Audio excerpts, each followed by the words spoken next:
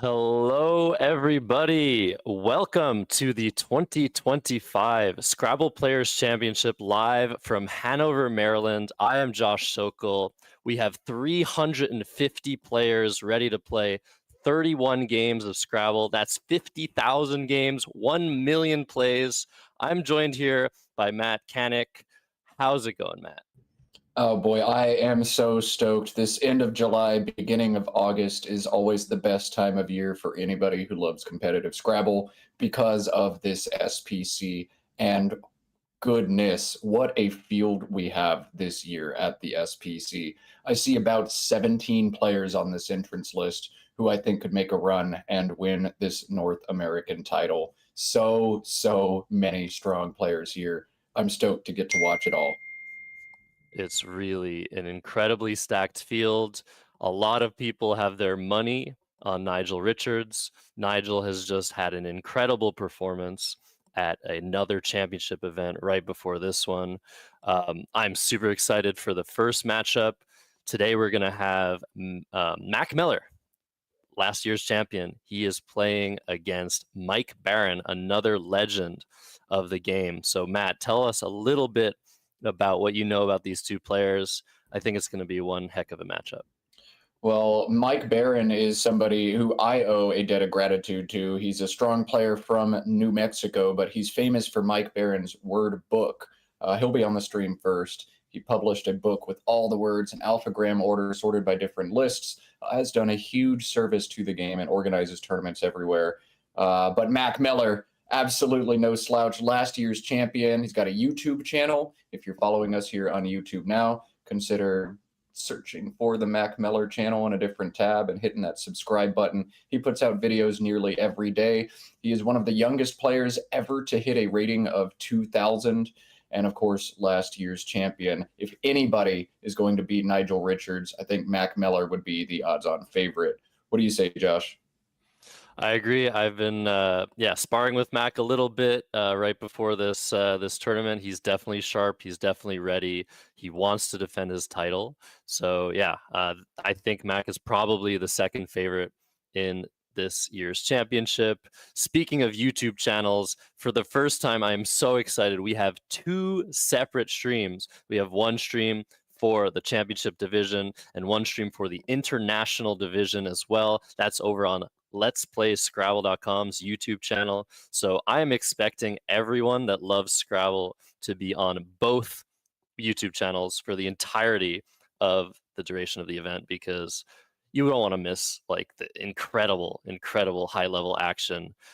We're only going to get a small peek of the elite play on our stream table, but there's a second stream table and there are an incredible amount of top players playing in both divisions. So yeah, it's just so cool that we have this. I'm so excited.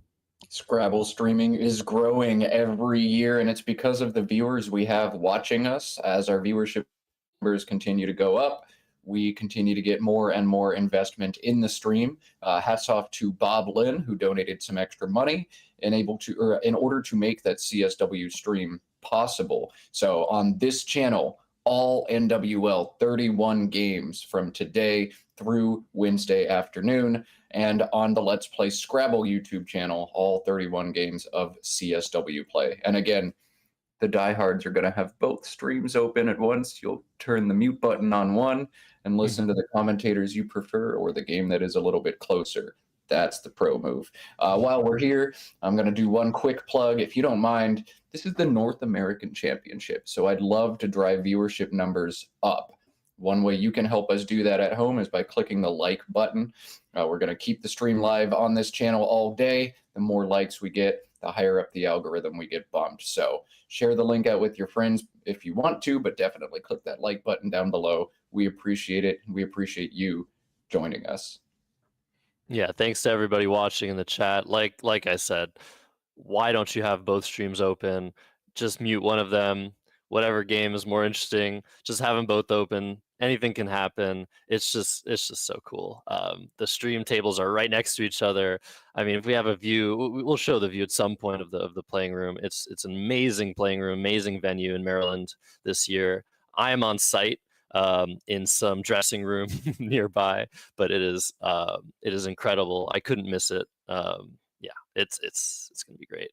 Really, like Matt, having you on as well, like it's phenomenal. We're gonna have a great time. I hate to miss this tournament, even if you're not able to play, to get on site and volunteer or just hang out and vibe with all of the, cool people across the Scrabble sub community. I hate missing this so much, but your boy's got a new job. Your boy can't get time off work. Your boy's going to be here all day Saturday and Sunday. And Josh, if it weren't you filling my shoes, I'd feel a little bit less excited about that prospect. But having Josh anchor this thing, I knew Scrabble would be in good hands. Josh, of course, the 2023 winner of this event before pivoting over and putting most of his eggs in the CSW basket. So Josh, definitely qualified. In fact, maybe even overqualified to be in the commentator booth. Thanks for doing this, Josh. Of course, Matt. And yeah, huge thanks to NASPA Games for sponsoring both streams. We did get some extra incentive from Boblin, but they are the big dogs behind all of this coverage. So yeah, NASPA is putting on the most prestigious event of the year every single year. Top prize of $10,000 for the winner of the NWL division and 350 players, the biggest event of the year. This has been going on since I think 1978. I think this is like the 34th national championship. It's incredible. So yeah, I couldn't miss it. I can't believe I'm not playing, Matt, but commentary is so much fun as well. And hey, it's so much more relaxing. I don't get to make the mistakes. Yeah, it is definitely more relaxing to be the eye in the sky. 31 games of Scrabble at roughly 12 to 15 moves per game means you're making 400 to 450 decisions across the tournament. Every single one of those so key to nail if you want to be one of the top dogs. Let's talk about the tournament format a little bit. This is a 5-game event. 7 games will be played today, tomorrow, Monday, and Tuesday. After that, the first 4 games of play, after 28 rounds, the players first and second in the field will be sequestered away. They will play a best of 5 showdown for the championship. And last year's best of 5 showdown is one for the ages. Josh, you got to play in one of those best of 5 showdowns as well 2 years ago. Tell us a little bit about the psychology or just how it feels to be in a do or die matchup like that.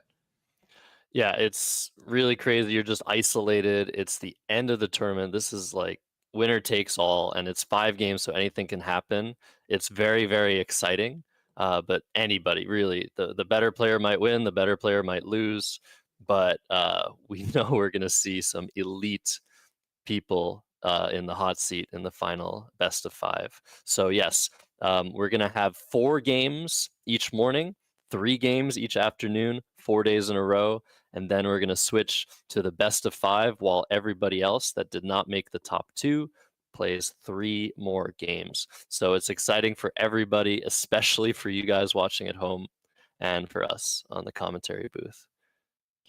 Just looking at the field, there is so much to be excited about. I'm just going to read down some of the names. Of course, we have Nigel Richards, Joey Kravchik showing up with a shiny 2118 rating, Ian Weinstein, last year's runner-up, Mac Meller, last year's winner, Jackson Smiley, 3-time Word Cup champion, Will Anderson, everybody's favorite YouTuber who has won this event before, Carl Johnson, who has finished second at this event before, Ori Swift, who has finished second at this event before, Kenji Matsumoto, who has authored 2 of the most important Scrabble strategy books out there, Cesar del Solar, Zachary Ansell, Nigel Peltier, Kevin Fraley, Joey Malik, Rafi Stern. Are you freaking kidding me? We're going to see some astounding Scrabble play. And I think any one of those players could win this thing. Never count out Chloe Fatsis, who's now rated 1975. Joe Edley, who has won 3 North American championships before. Michael Fagan, who has won this event before at the 20th seed. This is going to be wild, Josh. Yeah, anything can happen, especially in the best of five format in the finals. Even if somebody completely decimates the field, which we have seen recently, Nigel Richards making his long-awaited return on the North American scene. His last tournament on U.S. soil was in 2018, so it's incredibly exciting to see him come back playing in the North American lexicon. We're gonna cut to the board. We have our first matchup ready. It is none other, like I said, than Mac Meller, last year's winner. And he is going first, I believe, against Mike Barron, who another legend of the game, like we said, author of the cheat sheet of Scrabble strategy book. He hosts an incredible tournament in his New Mexico home every year, and he's one heck of a player. So if the players are ready, I don't know if the announcements are done yet, but they're ready to play, and we'll get the view of Mike shortly. I just can't wait to see what happens. Mac looks primed and ready, Matt. Like I said, he really, really wants to defend his title from last year. I can't relate to that. I won and I was gone. But Mac is trying to two-peat. He's ready. He's been studying, he's been playing, he's been posting YouTube like no other. So I think they're ready to go. I hope they shook the bag. They made sure that the letters were in perfect condition. We had an unfortunate situation arise in a previous live streamed event where there was the wrong distribution of tiles, but the distribution is correct. The tiles are all set, and they're coming out of the bag. Oh my goodness, Matt Kanik. Can't wait to see what Mac draws. NG. Oh, not so great. All right. AGLLNVZ basically means we're playing Vang, Zag, or exchanging on this first turn. At least he did find one vowel. That A was the seventh and final tile out of the bag. It's always kind of a punch in the chest when your first rack at a nationals is 7 consos or 7 vowels, some kind of indicator. But Mac has dodged that. What are you doing here, Josh? You playing Zag or Vang or exchanging? I think I'm playing Vang. I don't like anything here. Exchanging is definitely reasonable, but if you play Vang, Matt, are you going to play it with the N on the star? What that would do is we would have a situation where that A is going to be right here. And we know Mac You got to change colors here, Josh. That's a yellow on yellow. Yellow on yellow. Okay, let's change it. Let's change it. Is he going to play? Okay, he's not going to play Vang. I was thinking if he played Vang, he might be able to set up his Z. Yeah, so Zag comes down. That is his highest score, but it keeps LLNV. It's just so horrendous. But I don't think Mike's going to be able to take full advantage of that. We'll see what he does with BDJOSWY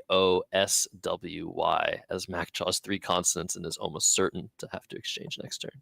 Oh my goodness, just abysmal draws for both players early on. I think in this instance for Mike, you are going to cash in this S and take out that Zags hook immediately. Jobs or Jows both make sense, 29 or 30 points respectively. So I think we're going to see Mike cash in this S. I'm just not sure what word he's going to play here. Yeah, chows. I don't think you're playing joys. I think you want to keep that Y. The Y can act as a vowel or a consonant. I think we're gonna probably see jows here. I don't know. Maybe, yeah, maybe Mike wants to keep that S. He's thinking about playing body to the right down here.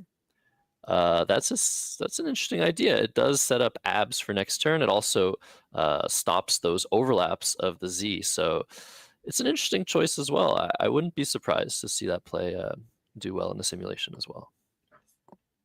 Yeah, interesting. Maybe holding on to the stuff here. Body just opens so many spots up. You can now play with much more ease on the left side of Zag, as well as 5-letter words playing down to a triple word if you make a play of body. So I think I'd be looking to do something else. JSW can lead to some mammoth plays next turn, but you're giving too much back, I think, if you play body here. And Mike has wisely opted to go with something else. He's going to play a shorter word here, BOW, the play for Mike Barron.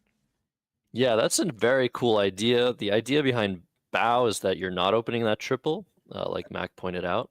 you're also setting up that ABY situation. So if Mike only draws an O or an A, he's going to be able to play Joy or J and a bye, and that'll score well over 30 points and keep pretty good letters. So I think this is a long-term plan for Mike Barron. I like it. He wants to keep his S. He wants to keep things a little bit tighter. So Mac for sure here going to exchange. As we said, he's drawn very, very poorly after his 3-tile play. The only question is, what do you keep? You can keep Looks like ND, Mac is penciled in DL. on DL, yeah. I think he wants to keep the L for bowl. That's a hook. So I think that's an interesting plan. I think given that he has 2 L's, he's unlikely to draw another one, but he wants to retain a hook on the board. So he's keeping DL. The D is also useful for scoring and has decent synergy with the L. So I think I like this play by Mac.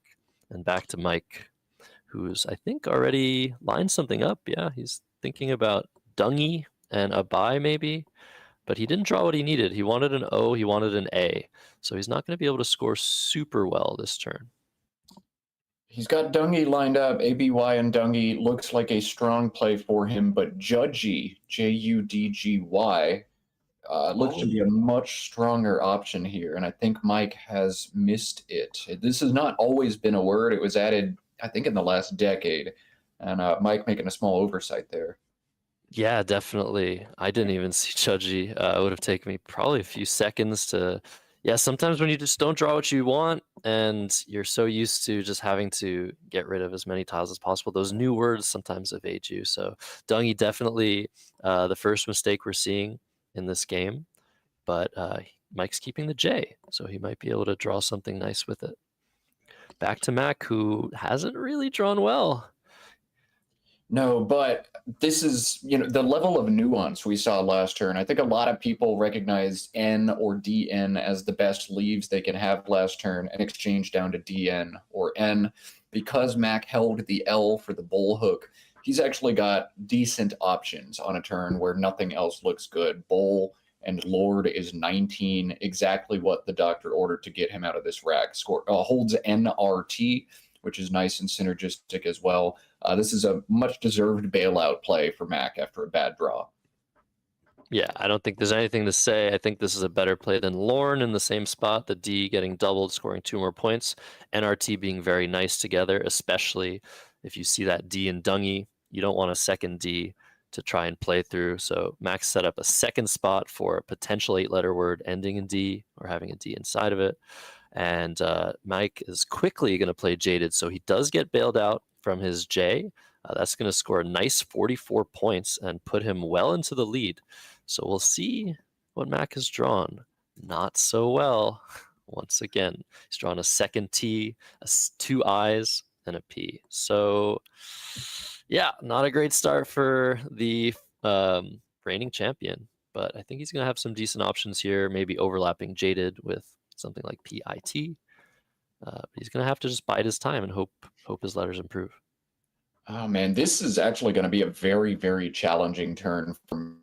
He's got very few options that make sense, and most of the options available to him give big plays back to Mike on a board that otherwise doesn't seem to have much opportunity. I think this is a situation where we're going to see Mac buckle down for at least 3 or 4 minutes before he commits to any option. Everything just looks so weak here. Yeah, I wonder how long Mac's going to take. I think it'll put a pretty good idea in our heads of how he's feeling, if he's nervous, if he's primed and ready, if he knows when to take the time necessary to make a very nuanced decision, as we know he can. I'm thinking maybe instead of pit, you could play tip, T-I-P. Set up your I for TP, and that also prevents some overlaps from scoring a lot of points.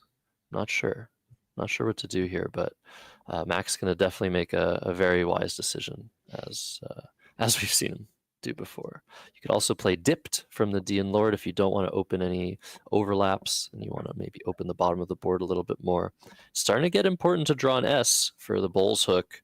That's going to come very much into play a lot of the time here. So he's thinking about ripped as well, which is a little bit more balanced, keeping INT. Let's That's an interesting choice as well. He's looking at dripped, D-R-I-P-T, dripped down from the D and Lord, is actually the simulation's best play, despite how much it opens this board up. Jack just doesn't want to get caught. Keep 4 1-point consonants on his rack. That's likely to lead to more turns like he's had over the last two moves, where the best he can do is score 15 to 22, and you're not really excited about any of those options. So dripped, despite exposing both a triple letter double word square and, more importantly, that triple triple opportunity, is winning a simulation here. We'll see if Mac is able to pull the trigger on it. It's always tough to open those big spots and take that kind of chance. You'd hate to get tripled round one of a Nationals in a game where, frankly, by rating alone, you should be winning. But that is winning a simulation. Second on the sim is Pint, P-I-N-T, above Jaded. That play Wow. also scary because it sets up another opportunity for Mike to hit a triple. So what are you thinking here, Josh? Are you willing to roll the dice and open this board up? Yeah, so dripped, I think, makes a lot of sense, and you took the words out of my mouth.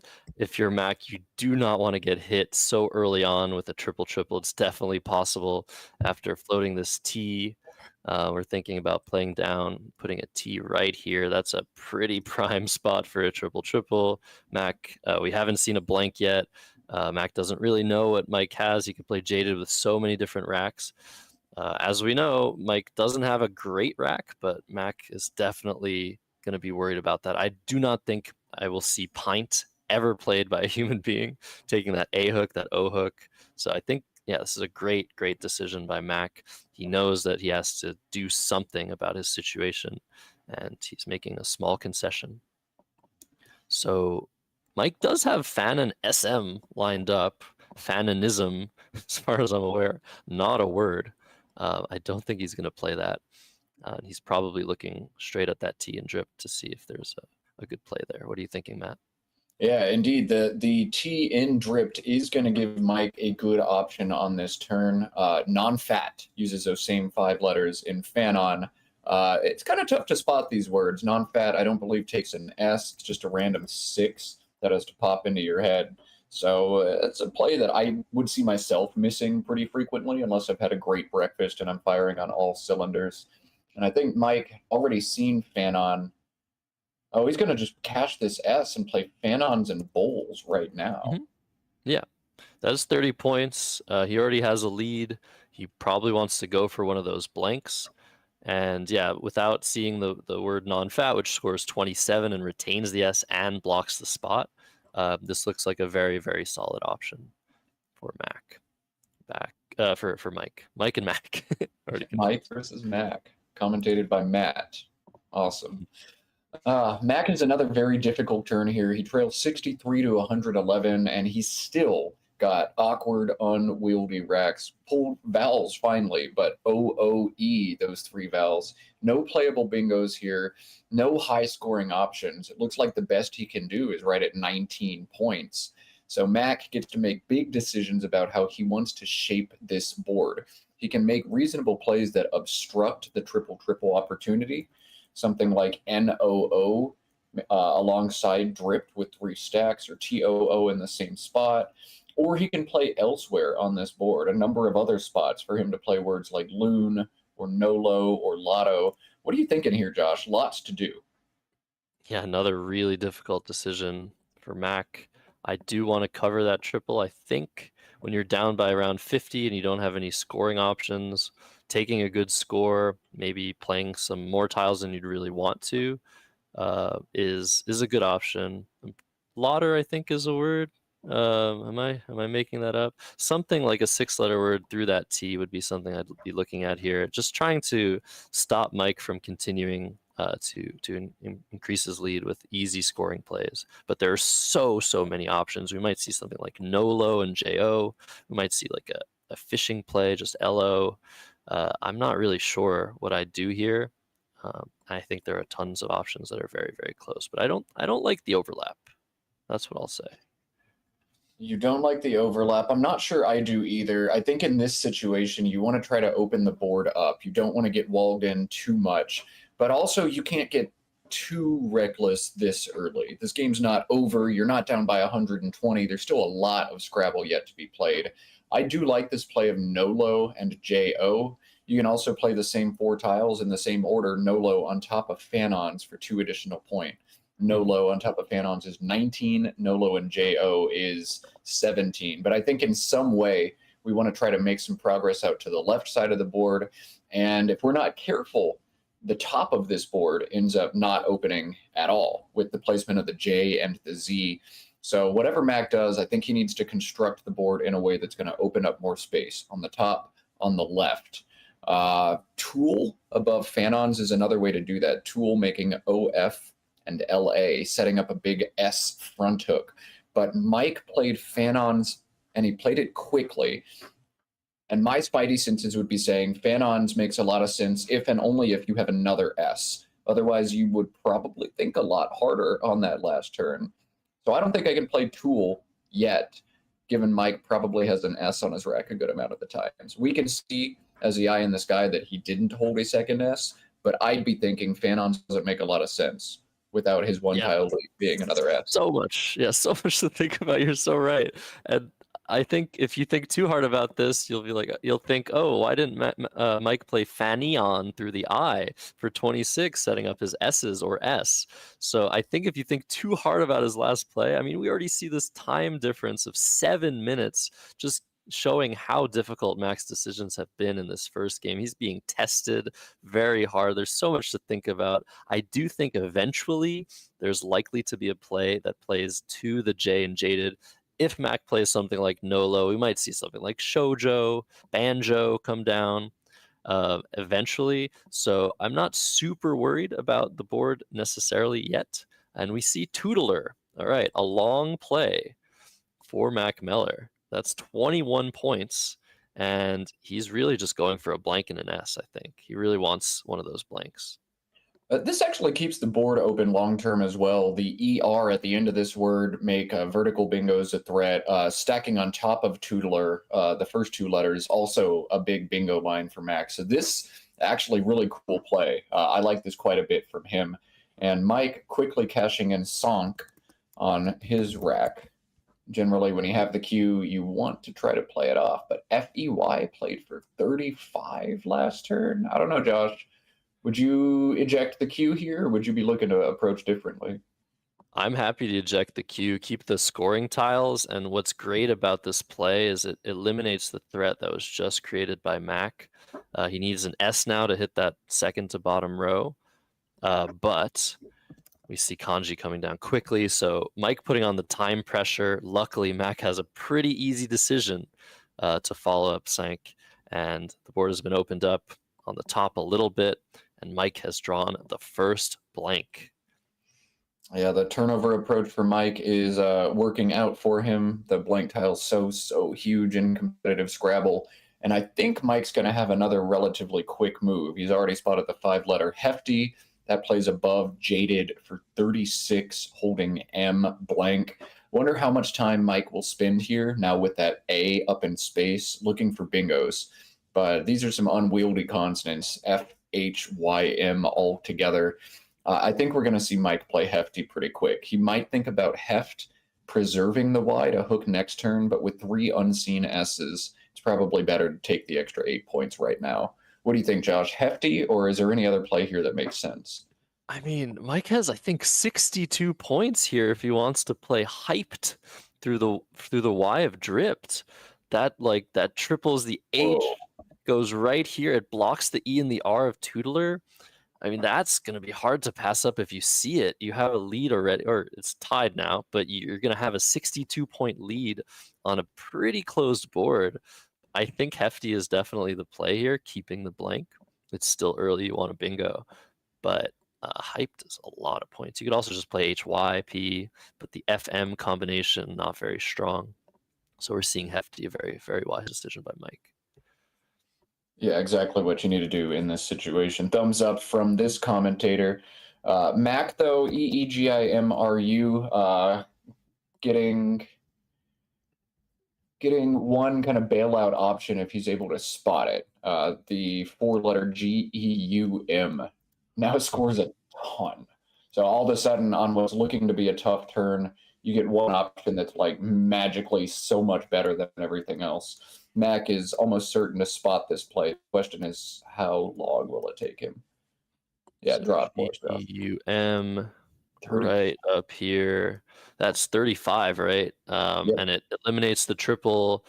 Mostly, we could see if the M is there, we could see something like amyloids come down eventually. There are no three-letter words ending in MY, so that might stay there for a while. This is going to create a weird situation. There are definitely some extensions of MY. We've seen the word myoneural be played before in a Will Henderson video. There's a lot to be worried about after the play of GM for both players, but this is by far the best play. Well, it's not often you see board one at the North American Championship and no bingos played at the halfway point of the game. Top Scrabble players average right around 2 bingos per game per player. So you'd expect to see about 4. We've seen none.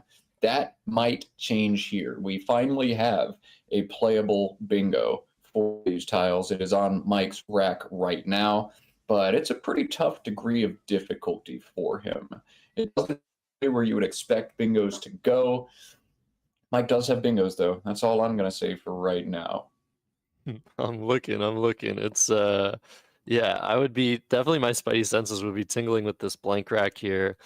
Some of these blank bingos are the hardest words to potentially spot over the board, other than the Nigel level disconnected 10, 12 letter words. But yeah, I'm curious to see if he finds the bingo. If you guys in the chat are trying to look as well for this one, it's one playable bingo, you say, Matt?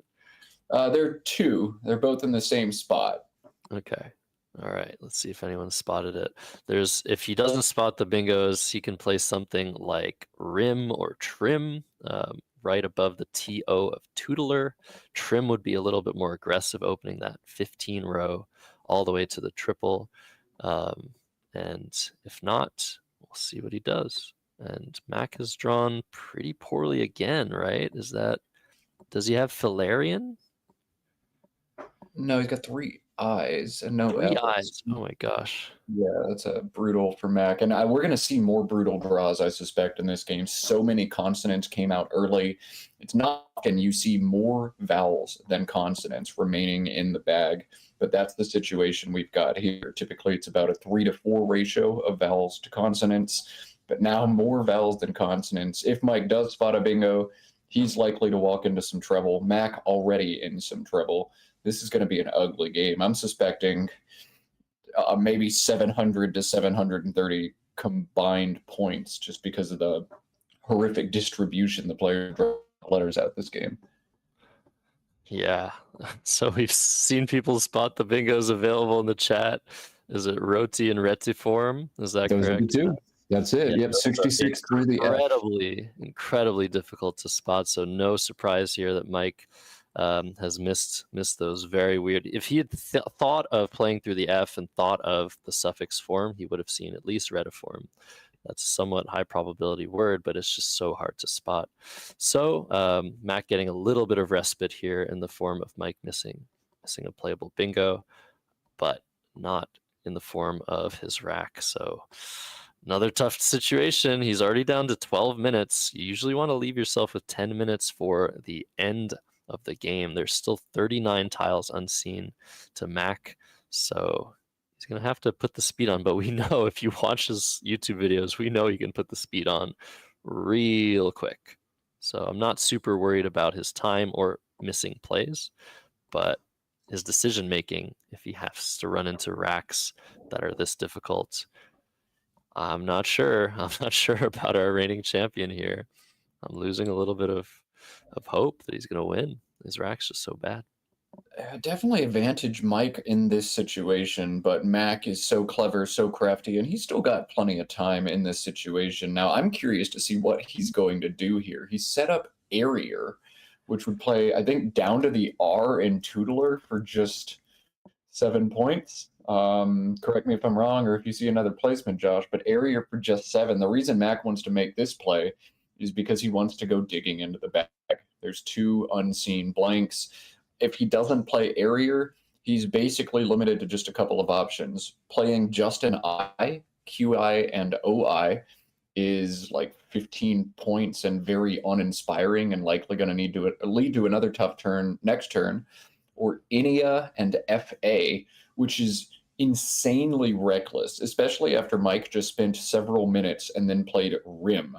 I think I've got Mike pegged on a blank pretty frequently after that sequence of events. I'm not opening the board here. What do you like about, or what do you think about Area here, Josh? You like it? Is super weird looking. It's not what Mac really wants to do here with his deficit, but he isn't down by that much. So if he can prevent Mike from scoring, draw something decent, he might be able to come back. So it's a very, very interesting decision. I don't know what I would have done. It doesn't seem like the sort of play that I would have made, but that rack was just so terrible. And this is a great way to get rid of the stuff and go for a blank. He's drawn another eye, but he's drawn the blank. Wow. Wow. Exactly what Mac was hoping to do there. Go digging in the bag, find some good stuff, dodge the plethora of vowels. Man, big swing in this game in favor of defending champion Mac Miller. Mike Barron is spotted over wet. Over wet does not fit on the board, and in fact, no bingos are playable for Mike on this turn. It's so easy for us to say that in the booth with engines open. It is so tough for Mike to come to that same conclusion over the board. This might be a time trap turn for Mike Barron. Time trap or phony trap. There's some danger here. There's some very plausible looking words available. Overweight, overwant. None of those are words. Overwaft. He's got those letters lined up. He might be thinking, is this a word? I don't know what he's thinking. Which possible phony he might be thinking of. He might not be thinking about a phony at all. But yeah, this looks like a time trap. This looks like a potential situation where Mike's going to play an invalid word that Mac challenges off. But I think something like wove and FE makes some amount of sense here. Score some points, get rid of the V and the W. We could also see a very fishy decision like just VAW through the A in kanji, keeping EORT blank, which is super likely to bingo on this board. I'm very curious to see what Mike does, how long he takes, like you said, and yeah, how quickly Mac responds, because now Mac is having some time to decide what bingo he wants to play. And yeah, he's going to be able to make a decision pretty quickly, I think. If I'm Mike, I'm actually just grabbing one tile, the W, and I'm placing it in the bottom right corner of this board for 20 points, WE and WE. The V is actually a reasonable bingo tile, especially with this combination, keeping that OVER combination together. Very, very strong. And I'm looking at the unseen pool. I'm likely to draw an A or an E. Those are going to bingo guaranteed next turn. So Mike going with a pretty similar option. He's going to score just a little bit more here. OWE. That's smart too, given how many vowels are unseen. Playing the O, you're unlikely to get into some trouble. But if Mike draws a U, he might be sad. We'll see. Back on Mac, AEIINS blank. We're going to see our first bingo of the stream here. Definitely. So Mike is not drawn a U, he's drawn two constants. I definitely agree with your analysis. Did not spot that cute little WEWE. So likely Mike was going to bingo after that play, but this one also very, very strong. So I think Mac's looking at not suffice through the F. That makes sense. It doesn't really open anything huge. Is there anything better that you see? Mac has 3 playable bingos here. Not Suffice is the lowest scoring of them. And Not Suffice just 62. The other bingos score 66 and 68 for Mac, but each of those exposes a triple triple. One plays to the A in kanji for 68, or I'm sorry, for 68. The other plays to the N in kanji for 66. So Mac has to make a decision, defense versus offense. He is trailing. Bingos will put him up by about 20 to 25, but his opponent will be on turn. That's still a toss-up of a game. I have no idea what I would do here, but I think given the letters that are floated in the triple triple line by the other bingos, if I'm seeing everything here, I think I'd lean Not Suffice. Yeah, that's what Mac is leaning towards. He has spotted at least one of the other two bingos. I saw it lined up on his rack last move. I see the other one as well, and both of them just blowing the board open, not only for Mike to potentially bingo through, but to score super well through. So I think the wise decision here is to take the point sacrifice, take a small lead, like you said, and just play on this board where you're not opening something that might mean one turn death. So yeah, I think we're gonna see Nazifies, but Mac burning some time here on this decision. He's already down to 8 minutes, so he's gonna need to speed up a little bit for the rest of this game, as Mike is sitting on his blank, hopefully thinking, what can I do if I get an opening? What can I do if I don't get an opening? That's what you want to be doing with these blank racks. They're so difficult. I'm sure he's spotted something like diverts to the left of area. He's going to be able to bingo next turn no matter what. So Mac is going to have to play from behind. Okay, so Mac's highest scoring bingo, 68 points for A Kinesia to the A in kanji, making the blank a K. It's tough to spot that, but a player of Mac's caliber will. The longer I look at this turn, the more I don't hate that option. With so many unseen vowels, if I'm going to put something in the triple triple line, it's going to be a vowel. I'd hate to get punched in the face by a triple triple, but as long as I dodge it, I think my win percentage is the best after that play. Mac, though, not going to take the chance. Mac is such a good pre-endgame and endgame player, so he's likely thinking here that, hey, as long as I keep things close enough, I might be able to steal this one late. Not suffice. 62 points, the play we see from Mac. We've got our first bingo. We do, and unfortunately, we're going to have our second one very quickly. If you're a Mac fan, if you're a Mike fan, you're very happy to see this opening. I think he's going to see something like Strived or Starved to the left of Nazifies, making EN. Let's see that EN. Ooh, that's terrible. Chicken scratch. EN and DA. I think we're going to see that come down pretty quickly. He's already lined up Starved.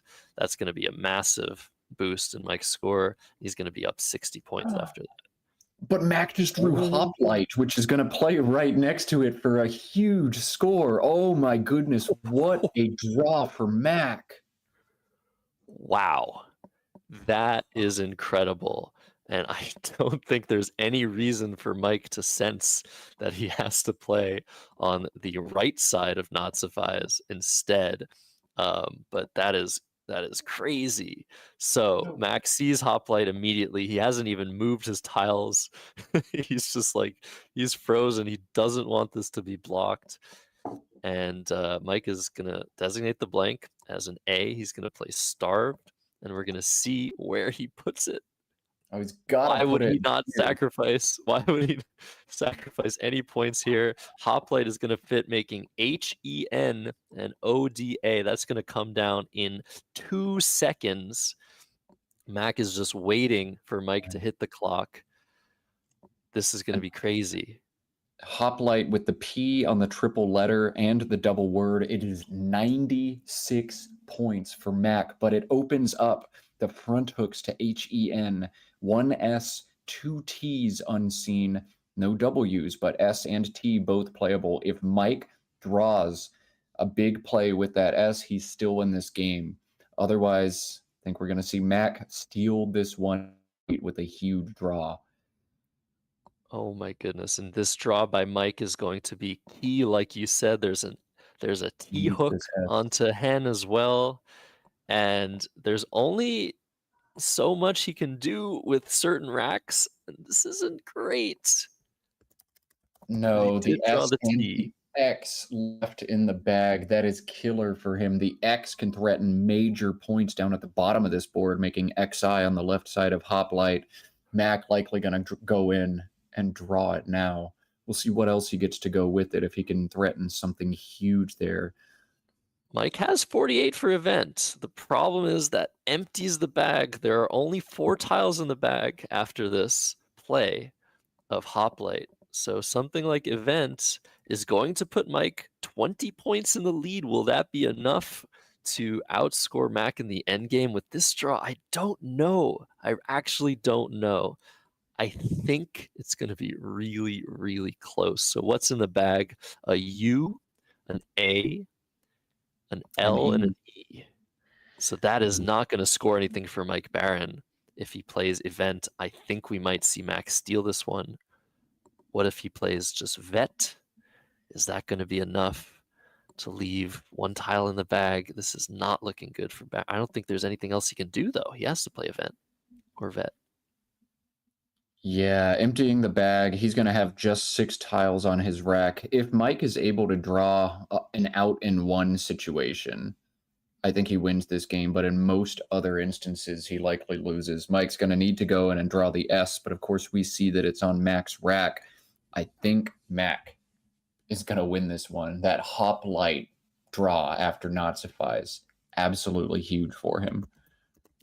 Yeah, but this is crazy. I don't know with the 20 points, if Mike had just drawn one of those scoring tiles, I don't actually know if Mac was going to be able to outrun. Mac needs to probably go out in 2 here or just score a ton of points. He's looking at AX. He has 6 minutes to solve this endgame. Not the most time for something like this, but knowing that Mike doesn't have any scoring tiles, what can he do? Emil through the MY for 30. He can play Sank, CINQUE after that. So I don't think you want Mike to score 49 points in 2 turns, but Mac might be able to outrun that. Yeah, Mac has a lot of fun sequences here. 9 plays win here for Mac. A lot of high scoring out in 2 sequences. COAX playing to the right side of Starved looks to be easy. the easiest way to do that. It's not his best end game sequence, but it does guarantee a win by, it looks like 17 points for him. Cokes is 40 already. Even if he seeds something like EEL and ASE or AXE, he's going to be able to score very well and go out with his BUS combination. The top end game is 10 points ahead of anybody else. It's a Nigel level end game. I don't know if we're going to see it from Mac, but I think we could. It's close. Yeah, I mean, if you play if you play sub and BA, that's what it is, right? Yep, sub and BA. Sub and BA. That's crazy. So SUB here, setting up Coxa to the right, to the left. Yeah, and it holds Cokes on the other side. Holding Cokes. So I think this is seeable because if you see Cokes first and you see your highest scoring outplay, which looks to be sub and BA next turn, you can just reverse that in your head. Just change the sequence order and think about playing sub first. I think Mac is definitely capable of seeing this. He might be just happy to find a win, but he's looking at Suba instead, which is very similar. That sets up Cox on the left, and he's going to have at least Cokes through the A of Kanji. So that wins. That should win as well pretty easily. But yeah, this is going to be a win for Mac pretty much no matter what, unless something insane happens. He's a very strong endgame player. He sees these sequences very, very quickly. And Mike, unfortunately, his last draw just knocked him out of this game. What a crazy, crazy sequence. Mac Miller was probably extremely stressed out for the majority of this game, being behind. But that hoplite draw just out of nowhere. RKO out of nowhere.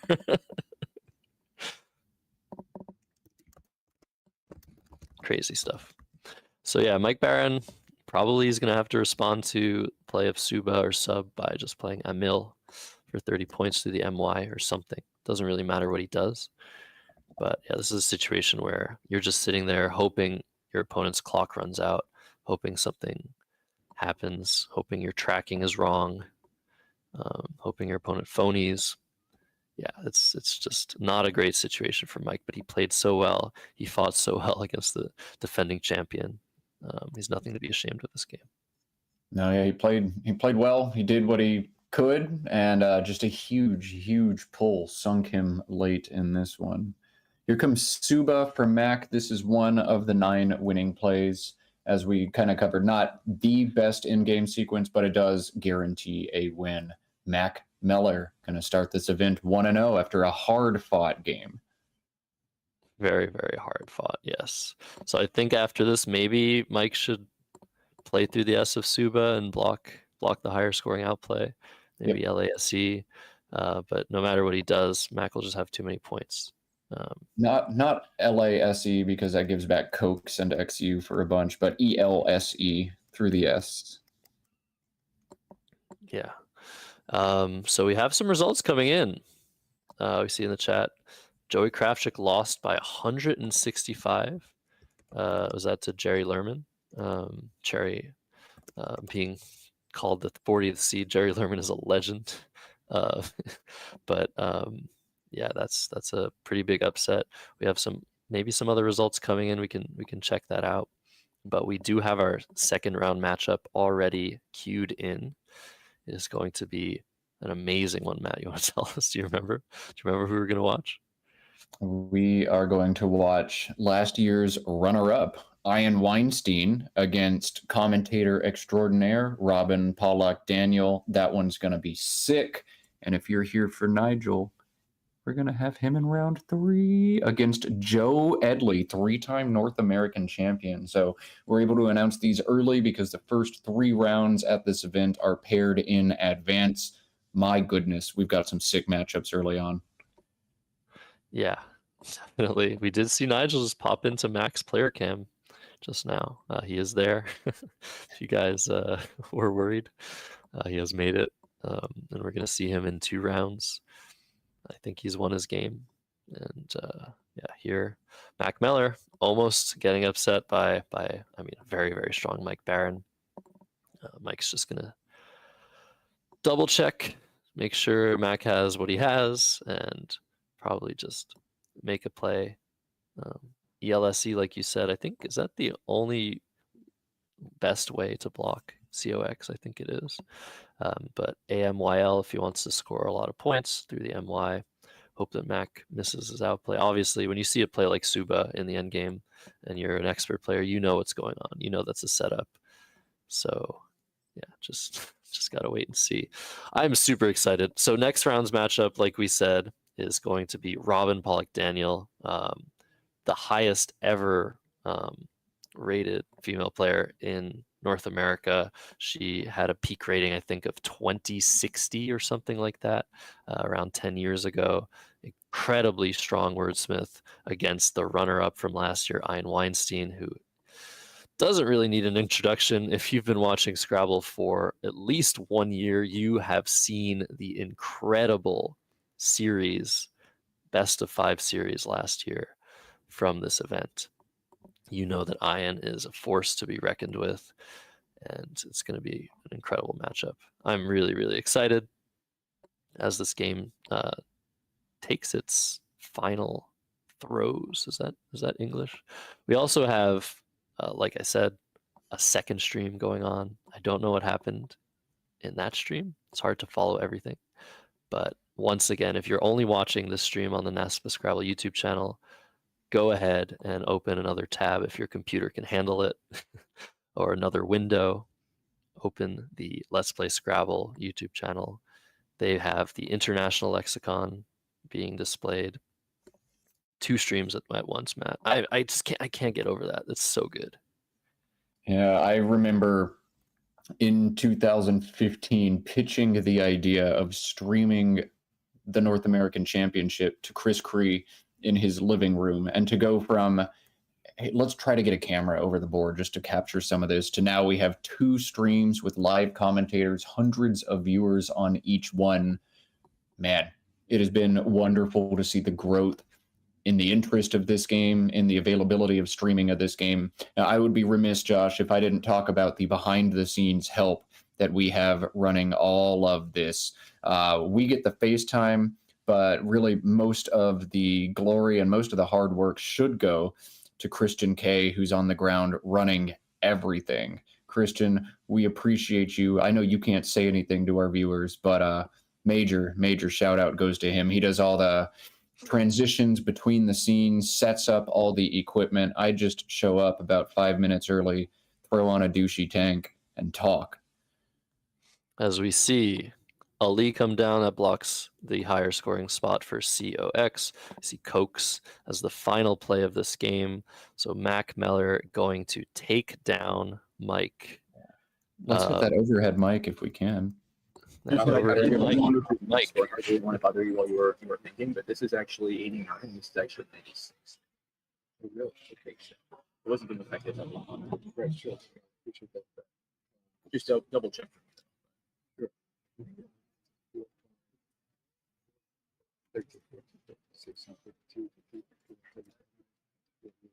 So that gives you this.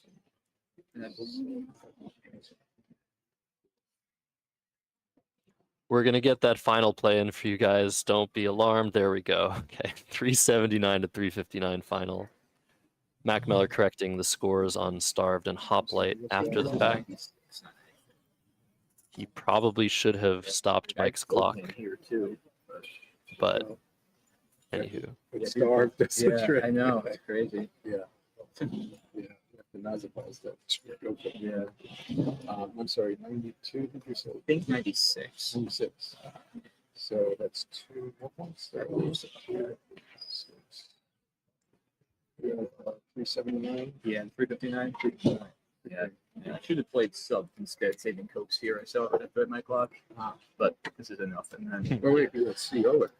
Oh, right. Just play sub. Correct. I said Cokes and Cokes here. Right. And thankfully, this was enough. But I saw it at my clock. So then you just play Blue out. Or are you out? You had ammo. Ammo. That's right. That's right. Yeah. You were just playing it. I think it is. I saw that one. Just crazy game. So I had played Starve. Yeah, I mean, we've given up a lot. No, not really. I mean, I'm getting double Played phone to reopen. I don't know. So good. To play 7, 8, 9, 10. That's 20, 22, 75. 75. You're up 14 points. I was thinking about trying to go for some like crazy stuff here. Once the points, I was supposed to aim a leans over here.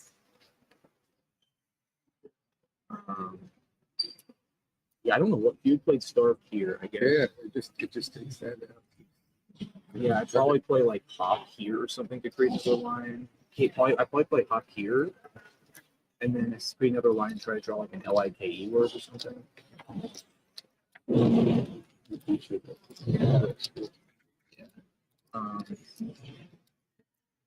So phone, phone or probably phone. Maybe. Bow is nice. Yeah, but the pop is better because it creates a better line. Yeah.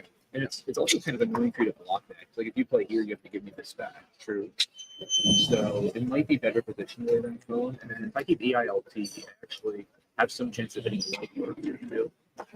So Yeah, I'll do that. This is, as I used to say in first grade, it's out of my mode. So I tend to. yeah, no, I know. We played before. We had a crazy close game. I remember in Stolen. Yeah. I had like 1 valve or 4 valves combined the first 5 turns. Oh, Well, and then I drew 3 eyes here. And then I almost played Echinacea, but I didn't want to put this A here. Right. Yeah. So my lesson is playing my mode. So like it's tough because I mean now you want to keep the scoring pressure on. Like one turn, the odds of me drawing that out of the back are also like that's a pretty bad break for you, frankly, that I hit that. Like your humility, my young friend. But yeah, no, it was a very challenging game. Yeah. Yeah. I was just hoping you keep this open for diverts. Oh, yeah. And then you come in fast. So it's like, yeah. Yeah, it was like, wow. If he doesn't. Yeah, I don't think I have a 7 that I was a Scenari and I think it's all those. Oh, Acid, right? Of course, I didn't play it. Yeah, I saw that too. Yeah, I wasn't expecting that. He's going over here. Yeah, it was crazy. There was like we both had nothing, and then bingo. Right. And I mean, obviously, I was a bit reluctant to do this, but you have to. 96. But well, no, I mean, I'm not saying that. I just mean like, well, I was happy when I drew the S, but I think you did have one of the keys. But I guess the good thing for me is at least you have to empty the bag, and that gives me. I was just hoping to get the XL. Right. That was correct. Yeah, that was probably what decided the game. So what else did you have for this?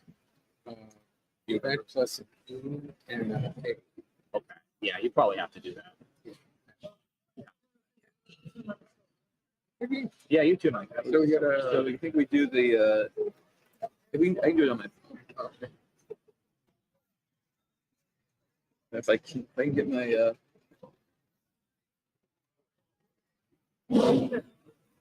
so 79.59.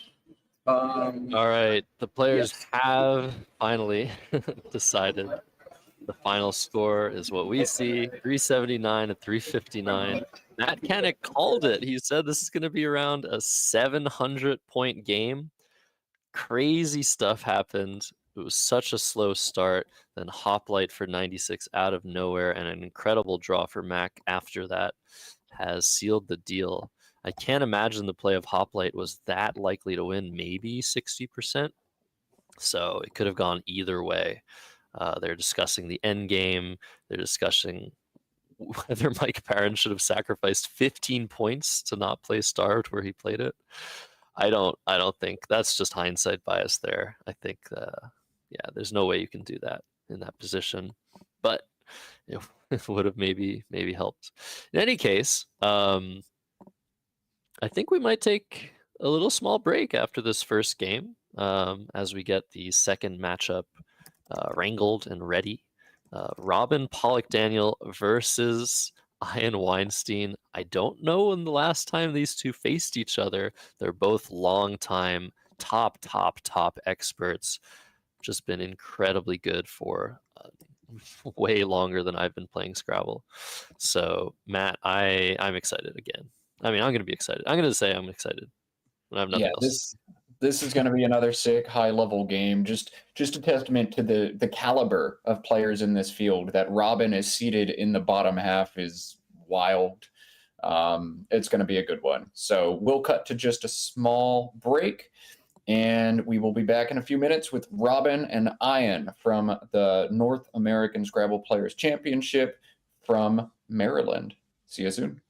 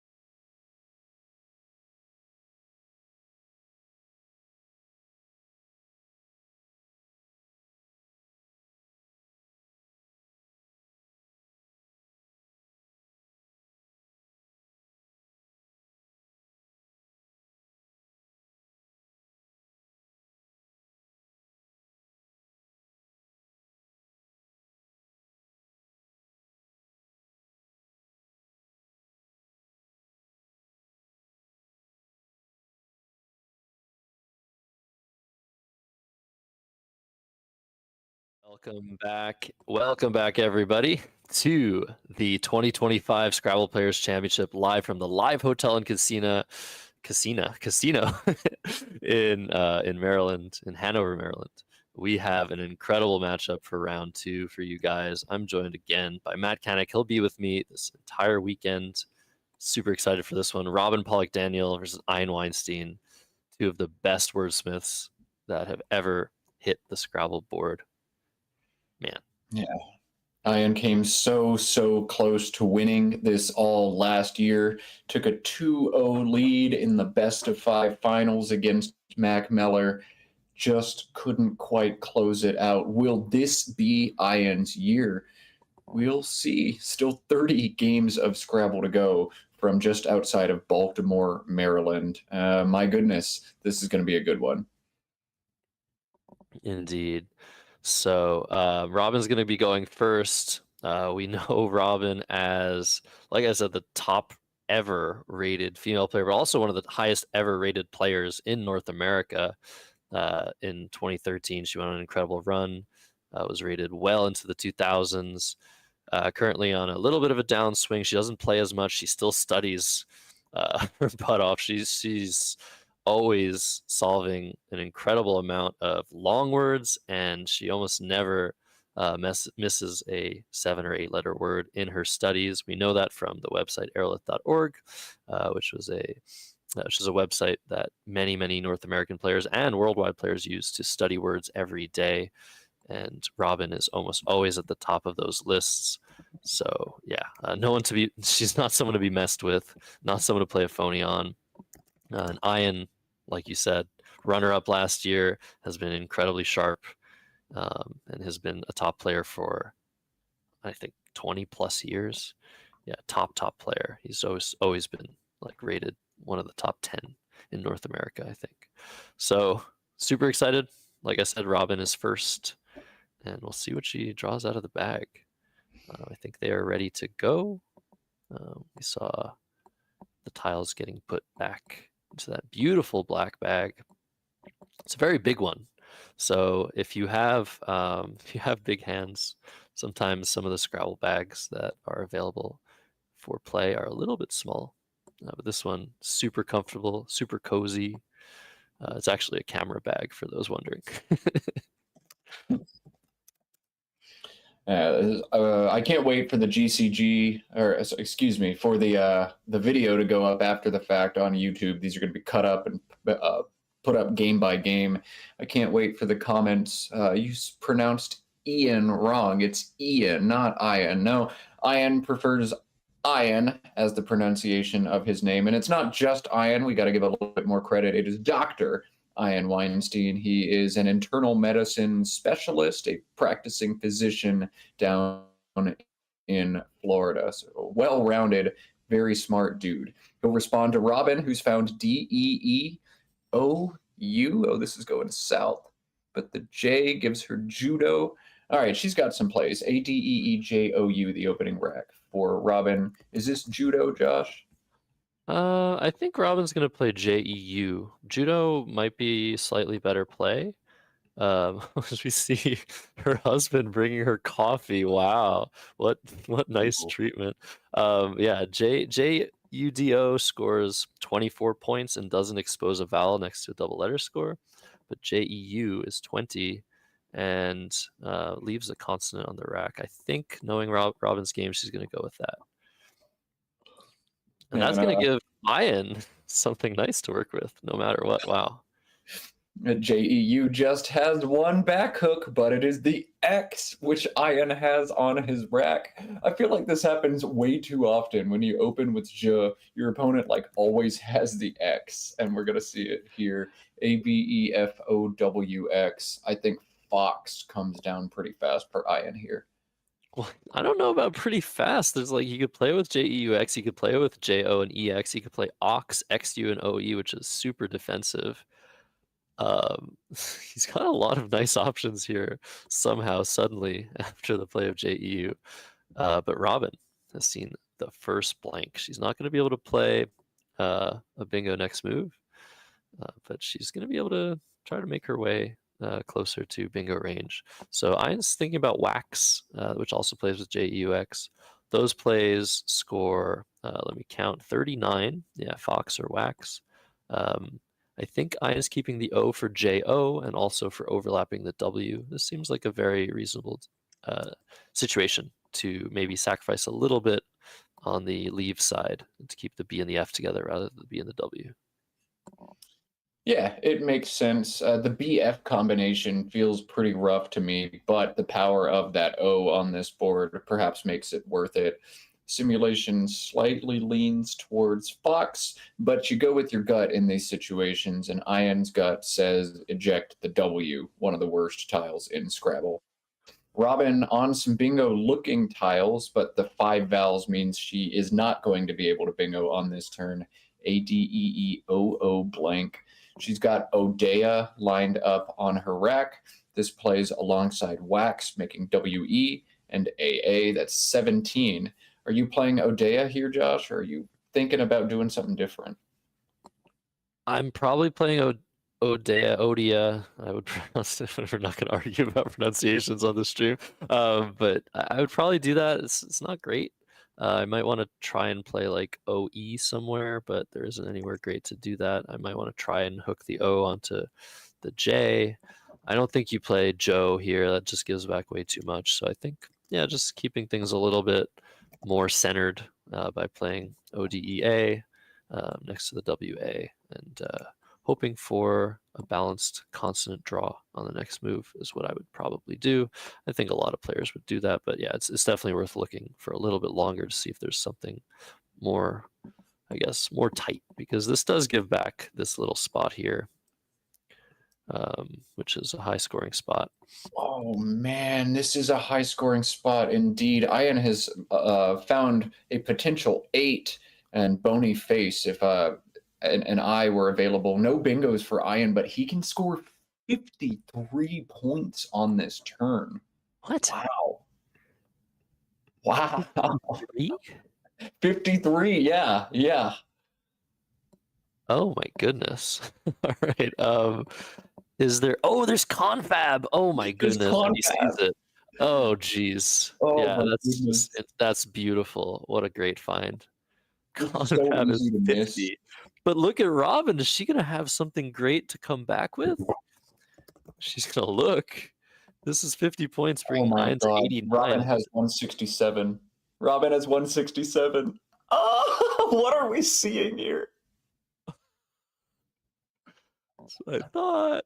That's what I Oh thought. man, that's a bad break for Ian. So many players just play fob in that situation. It scores like 37, holds ACE in, but Ian finding the even better play. Assuming Robin anagrams correctly, and she is so good at anagramming, he's going to get punished very hard for making the correct play last turn.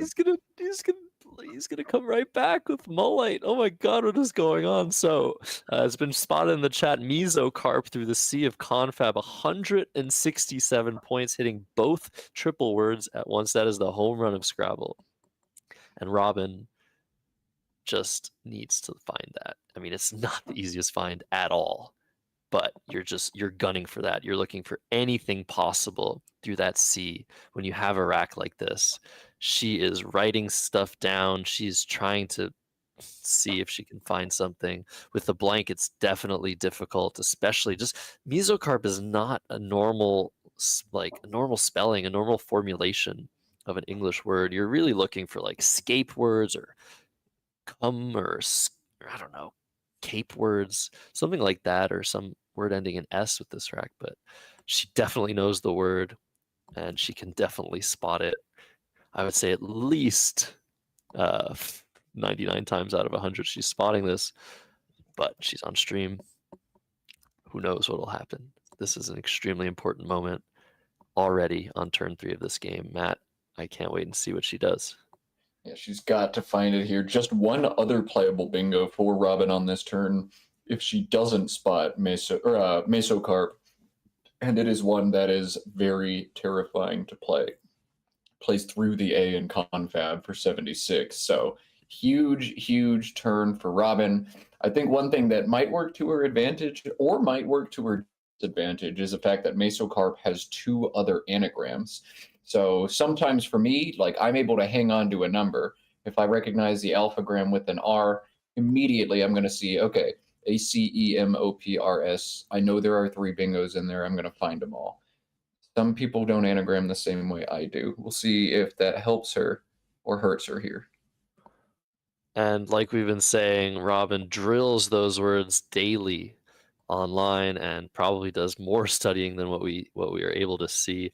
So if this rack comes up for her ACEMOPRS, she is finding 3 bingos like within a few seconds. But just knowing that there are 3 bingos here, knowing that there's 1 triple triple, if you told Robin right now you have 1 triple triple, she finds it within 5 seconds. But not knowing, that's the hard part, because you don't know if you're going to find something. You don't know how much time to spend. The longer you spend, the longer you don't find something, the less likely you feel you're going to find something. And she doesn't have her rack completely alphabetized. You were mentioning ACEMOPRS. The reason we're saying the letters in alphabetical order is the way that most players study words, especially the top players, is they're given quizzes, they're given the anagrams of a word in alphabetical order. We call that an alphagram. That is how we recognize the words that we have on our racks or on the board. So what is she looking at? I don't know. She's shuffling. Okay, so she's shuffling because she hasn't seen anything that she's written down. But if she shuffles, she might see it. If she puts the M in first position, that's another way we have of just that's the best way to find words naturally, right? Just to shuffle those tiles.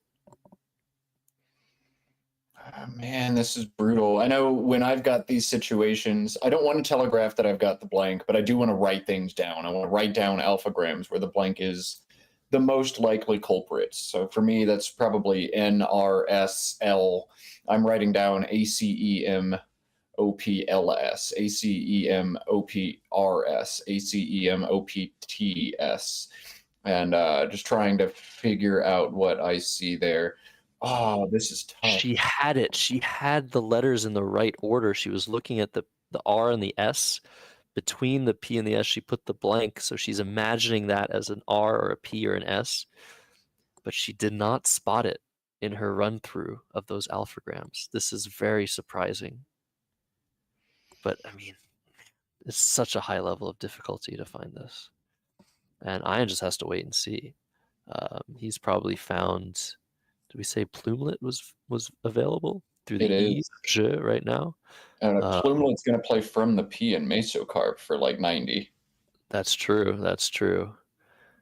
But yeah, this is taking her a long time, but she knows, she has that sense that there's something here. She might spot just Ipomoias, which is maybe a little bit more of a easy word to spot over the board.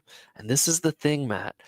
Studying words versus finding them in Scrabble, it is a whole different story, right?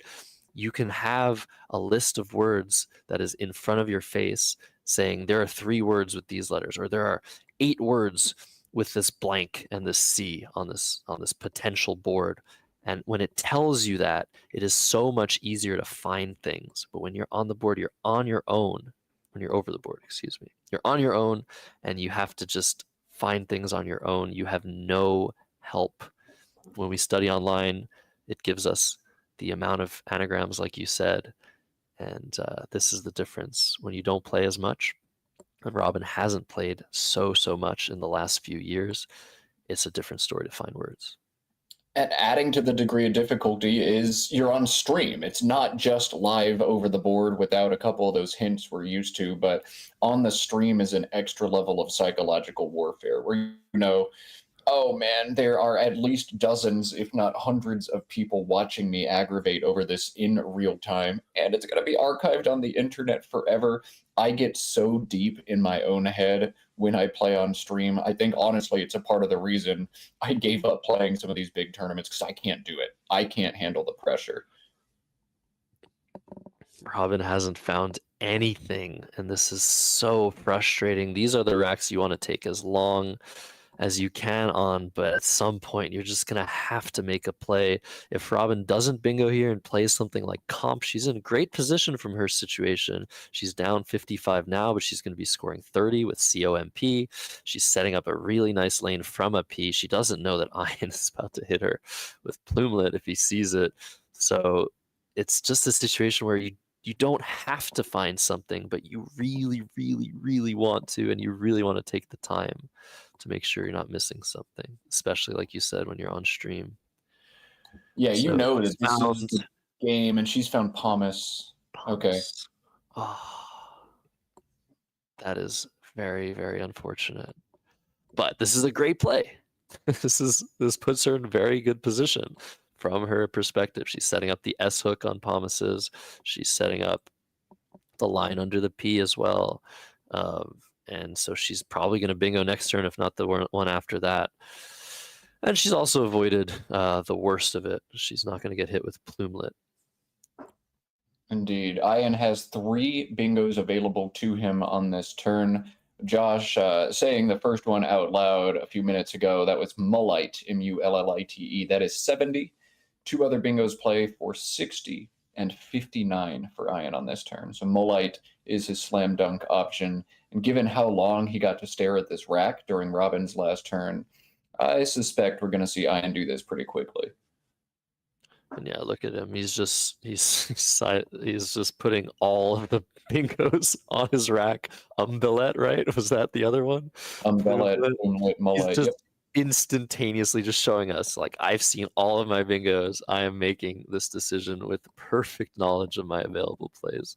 That is just very impressive. So we do have now the records of both players available. Both players have won their first game. So Mullite coming down for 70. That is a blank. It says NASPA on it. Again, huge shout out to NASPA Games for sponsoring this stream and for running the most prestigious tournament of the year. So Mullite for 70. For Ian, he's going to take an almost 100-point lead after the very unfortunate miss on Robin's last move. But Robin to play with AEIISS blank. Robin's got bingos aplenty on this turn, but the highest scoring one, 12 points above other options. She can score 79, and she's already spotted it. Pomus's and Silesia for 79. Josh, 12 points is way too much to pass up, even though you're exposing that triple word square, right? Yeah, usually, as Matt is mentioning, that A in Silesia going to be exposing this huge spot. One higher. Oh, sorry. You're totally right. That A here, that's not even worth sacrificing, like 7 points. There's a big triple available after the play of Silesia. And sometimes you want to sacrifice some points for defense. I usually tell people 10 points is around the maximum you want to sacrifice unless it's some crazy situation. But yeah, you have to play for the extra 12 here. She's found it. I don't know what she has aligned on her rack right now. She's just looking, I think, for all of the possible bingos. Maybe if she can end in an S instead, that would be a little bit more defensive. Ian has not drawn very well here, so he's not going to hit her hard no matter what she does. But I think Silesia, which she has already spotted, is going to come down at some point because she's already down under 13 minutes. That huge time sink on the last move might cost her later. She spotted something really good, so hopefully she makes a play soon. I'd be looking for underlaps beneath Mullite. She's got daisies set up, and if UD were valid, daisies would play with 6 overlaps for a massive score. So again, when we're in the booth, when I've got an engine open, I can tell that nothing is there. Robin can't, and she needs to take her time once again, go through different consonant by consonant, try to see what that blank can be, see if anything fits there. It sure looks like something will, but alas, no. Silesia is 79. I mean, if daisies were valid with UD, that would also be 79. I'm glad she's making this decision relatively quickly. Those blank racks really hurt you on the time scale a lot of the time. Luckily for Ian, he had 4 consonants for his blank rack. When you have more vowels, I think, Matt, it's a lot harder. So Silesia comes down. And Ian not going to have anything to do here other than maybe like play Louis from the L of Mullight. Yeah, it's basically an exchange or play Louis for 10. And Louis for 10 holds DIO, which is not exciting, but scoring 0 is also tough. When you're only up by 10, you put 0 on the board, you know you're going to get eclipsed next turn. Big turn for Ian. I think I would grab the points if I were in this situation. Just score Louis for 10. What would you do, Josh? I think so. Louis also eliminates the counterplay on the top of MUL. Now you can only make a 3-letter word after playing down from this L. And it opens the board a little bit. Ian's probably going to be down after his next move and Robin's next move, given that he cannot utilize that triple very well. It was just opened up. The best he can do there, I think, is DUI and AD for 15 points, keeping 2 O's and I and an E. So I think I'd do Louis, open something new up, and try to draw some bingo tiles or some scoring tiles on the next move. Robin's found the ZQ combination, but the A in Silesia is going to give her Zloty for a massive score, setting up Zap as a back hook. That is a huge swing, an ugly rack, but some awesome possibilities here for her. Yeah, Zloty, one of the harder words to find with the Z, but that will play, making Za next move. So that would score a nice 50, like you said. Louis comes down for 10. I think it's barely correct to score 10 with this rack.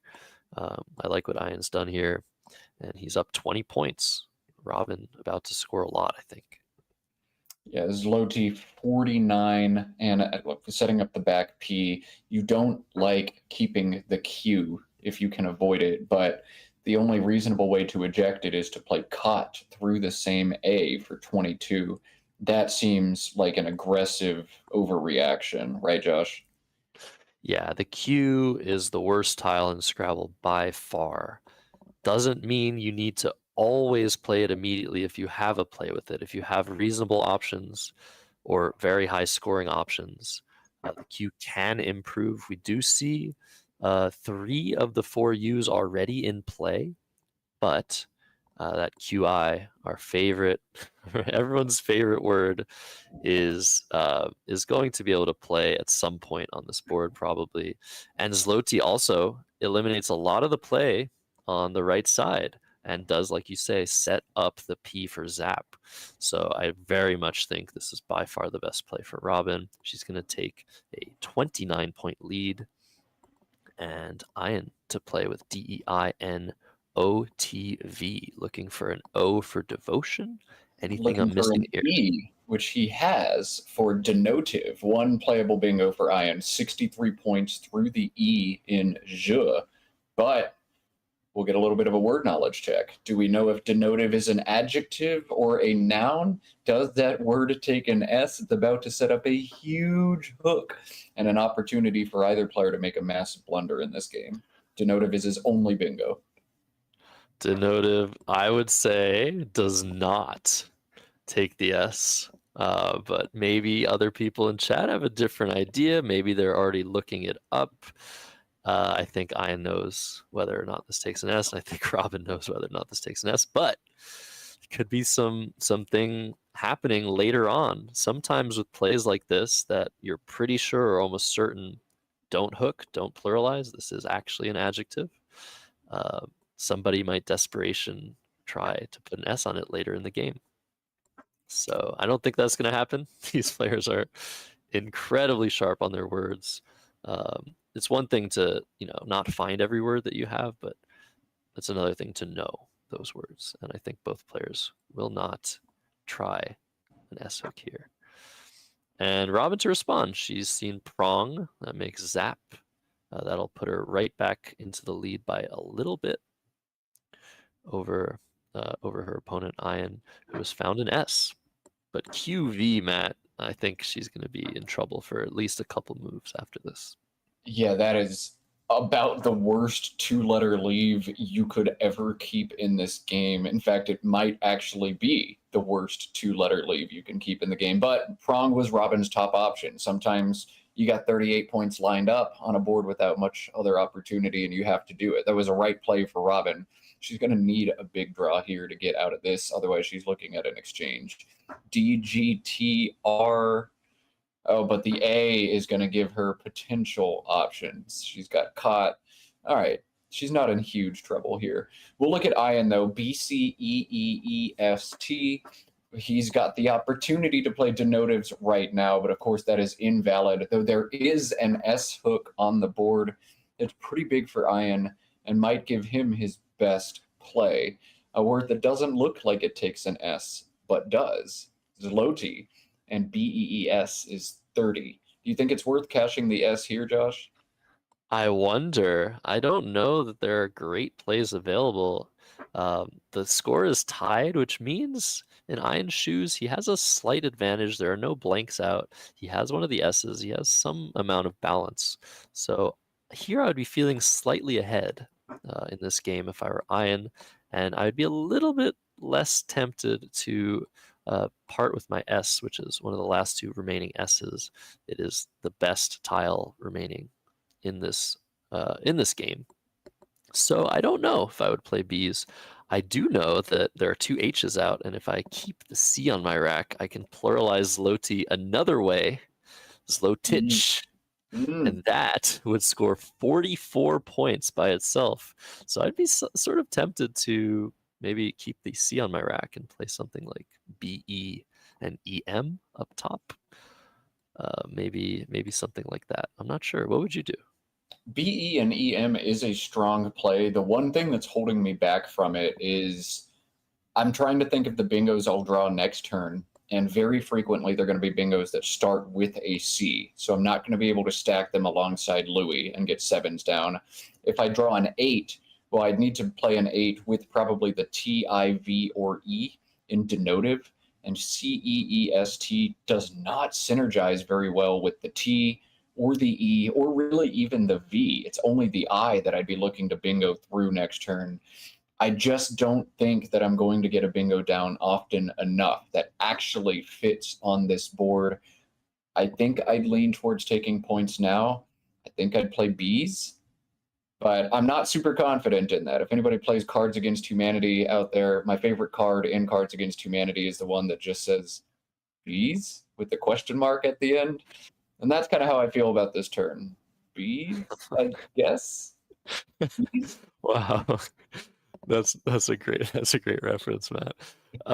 Yeah, I totally agree with your analysis. The bingos you draw with CETES are likely not to come down. You probably still bingo the most out of any other play after BE, but yeah, it's if you don't bingo and you don't draw an H with a 2-tile draw, which is not very likely, your play is not really great. So I'm also looking at the vowel consonant ratio. There are lots of I's left, lots of R's left. Those are great letters for Ian to draw, just one of them though. So yeah, shorter play is probably good here. I don't think you want to play too many tiles off, even if you have a decent option. There's also BICE through the Ian Louis that also cuts out part of the board you might want to bingo on.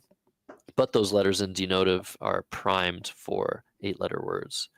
So very tough turn. Ian definitely taking his time, rightly so in this position. He does have the time advantage. He's still up 4 minutes over Robin, who is probably not going to take too long on her next move.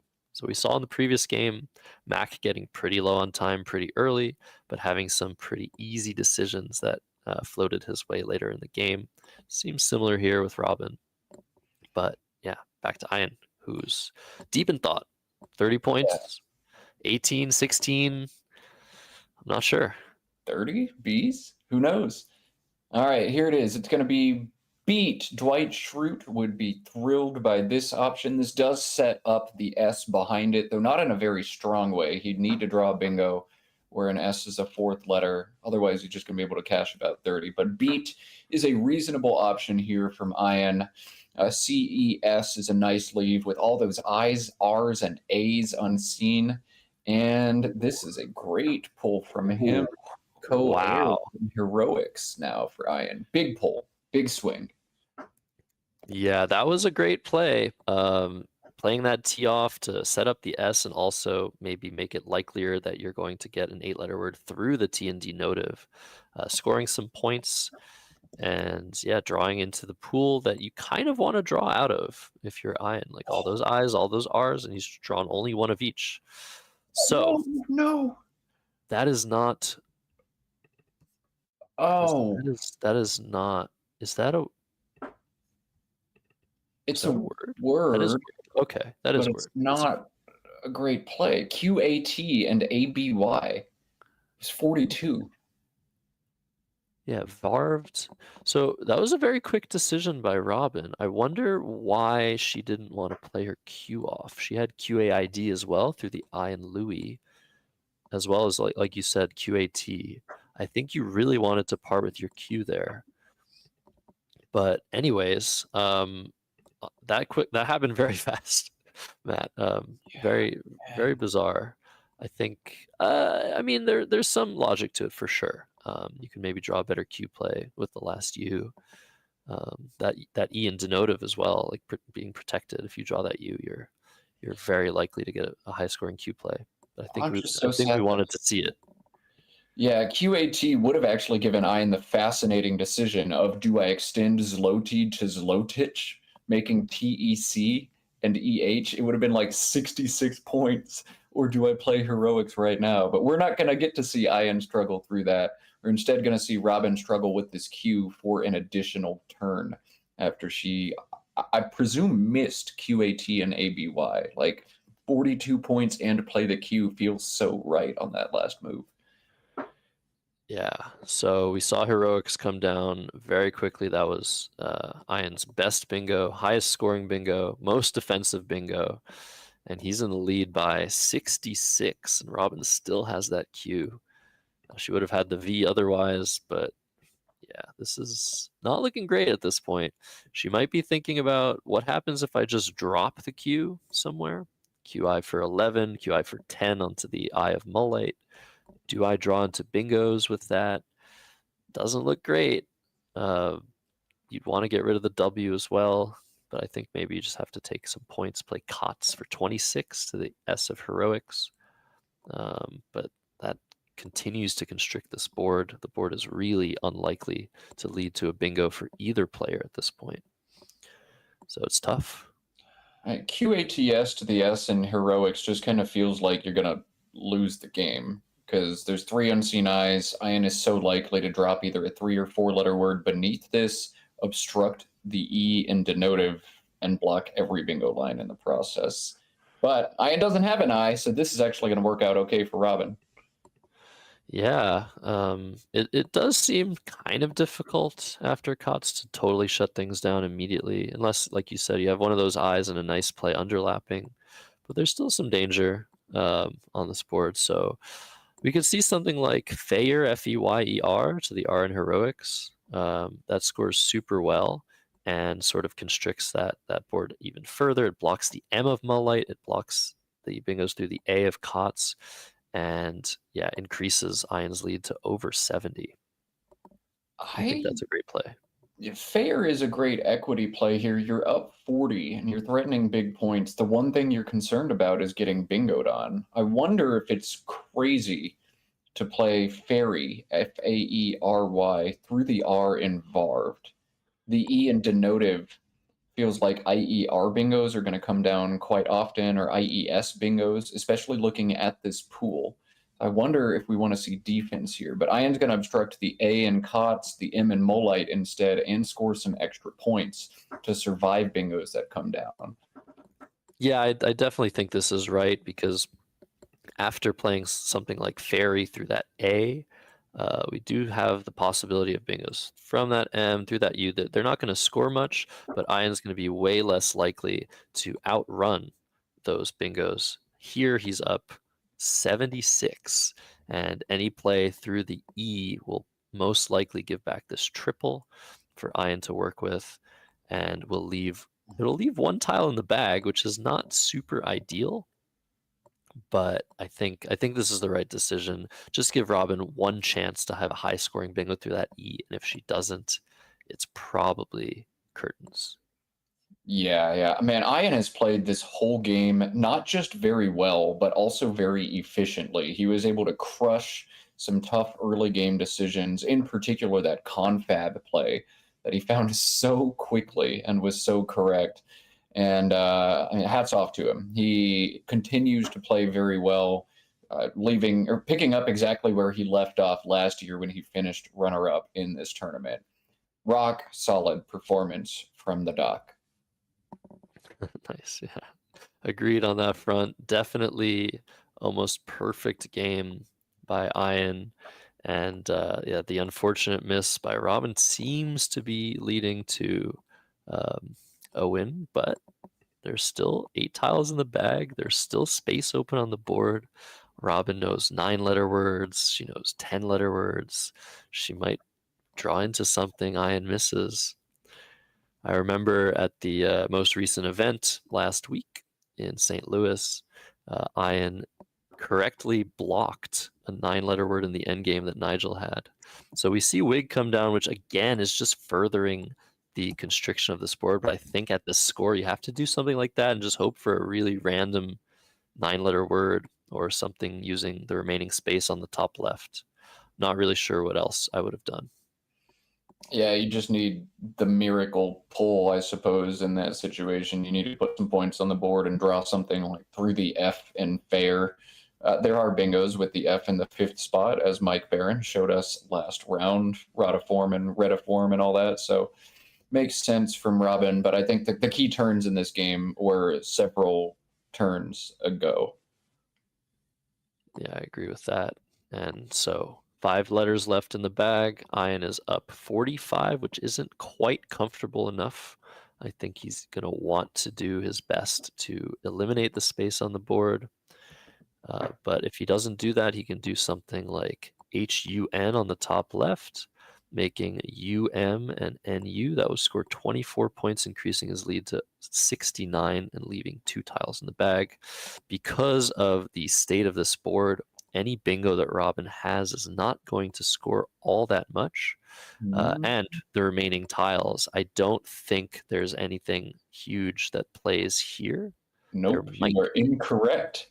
There is one threat for 100 unseen to Ian. Oh my goodness. She almost has it, doesn't she? No. No? No, Okay. she's like 2 tiles off from it. Okay. I'm thinking it has to be like KIER or something. One Maybe. threat for 100 that Robin could have. Otherwise, the highest scoring bingo in this unseen pool is 63. And that is how these very, very, very top players approach these situations. They look at the entire unseen pool.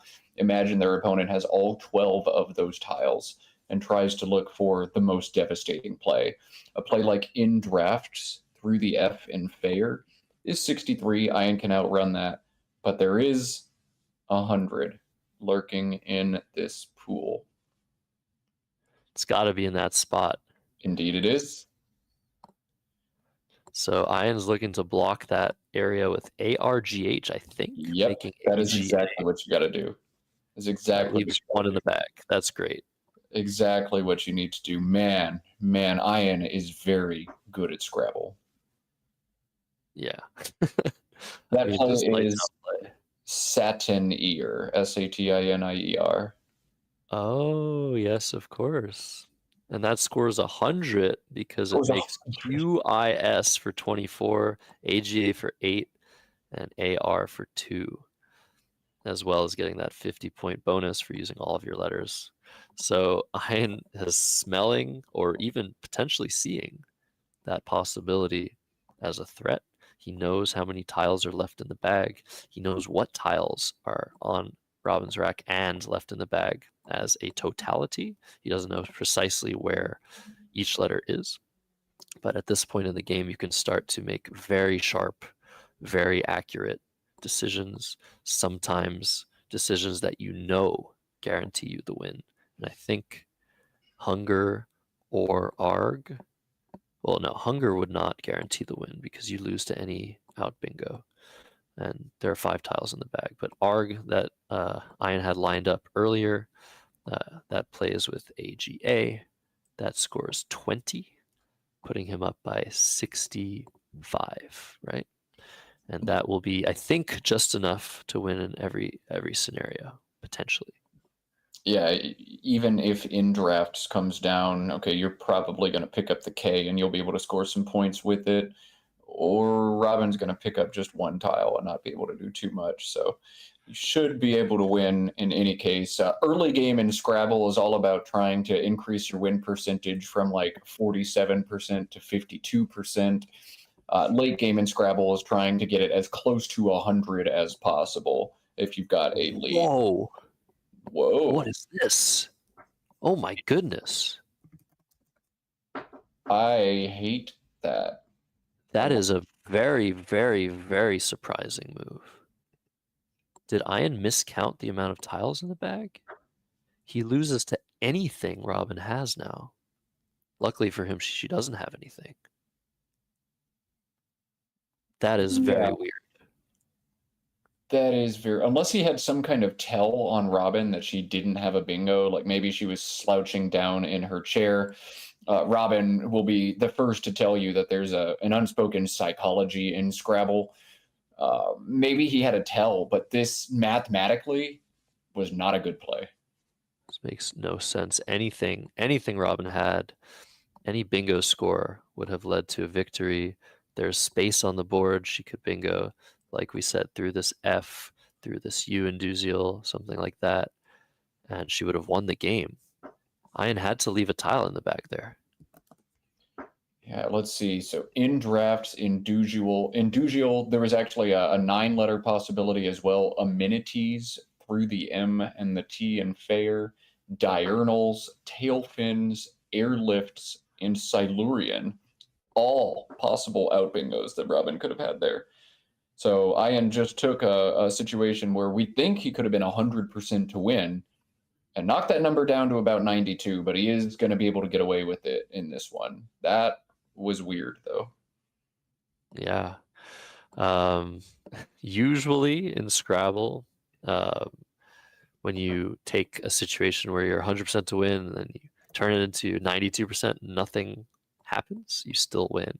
But that 1 in 10 or 1 in 11 times, 1 in 12 times that you lose the game, those are the games you remember the most. Those are the games that you look at to make sure you never do that again. And I don't know. I wonder if Ian just miscounted how many letters were left, because this just doesn't make any sense. No, it does make sense. If you get in your own head about denotives being valid potentially, even if there's like a 5% chance that's good. Jared Capel pointed that out in chat. Oh, look at this. She's going to try it, and now Ian's going to have a big decision. Oh my goodness. Wow, you're so right. Thank you, Jared. 73? If that's accepted? Oh, man. 70? I don't know that you can challenge this. Let's see. If this stays on, is this Ian's game? Yes, he has 2 wins. He can play Nidai and HI, and he'll win by 1. Or he can challenge. Oh my goodness. Robin just putting Ian in the biggest bind right now. Clearly his play of hunger indicated that he thought this might be a threat. And then he sips the water, shakes his head. Oh no. Wow, this one did indeed get interesting. We should have thought about this, but thank you to the chat for pointing this out. This was a play to block stuff with denotives, and now if Ian accepts this play, he will be down by 11 points, if I'm getting that correct. Yep. And he will have to calculate and double check. He has 6 minutes to make sure he has the scores correct, the tracking correct. Robin is threatening to go out with ORRA from the O in denotives and RARE. There might be something better. And so Ian has to either do the math as precisely as possible to be confident he's going to win with Dita or Nidi. Does Dita win? I think Dita also wins. There are 2 1-point wins here. or he has to just bite the bullet and challenge denotives, which is a word he was thinking might be valid while playing the word hunger. This is crazy. This is what This is Scrabble what does to your brain. double challenge. Double challenge. Denotive doesn't take an S when you play it. Clearly he didn't think it took an S when he chose to play beat instead of beats and denotives, but you get in your own head the longer it sits there, and oh man, what a tough decision here for Ian. It takes And those- cojones to challenge this. If you know you've got a 1-point win, you just take it, or do you pull the trigger on the challenge? Wow. And those wondering, of course, the thing here is the bag is completely empty. So usually in Scrabble, when you're considering challenging a play, you have to say hold. In this situation, Ian does not have to hold. He can challenge at any point during his turn before hitting his clock. So he might do that. He might play Dita, he might play Needy and win by 1 point. They might have the scores wrong. There might be a recount. You can recount the game if you're unsure if it's too close for comfort. So anything can happen in this situation. If Ian does pull the trigger on challenging, it would be incredibly, cojones word, cojones decision. I probably shouldn't be using that as an adjective, but he will win by way, way more if he does that. And at the beginning of the tournament, the amount you win by is very important, almost as important as taking the win. I think we're going to see him accept. I don't know, though. I mean, we don't know that the players have the score correct. And if they don't, if Ian's down by 1 point because of a missed score anywhere in this game, like, it's a completely different set of calculus. Ian might be trying to recount the full game. Do the math. Okay, I've got DITA set up. She can go out with a ORRA for 6. Am I certain that she's only scoring 6 on the outplay? Am I certain the entire game has been scored correctly? Am I certain that I'm about to win by 1? Ian's got about 6 minutes to do all of this thinking now. If he hadn't played so efficiently early on in this game, he'd be scrambling right now. I can't wait to hear what these players have to say in the post-mortem of this game.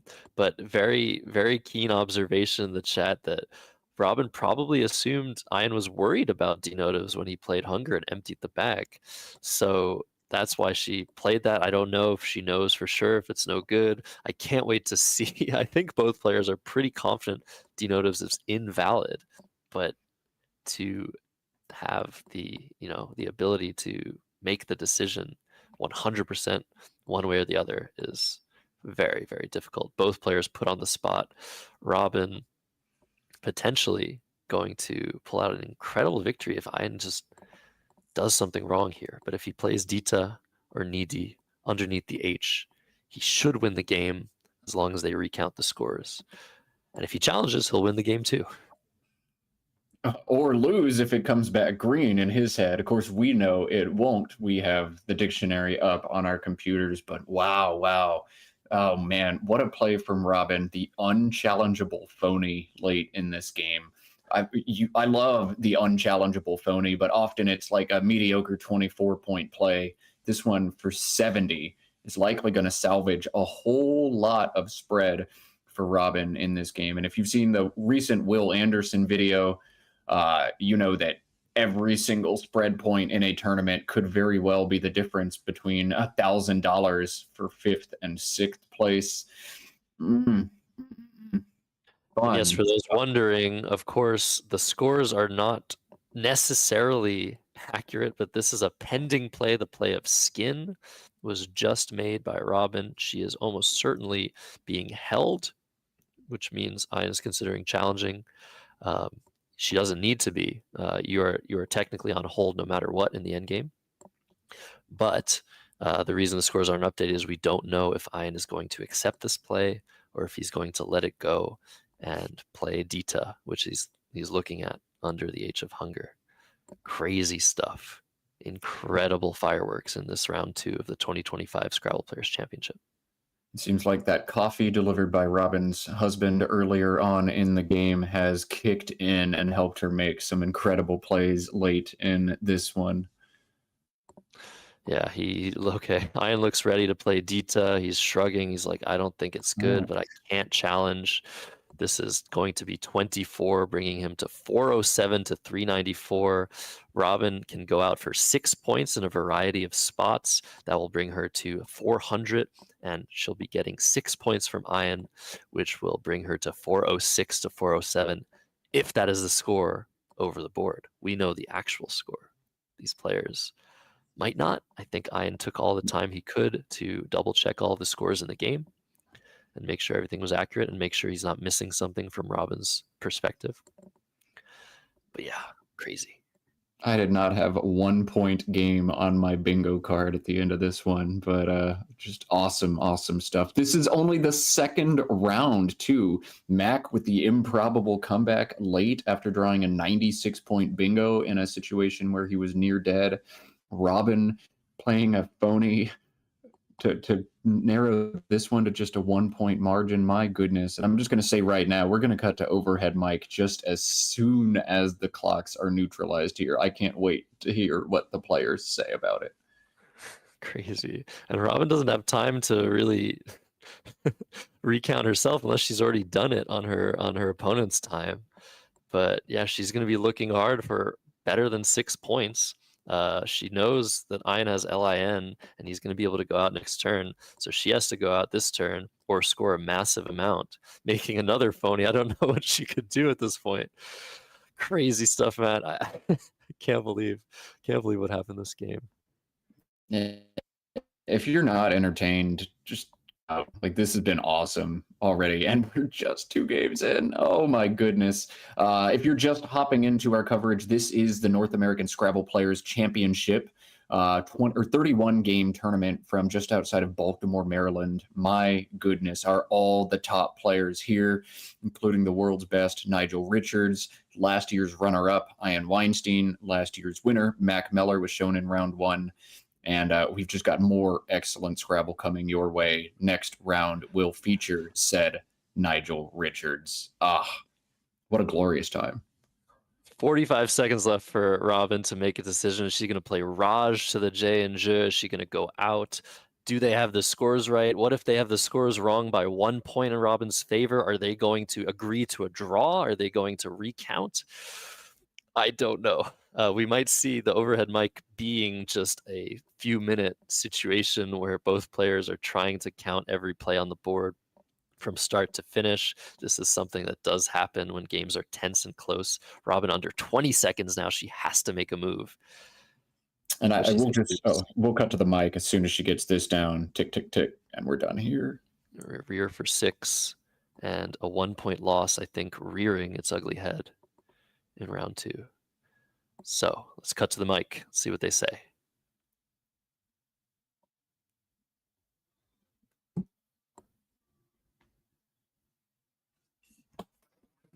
I thought you had 2 eyes and you were going to play MIDI and save a consonant, and I could play Abba. I'm going to do a quick recap. I had co-airs there for a million, but I didn't play it because I didn't like it. Cohere? Yeah, the anagram of that I could have played on the bottom. Oh, yeah, yeah, was yeah. Good. Oh, no, I yeah. didn't like it enough to play it. I didn't have a choice. No. I thought if you couldn't find it, if you had the 2 eyes, I didn't think you had a way to win if you're going to play MIDI, for example. I had 2 eyes, but I had. Yeah, but I didn't know you had an A. Right. I thought you had an R for some reason. All right.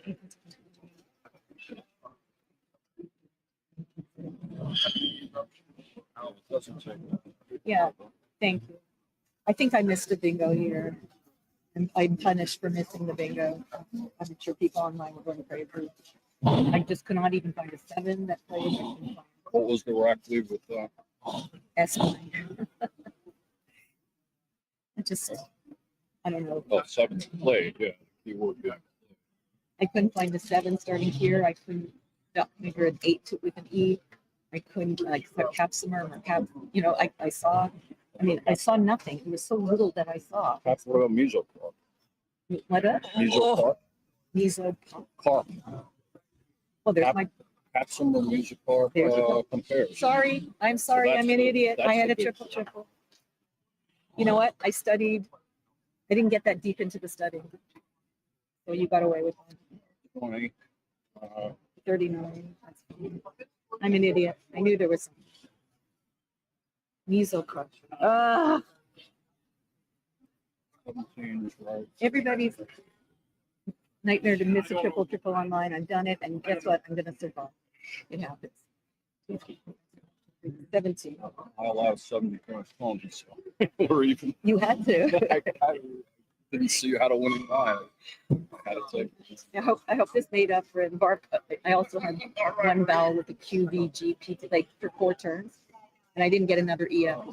So if you know, Yeah, I did what I could, lots and you had a lot. Yeah. This saved QP, so this was perfect. And I picked up one vowel, and I saved VQ. I don't know if cats is the right play because it's you know. you set up scoring It sets up- options. it said- was I worried didn't about have the S. Sark, Sank, whatever.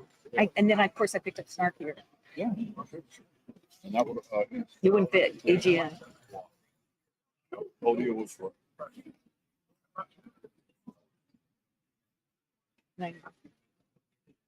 I didn't go deep enough in my studying. I should have had mesocarp immediately. It's ridiculous that I didn't.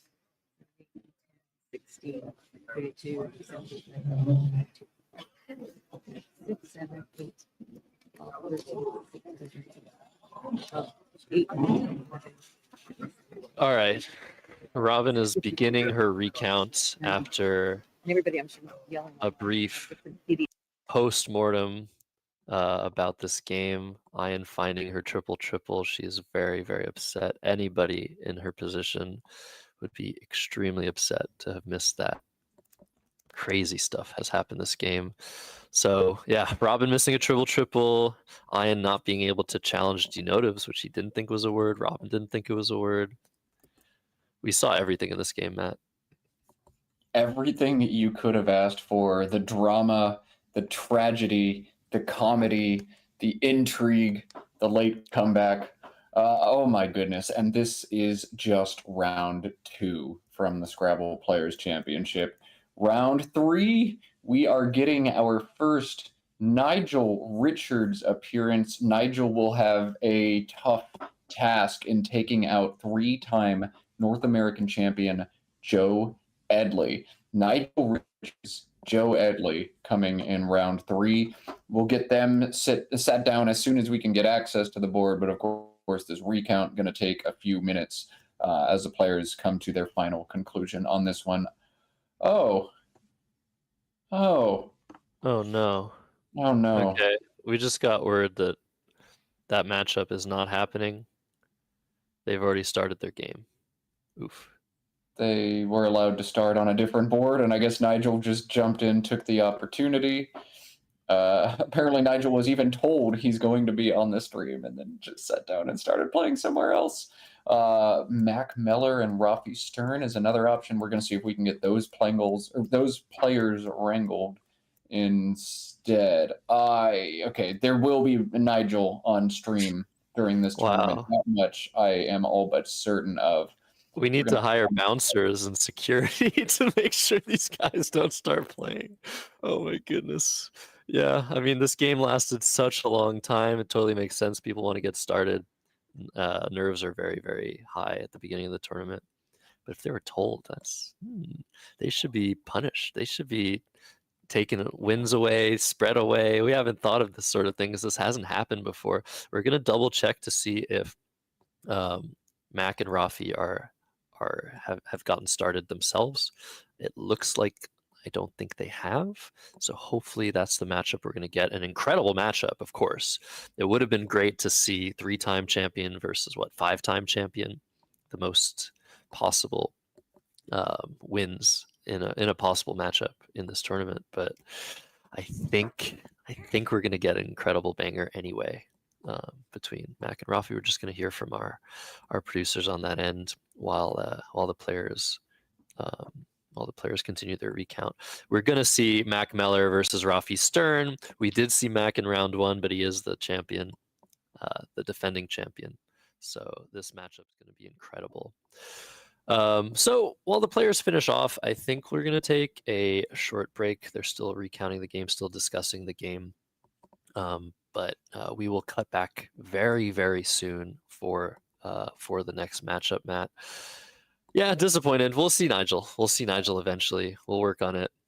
Apologies to I'm the stuck in viewers. Surrender Cobra. I'm so devastated. Joe Edley, Nigel Richards, as Chad pointing out, the most possible North American championships you could have in a matchup. Joe Edley's 3, Nigel's 5, I believe, 8 altogether. But we'll have high-level Scrabble. We're going to take a little break, figure out who we can get to sit down at the board. I'm going to see how long I'm stuck in this Surrender Cobra position.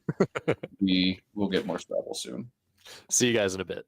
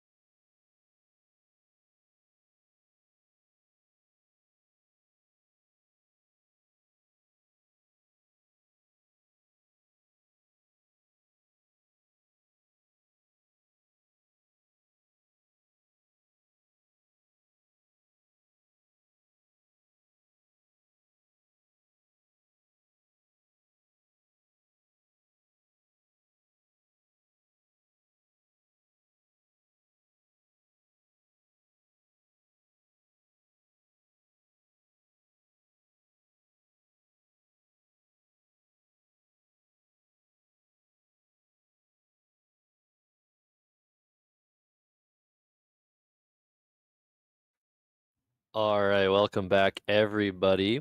Josh Ogle here, joined by Matt Canick for the entirety of this weekend, days 1 and 2 of 5 for the 2025 Scrabble Players Championship in Maryland, United States. We have some Husky Cam. Look at this. Look at this. I know this isn't what you're here for, but you might as well be.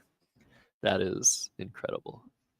Yeah, they heard all the drama in that last game and came scratching at the door. They refused to miss any more Scrabble action. So Huskies, we can add 2 to the viewer count we've got here today. This is Soren and Colby. No Scrabble tournament complete without Husky Cam, but also no Scrabble tournament complete without Scrabble. So should we get to some Scrabble, Josh? We will see when the players are ready. Yes, it looks like the players are ready. Rafi versus Mac. The tiles are squared. We do this to make sure all 100 are available before every game. So Rafi is 1-1, Mac is 2-0. The person in the lead right now, I think, is 2022 national champion Michael Fagan, 2-0 plus 400 in the standings. I think Mac is 2-0 with a slightly worse differential. We saw his first game, a 20-point win. Rafi lost one of his first 2 games, but there are 26 more games to go. Rafi, an incredibly strong player. He's always a contender, no matter what national championship you are playing in. So this is going to be one heck of a matchup. Both players could win this thing. They could even find themselves one-on-one in the finals after 28 games. Rafi also runner-up last year's World Cup. He's been very, very close to I think the top 2 in previous years. Matt, we can even go and look, but he also professional poker player, recently won something like 70 grand at a World Series of Poker. So I think he's feeling pretty good about his mental skills in these awesome games that he plays. Rafi will be first to act. Small advantage there. At Rafi's last national championships, he finished 6th and 8th with a 5th place appearance back, or 5th place finish back in 2017 as well. So Rafi, no stranger to cashing at these events. And as you said, cashed huge at a World Series of Poker event recently as well. He is a player who can play not just one game, but many games. And those are the players I love watching on stream. Some Scrabble games are very standard. You don't have to think very abstractly or out of the box, but no position is too strange for Rafi. He'll figure it out no matter what. Just a great tactician. And we'll see what Mac is able to give him here. Rafi to play first, Mac to respond. AAEIOOP, the opening rack for Rafi. Josh, is this an exchange rack? Absolutely. Yeah, there's nothing good here. You can score 10 points. You're not scoring 10 points. He is exchanging out to PE. The P is a pretty good tile, synergistic with the E. It bingos a lot. It scores some. So I like this decision, keeping that. But And look Max, at Mac. Oh, my 92. goodness. All right. Oh, he almost missed. He lined up Jarl. Is he trolling us? He almost he lined up Jarl, but he's playing Journal. Yeah, that is what you do here. That is a U, that blank tile in the center of this word. That is an incredible start for Mac Meller. Let's see if Rafi can respond. He can. Yes, he has drawn Spender at the very least. He might have higher scoring bingos through that O of Journal. So we're going to see a nice banger start to this game. Just 2 bingos available on this turn for Rafi, Spender and Journals, by far the higher scoring of them. The other one, I won't spoil just yet, but 2 playable bingos, Spender going to be the one Rafi chooses here. No double doubles through the O, but we'll see how long it takes Rafi to zero in on that conclusion. Yeah, Rafi has been really playing a lot more Scrabble than I think he used to do before these championships. He always used to practice, but I think one of the things is he doesn't really play super consistently in other major events. But I mean, he is so good at the words, at the strategy. He doesn't really need that much practice. I think the one thing, in my opinion, that's held him back from potentially doing slightly better. I mean, he's got top 10s around his belt, but I think he could easily win any of these at any point. But the one thing I feel, he just doesn't play as much as someone like Mac does, but he's so sharp. Yeah, nothing replaces over the board play. You can grind it out online as much as you want. You can play against bots, you can play against other humans on the internet, but there is never a replacement for over the board reps in Scrabble. And Rafi, as Josh saying, hasn't had too much of that, but he is still such a strong player. So he's just double checking. There's nothing through the O. His studying regimen seems extremely good. We've just seen him in action. We've seen him almost never miss. And Mac drawing uwu, not the right lexicon for that word. Once again, I have to shout out the fact that there are 2 concurrent live streams this year at the National Championship. The Let's Play Scrabble.com YouTube channel is presenting the international division right as we speak. If you are not watching both of these streams at the same time, you either really want to be the best player in the world at one lexicon and you don't want to be confused by the other, or maybe you don't have enough bandwidth, but you really should be in both chats watching both streams at once. There's going to be fireworks on both sides, both streams incredibly high quality. Just mute one of them, I guess. It might be a bit too cacophonic otherwise. Make sure to like and subscribe to both of the channels presenting these live games.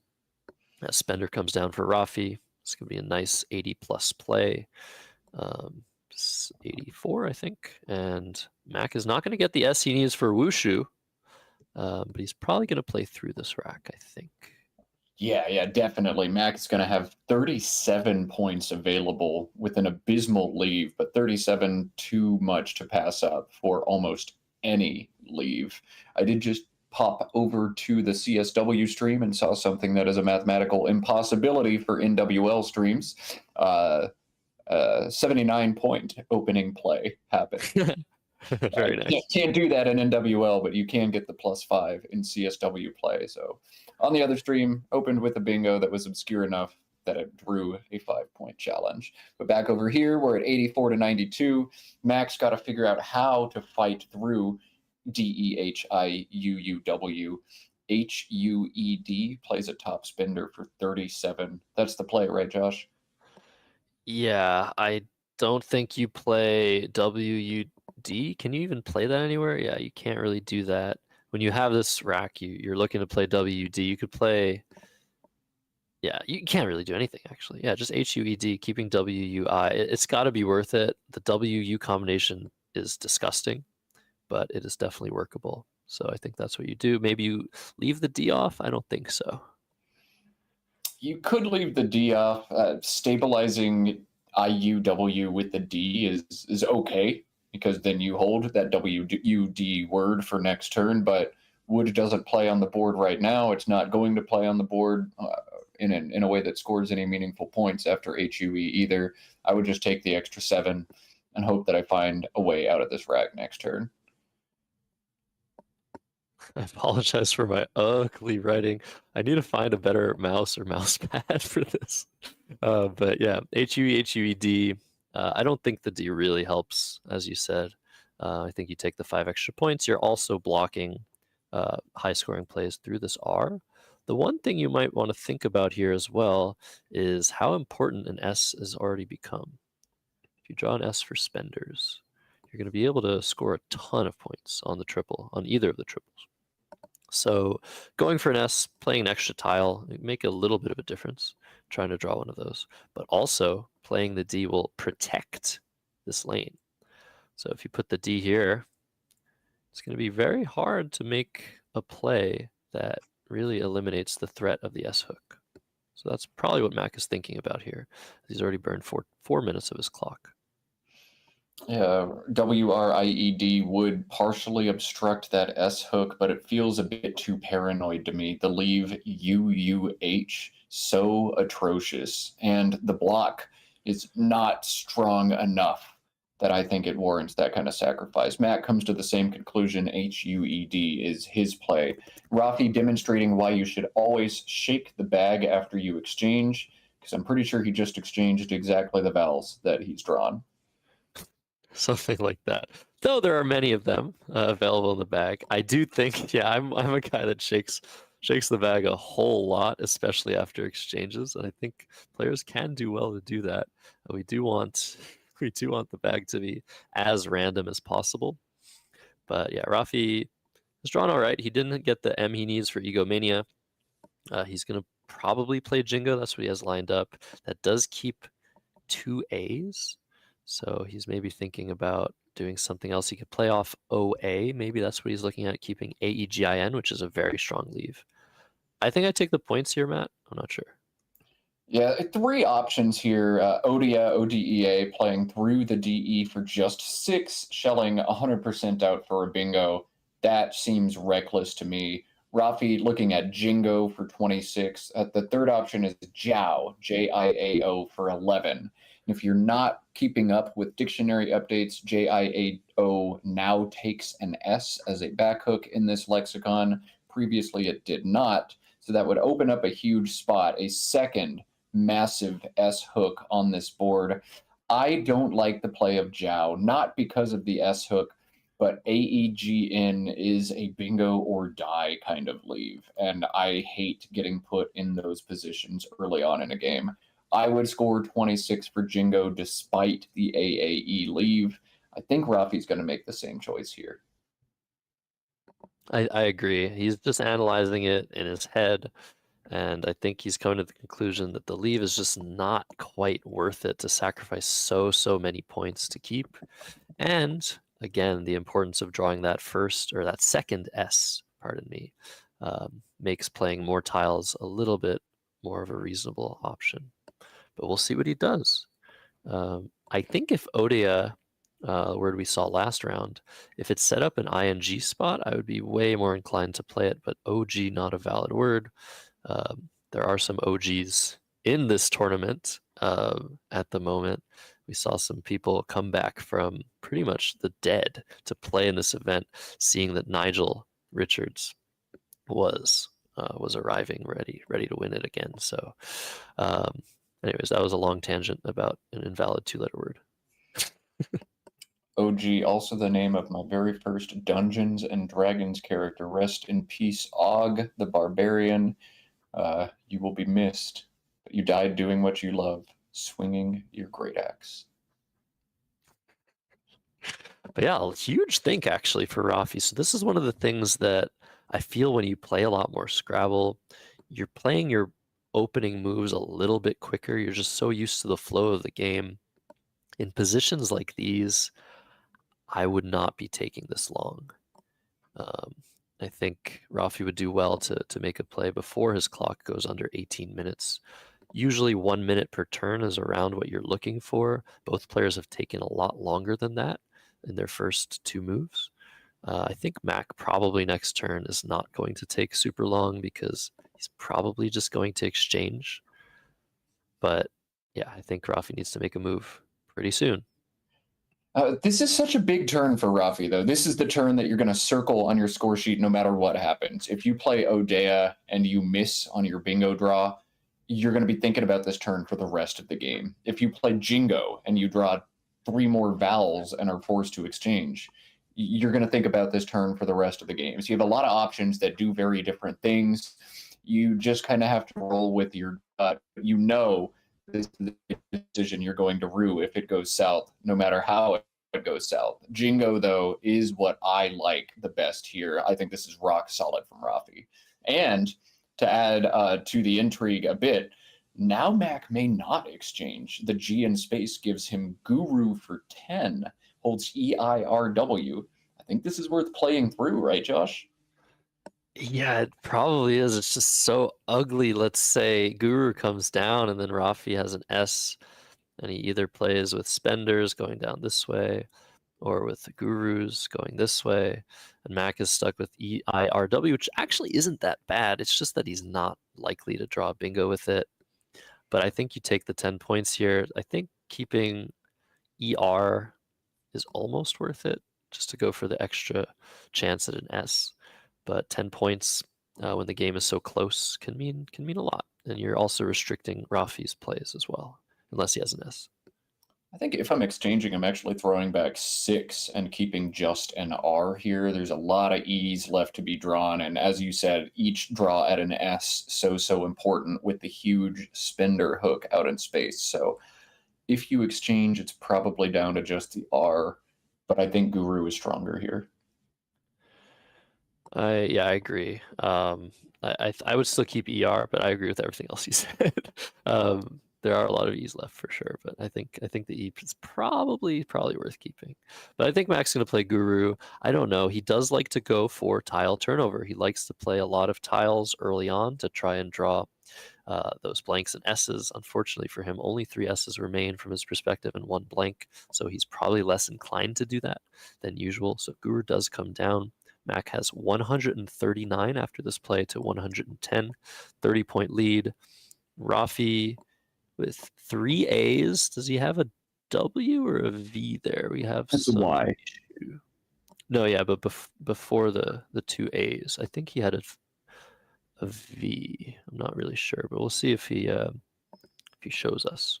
Ooh. He almost put down QUAY, but seeing, okay, he is going to play that. It's obviously not great. He's actually just given Mac a huge play, but I think he probably had to do that.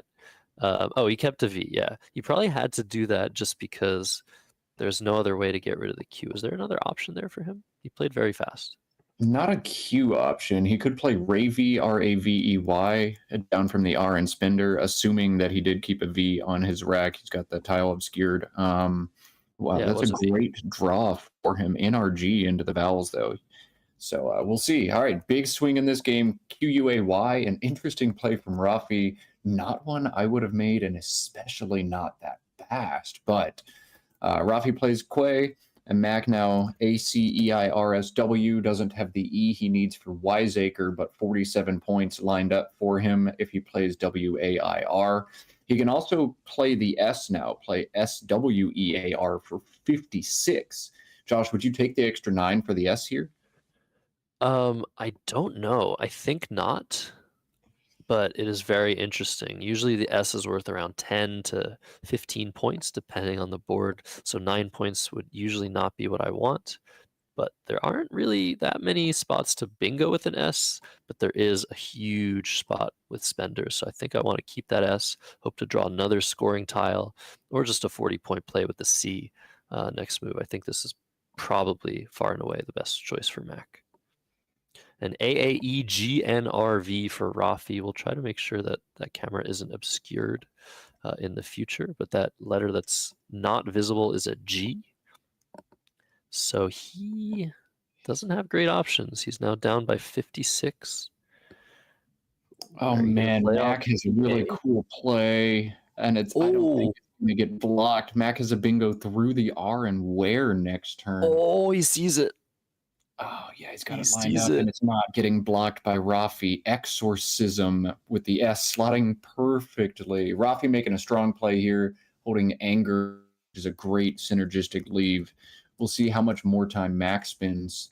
Doesn't look like you're going to have many bingos, and indeed he has just this one, but 82 points, the perfect fit. Wow. Exorcism, the S, perfectly fitting, like you said, with spenders. This is going to score somewhere in the 80s. And Rafi has drawn IN. Is that going to bingo for him? I'm not sure. Arginine. Oh my god, nothing. There are so many Nothing. 7s in this rack. Nothing fits on the board. Five 7-letter words in this rack, 13 potential 8s. Nothing that will play for Rafi after Exorcism. And what's crazy here, Matt, is that the play of Deva, that was the best spot for the V and the A, but if Rafi had played elsewhere, there would be an S hook available for exorcisms in the future. But after this random bingo of Max, the board is so confined to the right side, and if you ever hook onto Deva, you're opening a devastating triple word score. So this is a terrible swing for Rafi. He's going down over 100 in this position. He's probably regretting the play of Quay here, but I feel like I don't know if that was wrong. I really don't know. Brutal brutal swing of events here for Rafi, and he's gonna go back. We said it was gonna be the Jingo turn that he probably overthought at the end of this game. No, it's QUAY. All of a sudden, Mac hits 47 on a dead board, and then Bingo's for 82. This one feels like it's slipping away quickly for Rafi. He's not going to be able to bingo here. He's going to be looking to open a new quadrant of the board. Initially, I'm drawn to PA and AN and HEN down at the bottom of this board just to create some new space, but ING bingos are what I'm most likely to draw, and they're not going to fit underneath AN. What are you thinking here, Josh? This is a tricky one. Yeah, so I like your idea. Your execution, maybe you want to put the E there. Ooh, yeah. You play EN and then you set up the G for peg. So ING words will now fit. That might be a way to do something about this situation because Rafi is down so much. He's probably going to need more than one bingo to come back. I hope he doesn't spend too much time lamenting the fact that he can't find a bingo, but he has those floaters and journals to look through. He has to make sure he's not missing something through some of those letters. There isn't anything. We can see that from here. He cannot. He has to do it all the work himself. So, yeah, a very important move. He might want to play something like Ring from the R and Spenders, making Vim and AN. Does that make any sense to open an S hook that hopefully Mac doesn't have? Or is that a little bit too risky? He's down by so much. He's got to try to open this board up in some way, and he's got to do it this turn. If you don't open the board up this turn, you're just done. And too many players, I think, wait just a little bit too long to open the board. But as we mentioned, Rafi's such a great player of games. He's not going to be one of those players. He's going to realize the dire straits that he's in and take some sort of aggressive option here. I just don't know what that option is going to be yet. Ideally, maybe you can play a 5 down the left side of Exorcism that takes a front hook or something like that. This is a huge turn. This is probably his last real chance in this game, especially if he doesn't do this turn right. Yeah, there are some options. That's one of the issues. Like Rafi's going to have sorting through all of those options. He almost definitely wants to play one of his 2 ends. But if he can just open some part of the board that's kind of unavailable, he could also play something like Gin, Gin. That takes an A hook. That would open the lane on the top. The problem with that execution is it just feels worse than playing EN, opening a safer bingo lane and a higher scoring one. So I liked EN when you mentioned AN. Ring could be an idea. The problem with that is if you don't hit an S soon, and Mac doesn't even need to have an S, he can maybe just block because this board is so constricted to the right side. Mac, all he wants to be doing now is responding to Rafi's moves, and trying to eliminate space as well. Those letters and journals, though, they're kind of hard to overlap. They might stay open for a while, so Rafi does have somewhat of a respite in that area. So I don't think it's quite over, but Rafi's going to need a lot of help to come back here. Yeah, tricky turn for Rafi. I don't hate the idea of RING. 2 S's already played, so there's only 2 more. If I can beat Mac to one of them, assuming he doesn't have one now, it's going to be very hard for him to block this spot without a massive sacrifice. AENR is pretty likely to hit those floaters and journals too. You've got another R, another N, and another A, but hey, there's a good chance. And you set up some chaos on this board. Ring is not a bad option at all. Yeah, the time definitely being spent here for Rafi, and once again mentioning how long he took on the play of Jingo. Even Spender, he took a little bit longer than I would have expected to sort through his options there.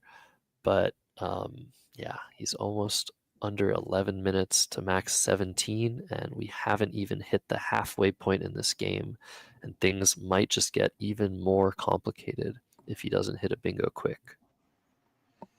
He's lining up a Jinner, he's seen Granny and Grain, Nearing, Earning, so many 7-letter words on this rack, but there's no spot for 7-letter words. You need to be looking for something else at this point. Yeah, again, we in the booth are able to see, oh, there's no bingos. Let's talk about what's second best, to the bingo. Rafi can't do that. He's got to spend time looking through every available floater and slowly coming to the realization that, wow, this insanely potent rack doesn't bingo. Now I have to refocus and find the best non-bingo play. These turns eat a lot of time. Totally agree with that. And this is a lot of this decision that Rafi has is about the state of the board, as you mentioned. Everything is contained on the right side. He needs to figure out a way to access the left side in an efficient and long-term way. But he's going to play divan. That's not a word. That is going to be challenged almost instantly by Mac. Yes, that's not valid. Wow. He's thinking of divan. Rafi was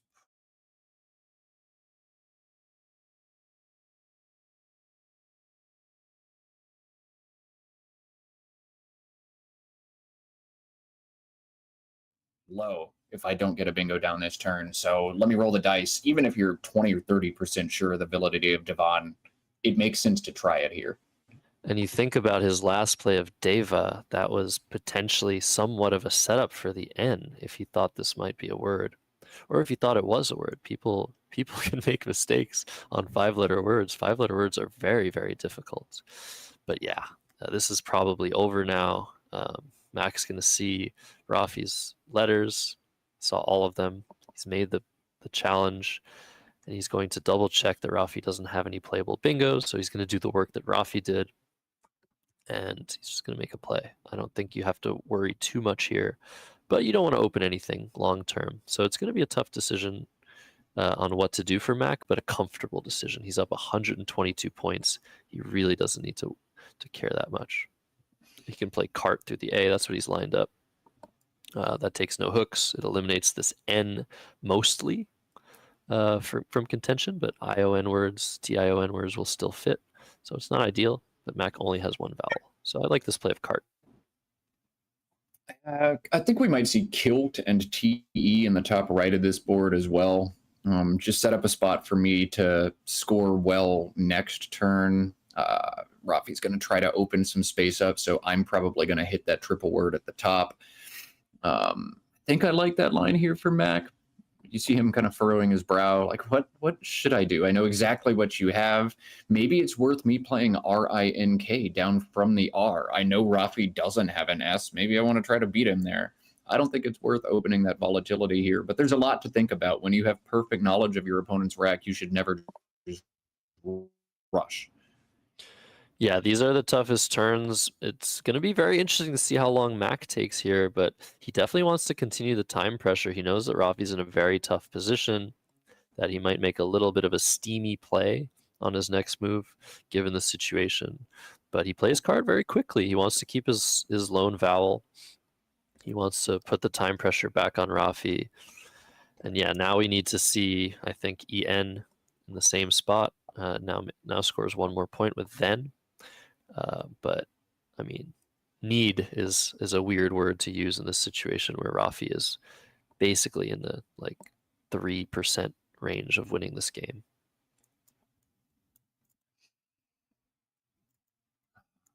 Sure I think ANPA then is basically the only way for Rafi back in this game at this point. But even then, it's a long shot. You're just facing such a huge deficit here. Yeah, and you have to wonder, Rafi might be thinking, what could Mac be keeping? Does he maybe have all consonants? Maybe it makes sense to try and open the board in a very desperate way, hope that Mac can't address the threat. But I really think, yeah, he's going to play ring, it looks like. He's got ING lined up. I hope he's not going to try exorcisming. That would be very interesting, though. Obviously, exercising would be the term there. But at this point, desperation is in order, so we could see anything happen. Rafi's probably going to try and protect his deficit a little bit eventually. But Yeah, very tough situation. Mac's seen a couple of vowels in his draw. He's drawn EEV. That V, usually a very bad tile, but in situations like this where you're far ahead, the V can be extremely useful in blocking the board. Not necessarily in this particular case. Mac knows that Rafi's keeping AENR, so he's gonna run the odds in his head. Like, how likely is Rafi to draw an S or a blank on his 3-tile draw? Do I want to block with like IT or IN for a very small score, or do I want to leave that open a turn, see what happens? Rafi has drawn ILW, not the S. But yeah, Max might still want to block that spot, even though he knows what Rafi left. Oh man, if Rafi had opened the board, he would have just gotten smacked by Vanelit. So that would have been a huge sad cut. I don't know. There's just very little Rafi can do left in this game. It's easy to look at this game and be like, man, I played the defending North American champion, and he opened with a 92-point blank bingo. But I do think there are a couple things Rafi could have done a little bit differently, and we'd be looking at a completely different game here. Yeah. So Mac is probably not going to block here. He's looking at Evite, which does open an E out in space, which you don't really want to do here, but you're up by so much. If you just keep scoring, it's very hard to imagine losing this game. But it's an interesting turn. You also consider playing Lev, which I don't really like as much. It doesn't go for the S as hard. It doesn't score as much and doesn't really address the long-term state of the board. So I like Evite here. It's so many points. It's 33. You're up 122. If Rafi did draw an S, he's probably scoring 80 with rings. That's not a huge deal. Yeah, basically the two lines of approach. One is insane defense from Mac, play IN and GI and just lock this one in that way. The other is just score a whole bunch of points. When you're winning by this amount, you have to assume your opponent's going to get insanely lucky. That's the only way this game goes south. So in my head, I'd just go ahead and put an S on Nigel, or on Rafi's rack, excuse me. I'm excited to watch Nigel. I'd assume that he drew one and he's going to hit me. But even if he drew one and he hits a bingo next turn, I'm still comfortably ahead. So just take the points. Makes sense. Yeah, I like this play for Mac. Rafi did not draw an S, so he's going to be gunning for one still in this game. He has AEILNRW. Don't believe any playable bingos. And it'll be interesting to see, does he take out the spot that Mac just created with AW, or does he do something longer? He's going to play AW here. This makes perfect sense. And we'll see if Mac has drawn into a bingo this time. No. So this time the opening is going to be a little bit annoying for Mac to block. He might play Z in response or something of that nature. But he still has partial knowledge of Rafi's rack. He still knows that NER are on Rafi's rack. So he's definitely going to want to address that spot, right, Mac? Yeah, I think so. I mean, otherwise you can play Zendo to the O and journals at the top of this board, but that just opens the left side of the board for basically no reason. I think in this situation, in NWL play Z. There's only the ZA back hook. In CSW, I think I'm saying forget it. I'll play Zendo because Z takes like 8 back hooks. But in this lexicon, ZED pad makes a lot of sense here.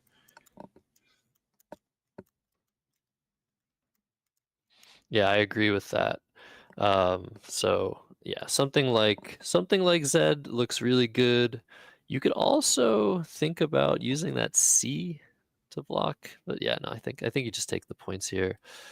Yeah, with Z. Now you could see an extension of Z, like IZED words are possible. So it's still not quite over. There's still some time left for Rafi to get very, very lucky here.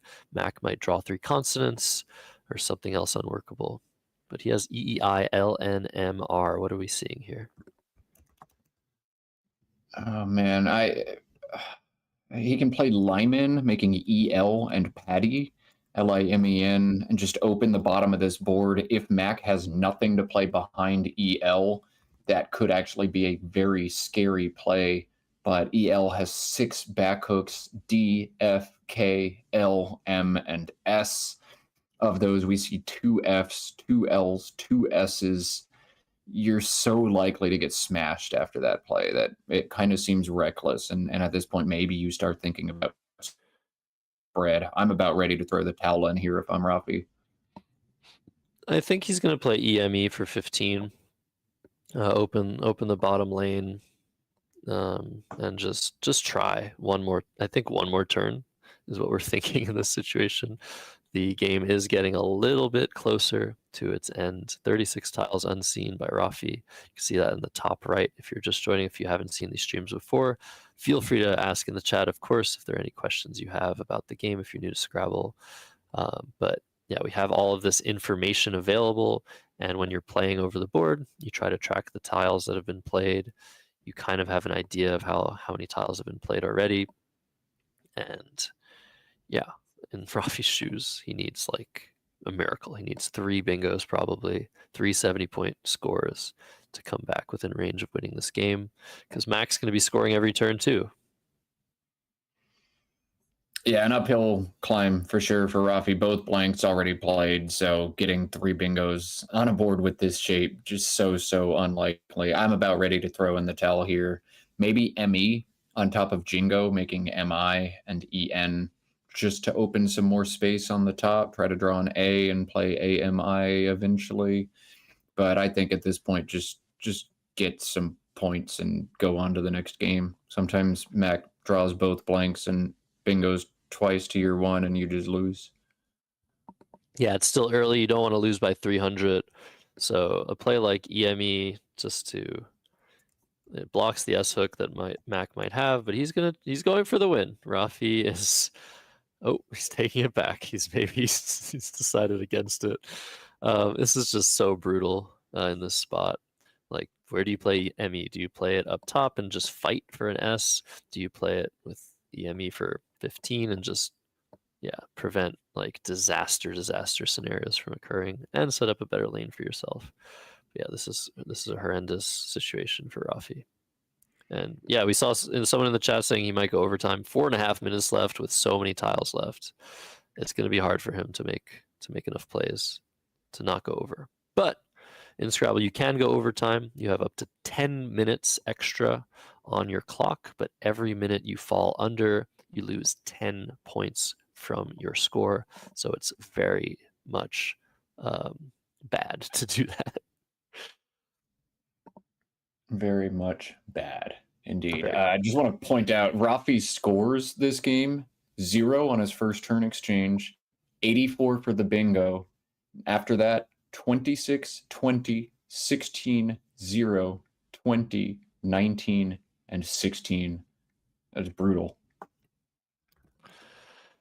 Yeah, as we see Menno for 12, not really improving his average score, but setting up that lane, starting with M, trying to start reaching to the top left of the board, potentially. And Mac with ABCLNTU, definitely not the best rack of tiles you've ever seen, but he's going to have some decent options. He's lined up Cub, which plays atop the M and the E. Excuse me, I should put this in. Yeah. That will score 22 points. It'll block the M. But again, you're starting to sort of like realize how good of a play Ring was. It's just kind of difficult to do anything to access that big lane. And Rafi's played a few tiles off since Mac knew all of his tiles. He's played 3, then 2, then 3. The math says he has an S a third of the time or so, maybe more. So it's kind of difficult to stomach leaving that spot open. You could play Eku for 15 maybe. Actually, a huge turn here for Mac, as Rafi has drawn a bingo at the bottom of the board. Liberal plays making ZA and EL. So if Mac plays Eku, he'll thwart that. He's trying to block bingos with rings, but he'd block instead the different threat that Rafi has. We'll see. I think I would have played Cub a while ago. I do also want to point out the twisted nature of the bag. Unseen, 5 I's, 5 O's, 18 vowels, and just 15 consonants here. So there could be potential trouble for Mac a few turns down the road. I Maybe agree.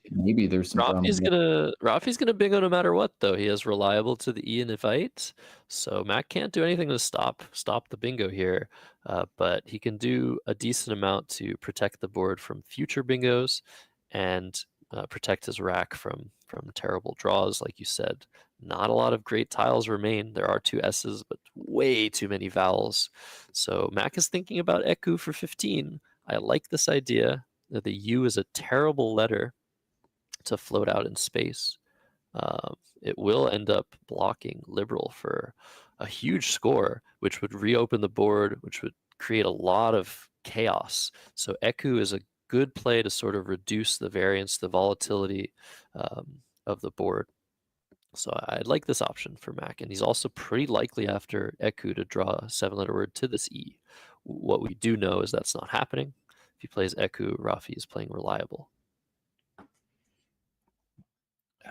Okay, Eku to reliable is a sequence we're going to see. We saw this with Mac last year. He just kind of had this spooky, spidey sense of like, well, I think the biggest thing is going to happen at the bottom of the board, and he always blocked the right lines at the right time. He does it again here. Maybe this is an early sign that Mac is indeed going to repeat.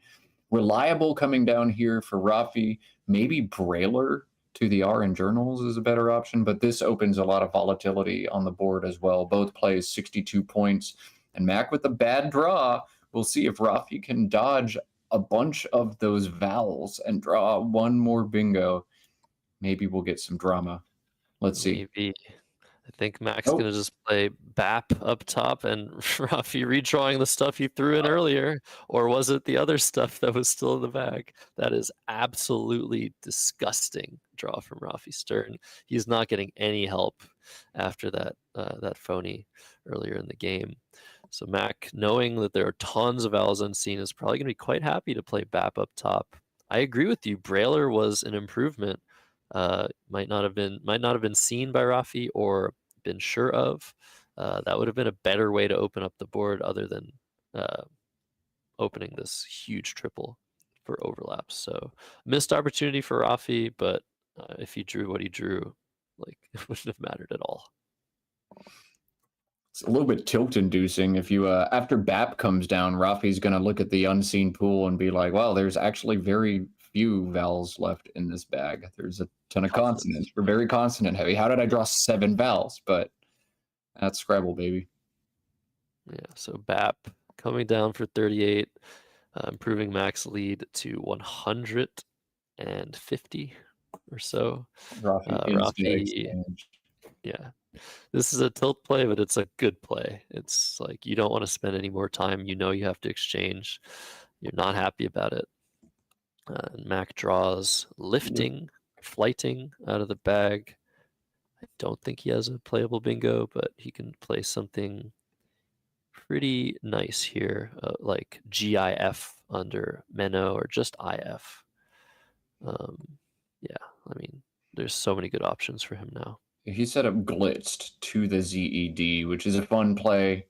Maybe you don't do it here. Jif underneath Minnow is a little bit more defensive. At this point, really, though, you can do whatever you want. You're up 140, and there's no way there's no way Rafi can bingo twice in a row on you if you play at least one tile here.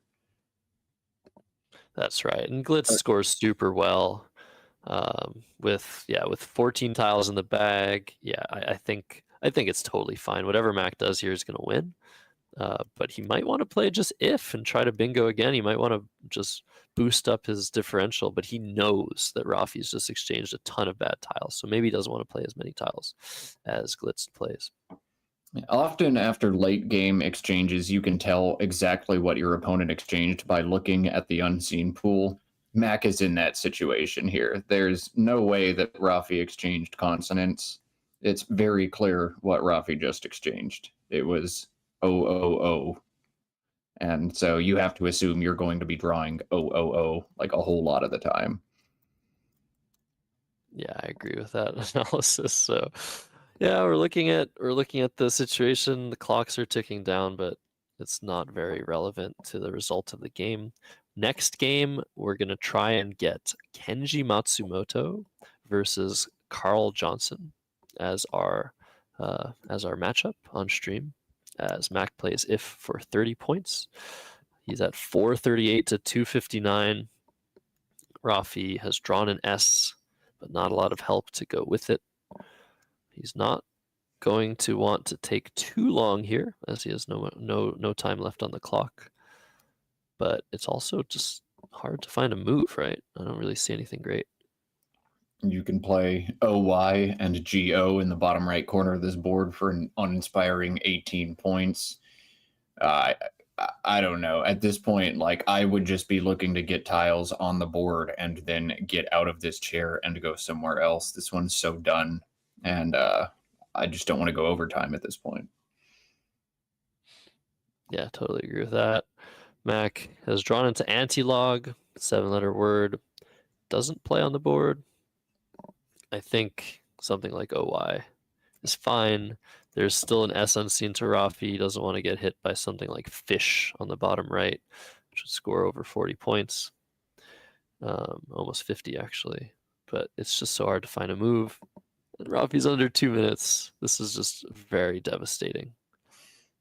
In these situations, when the game is completely devoid of any kind of drama or intrigue, I have to make some up. And so I just put the number 300 in my head. And I'm like, all right, I will get to 300 points. All I have to do is get 41 more. I think I can do that. So we see Tor as a play, setting up the S hook with Fts. I mean, what do you do? Sure, this makes sense. Trying to get a big play with rings next move. Whatever. Whatever. Yeah, whatever indeed. Now Mac can decide if he wants to play agonized or agonized. He's still got blitzed for the second straight turn because he held the G back. He can't play anti-log. No playable bingos here for him. But this is strictly spread at this point. And Rafi's drawn EO. So yeah, in these situations, you know you're not going to win the game, but you have to play it through, because the differential between the games that you played, the score differential, is the tiebreaker in use in these events. So someone like Rafi might want to just give up. However, he can't do that. He has to keep playing. He has to try and lose by as little as possible so that his tournament result is as good as it can be. So Agonize comes down. That's a very fit description of how this game has been going for Rafi Stern. A very nice extension to Zed. Rafi to play with EEOSTY. He hasn't drawn the big S play with rings that he was potentially hoping for. He hasn't drawn a 6-letter word underneath F's. And he's sad. And Rafi's just gotten punched in the face repeatedly by the Scrabble gods in this game. It's been rough. YE. All right, he did a play. Cool. YE leaving 3 in the bag. Mac has drawn that S, that final S. He can play something like fish with rings. He might be a little bit worried about what's unseen to him. But if we look at the unseen tiles by Mac, ADEEIOOSTT, there's probably a couple of things to worry about. I don't actually see anything, though. Oh, something underneath here making RE. Is there anything?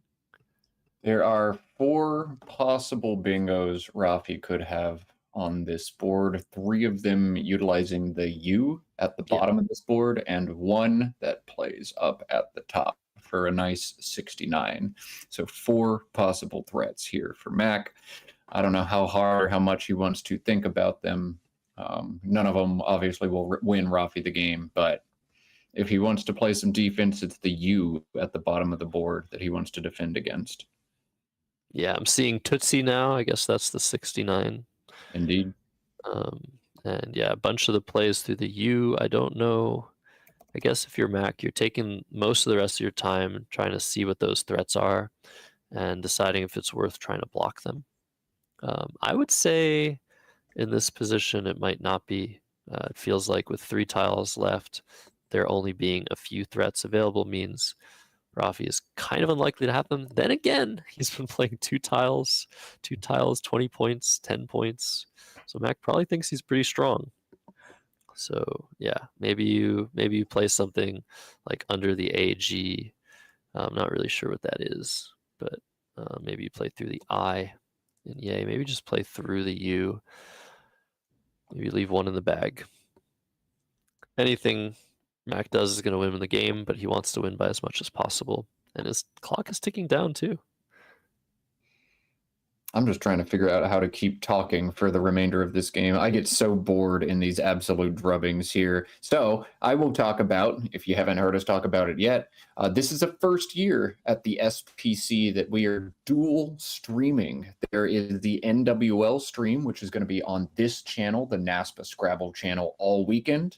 And there's also a CSW stream happening on the Let's Play Scrabble YouTube channel. We recommend opening both of them at the same time so that maybe when games like this get insane, you can turn them off, put them on mute, and pivot over to the other one.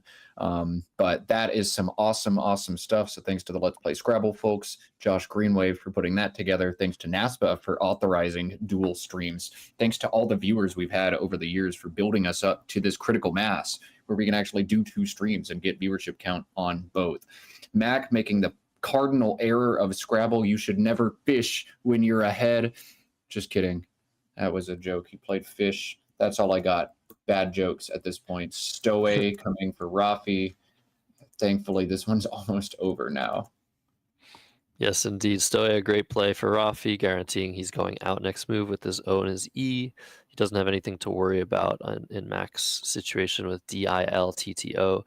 I think Mac should have played, it was mentioned in the chat, Holist, HOLIST, making rings. That would have blocked all of the threats through the U and left him with a lone F, potentially giving him chances to go out next turn.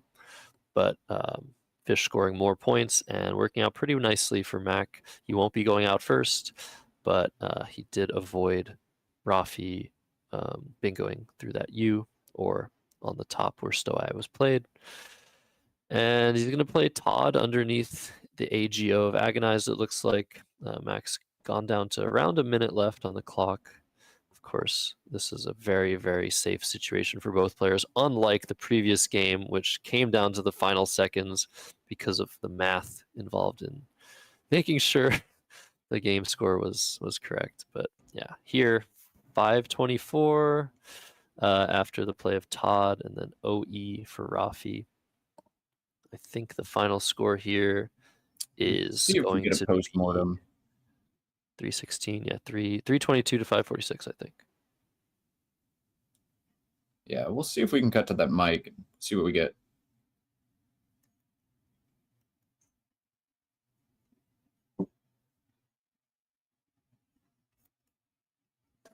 I mean, I had Banelit here. It's not worth it to block. I mean, I'm up so much. Even if you hit that, I'm like, I mean, Yeah, I don't know.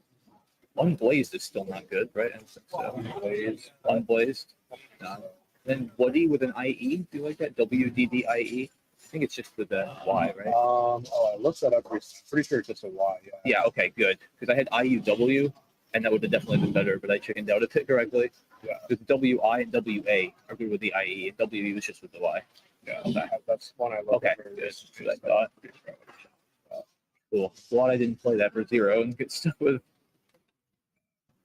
It was so tough. Like my fishes were so bad on that rack. Like I mean, the board was just so like. I can play something and try to hit this spot a decent amount, but again, it's 60. Right. I mean, I think you got to do that at this point. Like, I mean, yeah. I was hoping you were gonna go here and I would hit Vanelit, but I mean, I should have gone there the turn before. But even then, like like, what do you even? I played EN to go for front, right? Because AN you don't say. Yeah, EN. Right. But yeah, right there. Yeah, that's the right play. And, Yeah. and then if I drive bingo right away, then maybe then I'm down like 70. Right. I might have a chance. But Is there any like? I don't think there's any 2 other extensions to journals. well, I mean, there's a lot down that way. Oh yeah. Well, before the S is gone. Yeah, of course. Yeah, journalistic. No, there's no front extensions for journalizing. Yeah. Is journalized good with an S? Yeah, I think so. I'm not sure. Yeah. Yeah, this was lucky timing for me. Yeah. Yeah, I had 3 A's and a V on that rack. Oh god. AAV was my lead. Yeah, I mean you can't play Chi there, obviously. Yeah, what are you gonna do? I just was like not. I wasn't thrilled with that either. I had like I had Egomania minus the M, and You have AAE, huh? yeah, Wow. and there were like no good fishes really. I couldn't come up with like Wow, a very. it's so wrong. It felt wrong, and that's why I spent so long. It's like, okay, I can play like Aji and leave Genoa, which is pretty terrible. I can play like plays for. Those apps are huge. The board is not great for bingoing, so the fishes are pretty bad. Yeah, you get more I can play like ODS. And it's horrible. yeah, like I need these lanes to stay open for the fish to be worth it, and most of the good fish is played in this spot. I could play like Xiao, which Yeah, that takes an S. I know. So Yeah, you that's get, why- yeah. I don't know. Like person is good, right? No. Okay, good. That's why I was like thought for a while person is good. Like, that doesn't sound familiar. No person. Unless I I've, could- I've challenged up deep owners too. No. That's why I was like, Uh-huh. yeah, I don't. I was like, that didn't look right when I wrote it down like 5 times. No. Also.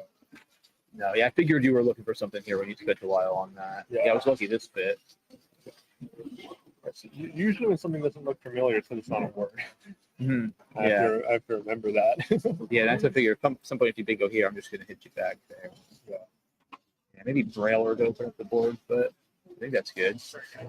Yeah, but like I'm not gonna think. That's true. Yeah, I guess at that point, I mean, you're just dead either way. I'm not gonna triple through a B. I guess I did block liberal. Yeah. Yeah, that would have been nice. Yeah, yeah, I think that was the right play. I mean, it just blocks everything so well. I had better equity plays. But...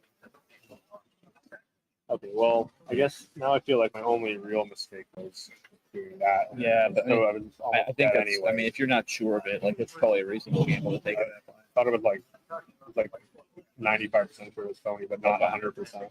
Yeah. I've messed up on Yeah. I got before. I mean, it's just like, I mean, I guess you do this. It's still bad. Yeah, I play that. You're almost always going to be blocking it. Yeah, I mean, I had a K, so I was just gonna play like Link or well, not that, but something. And then I have to hope to bingo through this N and again, Right, down. and you're scoring like 60 even if you bingo there. I'm in really, really, really bad shape. Yeah, Probably need to bingo like 3 times. yeah, yeah. Because I mean, most of the lines for your bingos were just very low scoring and would get back a ton of counterplay too. That was the other problem. Yeah.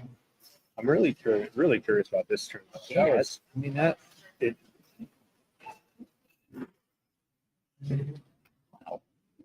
like, there's no, it just wasn't. Like I wanted to like play something like Gonia or something like that, but After.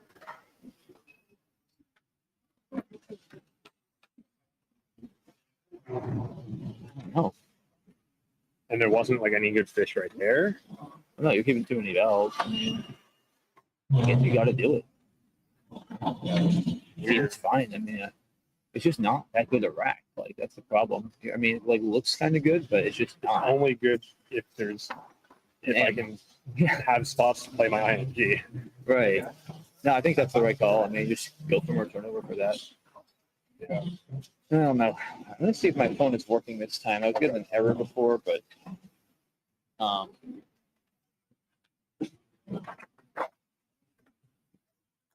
All right. Well, we'll get Alrighty. scores for this one.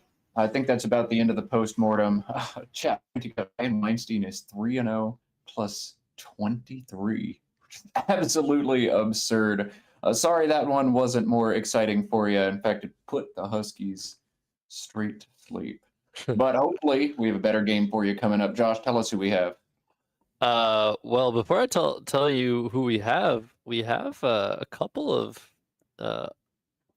3-0s here. People in first place, Eric Goldstein and Eric Harshbarger are at the top of the standings right now, both 3-0 plus 400 plus. However, we're not going to be seeing them. We will be seeing people more at the top of the standings later in the event. The first day is definitely somewhat of a crapshoot. So this round is going to feature two long-time top expert players who know each other's game very, very well. It's Carl Johnson and Kenji Matsumoto. So both of those players could win. Another matchup of two players that could easily win this championship or make it to the finals. And I'm very excited because both of these players love tactics and strategy, especially Kenji. Kenji's written a book on strategy. And so it'll be really interesting to see how tactical this next game gets. Kenji's actually written 2 books on Scrabble strategy, one aimed more at players learning the game, novice and intermediate players, and another at high intermediate and expert level players. You can search for Kenji and his books. You can buy them through Amazon, I believe. Breaking the Game is the name of his website as well, where you can find more information. But both of those books were huge in me shaping my identity as a player and realizing just the multiple levels of nuance that Scrabble can bring. Kenji coming up on stream. It's going to be such a treat to watch. And Carl's such a strong player. We saw him win the Crescent City Cup down in New Orleans. He's finished second at this event to Alex Seaholm in the past as well. So Carl, absolutely no slouch as a player. Going to be an awesome game coming up. Yeah, I agree. And I'm sure no one was really listening to what I was saying. I should let you talk more so people can look at your camera. But wow, that is just, yeah, that is very nice. The upside down husky in the back and the right side up husky over here. Look at these good boys. Look at these good boys. Look at these good boys. Friendly advice for those of you at home, do not get huskies. Enjoy the husky cam, but I have 4 vacuums in my 600 square foot apartment because, oh my goodness, do these boys shed. So husky cam will be here all day, Saturday and Sunday before I sign off, go back to work, and then try to pop into the coverage in between classes. So, yes, we have seen 3 games of a potential 33. Main event lasts 31 games, but after 28, the 2 top players get siphoned off of the field and play each other in a best of 5. We have 2 concurrent streams being run right now, one for the international division and one for the championship North American lexicon. And yeah, we've seen some great games. This last one, of course, was definitely one-sided, but also very interesting from a strategic standpoint. And I really think this next one will feature some very interesting decisions. I'm looking forward to it. As you said, Matt, Kenji has shaped the face of today's generation of Scrabble players. A lot of the terminology that he has developed and used and utilized and taught to people, a lot of the players, I just hear them talking about it in their analyses. So it's really great to see him playing. He hasn't been playing too much. Carl as well, he's been playing a little bit more. He did win the Crescent City Cup, like you said. But I can't wait to see them sit down and face each other. I don't know if they're ready, but if they are, we can definitely go to that camera. But I don't know. Maybe we want to watch this husky cam a little bit longer. Anyways, I'm Josh Jokel with Matt Canick. We are live. I'm live from Maryland. You are in the Boston area, if I remember. Boston correctly. proper. Boston proper. I think that's how I'm supposed to say it up here now, right? I'm still learning the Boston vibes, but Boston proper. Yeah. Josh, I'm going to put you on the spot during this break. I haven't made you choose who you think is going to win this tournament. I'm going to give you, I mean, if I ask you which player is going to win, I know your answer. So I'm going to give you a different version of the question. Nigel or Field? I think Field. We did just see Nigel go on an incredible tear in St. Louis. He went, I think, 18-0 before losing his first game. And that was probably the most incredible run anyone has ever seen at the top level in Scrabble. There have been a couple of situations where players have gone 20-0 in an expert tournament, but never a championship level tournament. So Nigel definitely has not lost a significant enough amount of his ability to be considered not by far the favorite to win any single event that he plays in. But Scrabble is a game where there is some luck, and there's also some ways to counteract a player of Nigel's caliber who doesn't miss a beat So I would go for the field. I think Nigel is extremely likely to make it to the final table, but in a 5-game sample, anything can happen. I myself just won 6 games in a row against Mac Meller in a blitz match, so I'm not that good, but this sort of thing can happen. That was a shameless plug, a shameless flex. But yeah, it's definitely possible to beat Nigel. We've seen it before. We'll see it again, probably on stream very, very soon. Kenji has entered the building. I mean, he's probably been in the building for a while, but the players are going to be sitting down to play momentarily. We are not going to go to break this time. We are going to go straight into the action at the live hotel and casino in Maryland. I can't wait for this matchup. I'm really excited. It's gonna be awesome. There are so many awesome matchups, so many top players. As I was saying at the beginning of our coverage, I was looking at the entrance list, and the first 15 names in this field, the top 15 seeds, I was like, oh yeah, that person's definitely good enough to win this event.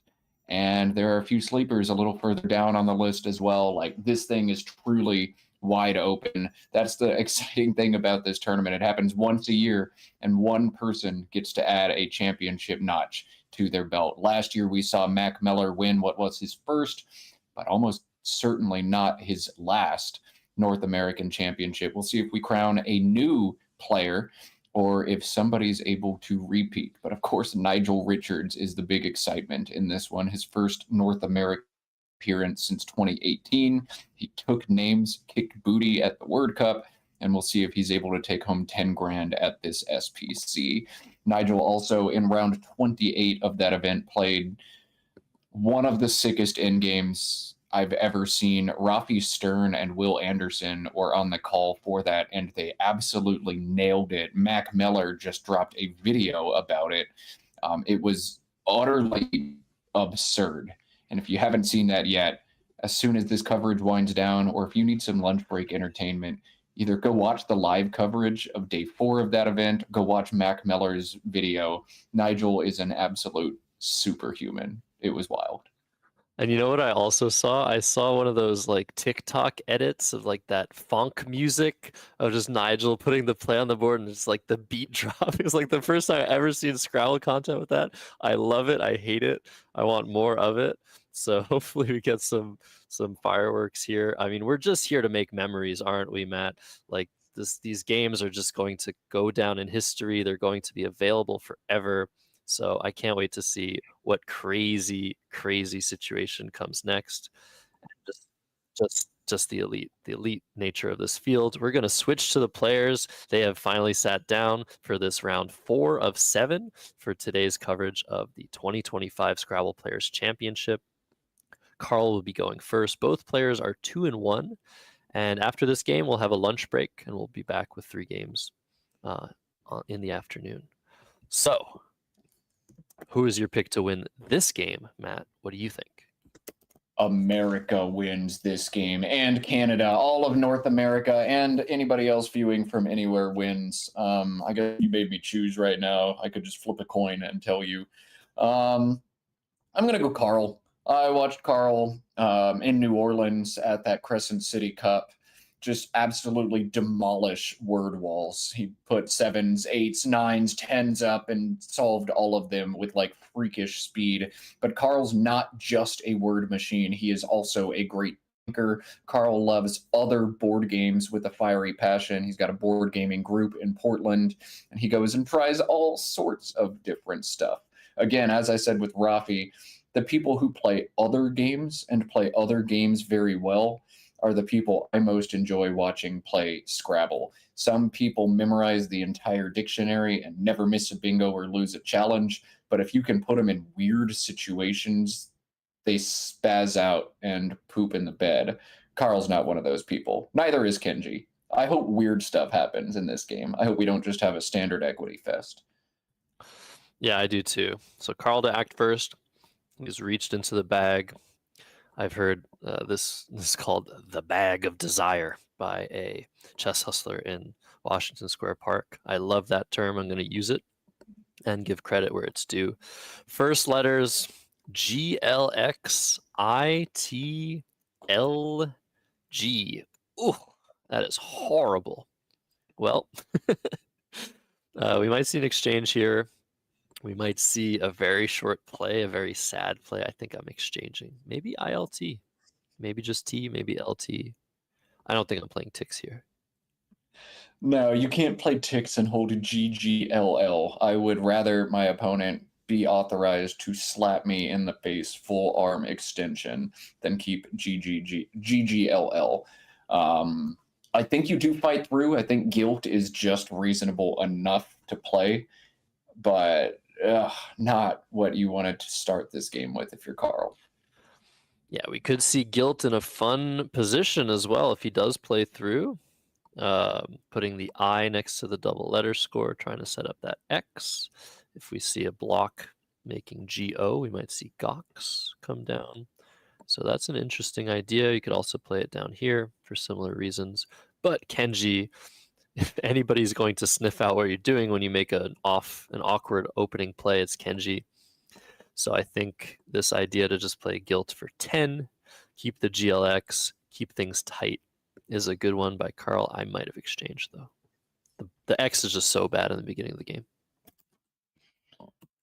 Depending on what Kenji does here, if he underlaps that T, maybe not so much. But AAABDIS, the opening rec for Kenji, means that T's probably not getting back hooked. I think ABBA on top of Guilt, as Josh has drawn it out for 18, is exactly the right line for Kenji here. I don't think there's much else to consider. You see anything, Josh? I don't.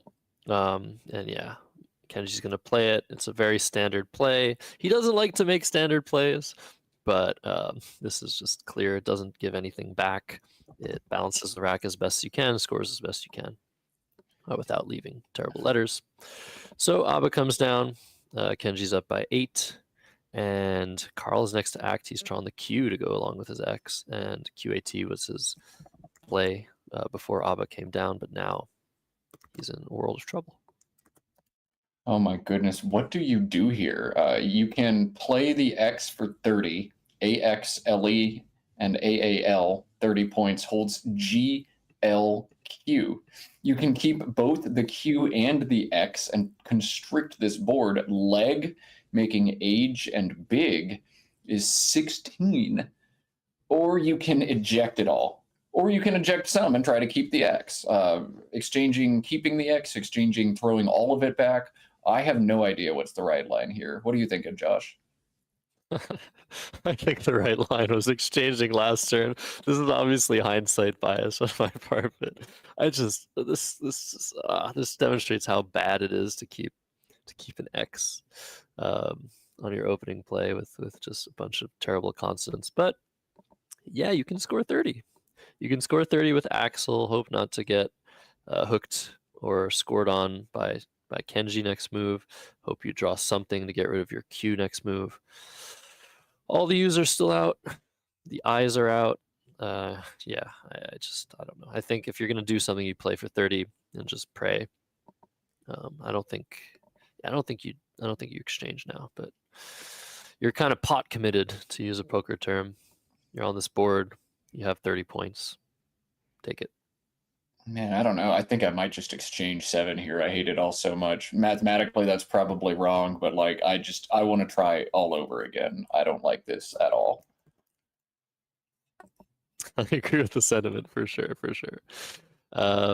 It looks like Carl is just going to play lag instead of leg, keeping the E instead of the A. The E goes a little bit worse with the Q, but a little bit better with the X.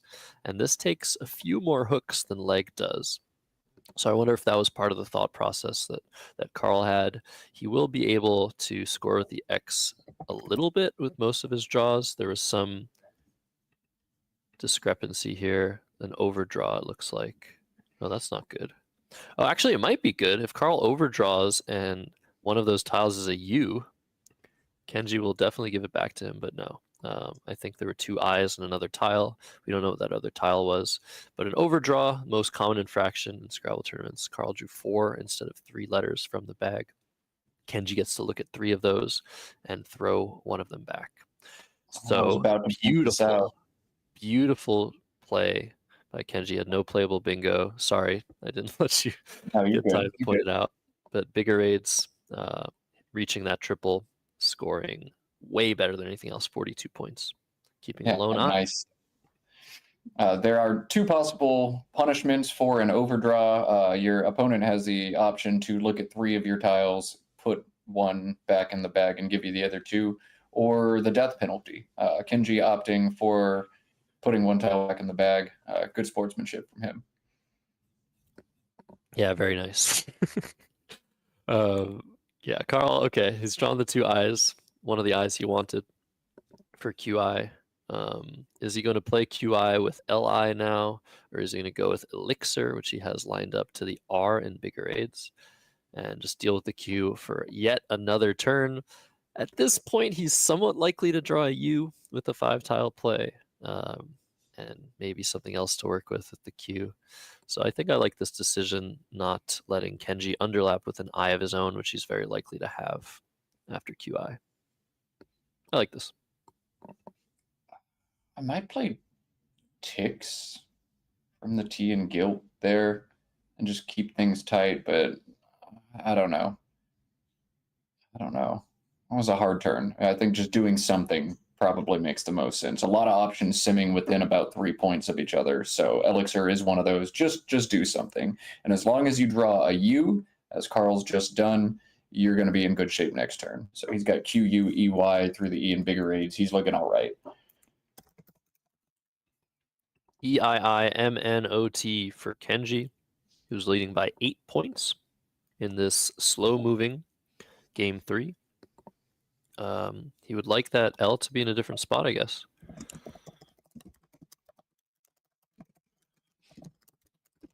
I don't know what you do here. He's close to a lot of stuff. Yeah, no bingos. Once you come to that conclusion, Mini, MINI, beneath Elixir feels so strong. It is 31. It eliminates so many possibilities for Carl. I think that's the right line here. Just grab your points. Yeah, you're obviously not happy to leave that S of bigger A's wide open. The one blemish on the play of bigger A's for 42 is that S is almost certain to be used for an 8-letter word starting or ending at that center square if it isn't blocked. But you have to take points here. It's early. You don't know what your opponent has. You just played 5 tiles. And Carl's probably going to block with something like QUEY. Query. Or QUERY. Yeah, a little bit better. That's you can play Query now for 45 and hold Bop, or you can play Bop underneath Mini, making Emo and Lip for 29 and hold Query for next turn. But I think you've got to play Query, right? Get this Q off your rack finally if you're Carl. Yeah, Query for sure. Just score super well, block the board, take a small lead even, and maybe hope to get Bop next turn or something similar, making BY. Yeah, this looks very good. Back to Kenji with 5 vowels, 3 of those being E's. He's very close to being able to play de-aerate from that D of bigger aids. But I think he's going to have to settle for something less good. Oh, this is going to be an interesting turn. So your gut instinct, if you're Kenji with a rack like this, is to either play EE or OE somewhere. Keep yourself in bingo range. But this board is not good for bingoing, especially with 3 vowels and 2 consonants. Those bingos are likely to end in a vowel and won't fit anywhere on this board. OE for 17 is a strong equity play, but so often your bingos don't play. There's just not much else to do. Does this feel fine to you, Josh? Absolutely. There's really nothing to do, like you said. Just keep as well as you can. Keep the board a little tight. Maybe you'll draw a de-aerate this time. Maybe you'll draw an S. Maybe you'll draw a 7 that fits atop the AL. Yeah, or something ending in R, making Raga. I think this is definitely the call. Yeah, I think you have to do it here. Now Carl's got to think twice about opening the board. So OE, keep strong. Just not if you had a 5-tile play that scored like 20 points, you might have considered it there, but I think this is good. All right. BCEHHOP gives Carl another weird turn. BOCHE is a 5-letter word that plays with BI or BY for 31 points, but throws this board open. Is that something you're willing to do, Josh? I think that word is not Oh. valid. Oh, it's expurgated. My bad. My bad. All right, I'll be here all week. Y'all are stuck with me. In the absence of that, this turn is even rougher now for Carl. I have no idea what to do. Yeah, that would have been probably the far and away best play, runaway play. But he's got to do something else. But I don't know what that is. You have the P and the H, or the C and the H. You can put the H here and make some words there. Chop or PHO. Yeah, maybe just chop. Keeping keeping BEH. You want to keep the CH together. You want to get rid of one of the H's. You probably can't do everything at once. Yeah. Oh man. Oh man. This is rough. I do think we're gonna end up seeing chop or a similar play at the top of this board. Everything is just so bad for Carl. Oh. Yeah, I don't I don't know. You want to play Hob somewhere, you can't do that. It's not a great situation. Can you do that? Where do you play Hob? Oh, with Baba. You can play with Baba. You can play All it right. with Baba, with Blag, or with HOE in the bottom left of this board. But just playing it with HOE sets up shoe. You're just gonna get smacked. Whacked. Yeah. Smacked. Yeah, this is quite bad. But the ECHP leave is by far the best thing I can think of, 4 letters long. You're threatening a lot of plays that you might draw under the Y. So I think playing HOB is a good choice. But I think you have to play it with Baba, take a small sacrifice in points. But yeah, very tough decision. So we're seeing the sharpness of games that tend to happen between players of Carl and Kenji's caliber, where not all decisions are clear. The board is kind of closed. Yeah, I like Chop to score points. I like Hob to keep well. I think I'd play Hob. I think I'd play Hob, but I don't know where I'd play it. Like playing it for the most points with HOE, that's 22 as opposed to 18 with Baba. I don't know.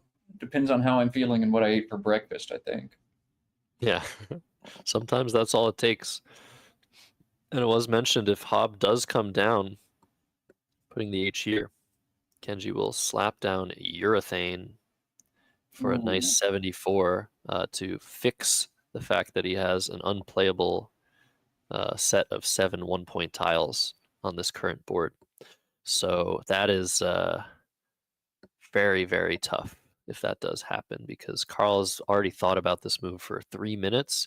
If he ends up making a decision that he's unsure of, and then Kenji just slaps down a bingo that he wouldn't have had otherwise, it's tough. So Chop comes down. That's 23? 20, I don't know how to count. 24, I think. And I don't think that's going to give Kenji anything to work with. Indeed, it doesn't. A huge swing in this game, a huge decision for Carl. If you're in Team Carl, you're very happy that he pivoted back to Team Chop. All right, this makes Kenji's turn a lot spicier. AEENRTU. He can fish by playing just 1 or 2 tiles off. He can score. ENURE above Chop is 23 points. Walk us through what you're thinking here, Josh. Short, long, open, close. I could never play ENURE giving up the S hook, the D hook, and all the overlaps. It does score well, but it really doesn't do what I want to the board. I'm probably trying to play through this P of Chop or playing something short maybe on top. I'm not sure. This is very ugly, but yeah, maybe unapt. That's terrible. Rupee. Yeah, I think Kenji's gonna think a while on this turn, but he might not. Eupnea, EUPNEA, like it seems wild to get rid of so many of these good tiles and score very little. It opens up bingo lines, but only bingo lines. And after Chop, you can't have Carl pegged on super bingo prone tiles. So maybe that's a reasonable line, or TAUPE is a similar idea. I don't know. I think I'd be looking to play a little bit longer on this turn, though. The bingo tiles won't help you. I want an S or a blank. Yeah, if only the double was a little bit higher up, we could play something like Peanut and balance pretty well. Upnia looks pretty good. You do want to keep an E and you do want to play the U, but Upnia does score pretty well and RT is good. You could play Erupt as well. You could play Erp, be kind of restrictive about things. Kenji's probably going to play something we haven't mentioned. That's what I'm predicting. What would that be? Well, we can't find it. It's not going to happen. You could also play maybe. I don't know. He can play Intera 26 at the bottom of this board, holding a U and opening a bunch up. I think I'd rather eat a thumbtack, but that is a play we haven't mentioned that he could do. Scores better than anything else. Yeah, that's actually honestly not that bad. There are 2 U's left to potentially duplicate the worst vowel in the game, the U. But that's a very good score with 2 blanks out. Nothing much going on. I might do that. TAUPE mentioned. Something like that could also work. I think the fact that there are still 4 ends unseen is going to play a role in Kenji's decision. He might want to play one of those ends. He's going to play EAU. All right. We got it. We got the play that we didn't think of. Yep. So that's a bit dangerous, of course. We are opening up a triple. We might see some very high scoring overlap come down, but it's not super likely. The U is hard to underlap. I should have said underlap. And did Kenji draw into something? I don't think so. Back to Carl. He has HEY set up, keeping BEIN. Yeah. That will play underneath. That's 33. That looks pretty good. Yeah, I think that's very, very straightforward what you want to do here, and I don't suspect Carl will spend much more time. There it is. However, attorney coming down in seconds. Wow. So it did happen a few turns later, or 1 turn later. Carl gives Kenji the floater he needs. So this is a huge break for Kenji Matsumoto. Carl has not drawn very well. He's drawn IAP, duplicating his I's. The P and the B do not go well together. So Kenji in the lead. What to do now for Carl Johnson? Probably B paint. I just don't know which T he's going to play B paint to. Right. So you have B paint here. You can play it 1 slot up and open the triple. I think you want to just play it to the second T of attorney and just keep that lone I. Try to draw a blank. Kenji has drawn 1 tile, and it's the G. I don't know if he's drawn his other tiles. This is kind of funny. I think he's just making sure that he is doing his tracking. But that's a blank. That's an S. Oh boy, that is an incredible draw. Okay. All right, Kenji wins. Let's go get some lunch. Something like that, eh? It's gonna be hard. Gonna be hard for Carl, knowing what's about to happen. But yeah, B paint looks very good. It does the right things. It scores the points, but it's gonna get hit with an underlap probably, and Carl's gonna be down 100. Rough. Very good draw for Kenji. Very good scenario. Yeah, it's better to be lucky than good in Scrabble, and both of these players have played very good Scrabble this game, but man, that is a huge, huge draw. Go in and grab most of the remaining good tiles all at once. Guarantee yourself a ton of points next turn. All right. Well, Carl's got B paint set up, and you see him grabbing his neck. Which T do I play this to? Do I want to open up the board a little bit more, expose a triple, or do I want to take the conservative placement? I think I'd be playing it where you're drawing it right now, Josh. I think so. I think not having, I mean, there is only one A left, so it's not very dangerous to set up AB, the only two-letter word ending in B. But you're taking 2 extra points, and you're creating a better lane for yourself underneath. Though it is likely to be blocked with pretty much anything, unlikely to be blocked somewhat by a bingo. You can't be thinking that way when you're down. But yeah, Kenji's probably going to play something somewhat quickly because any play like Swagger is not really going to open anything. Well, let's talk through this, Josh. But you could also play down here. No. You've got growers with 5 underlaps beneath B paint. Oh, okay. For 86. But if you play there, you're not obstructing the front hook to lag.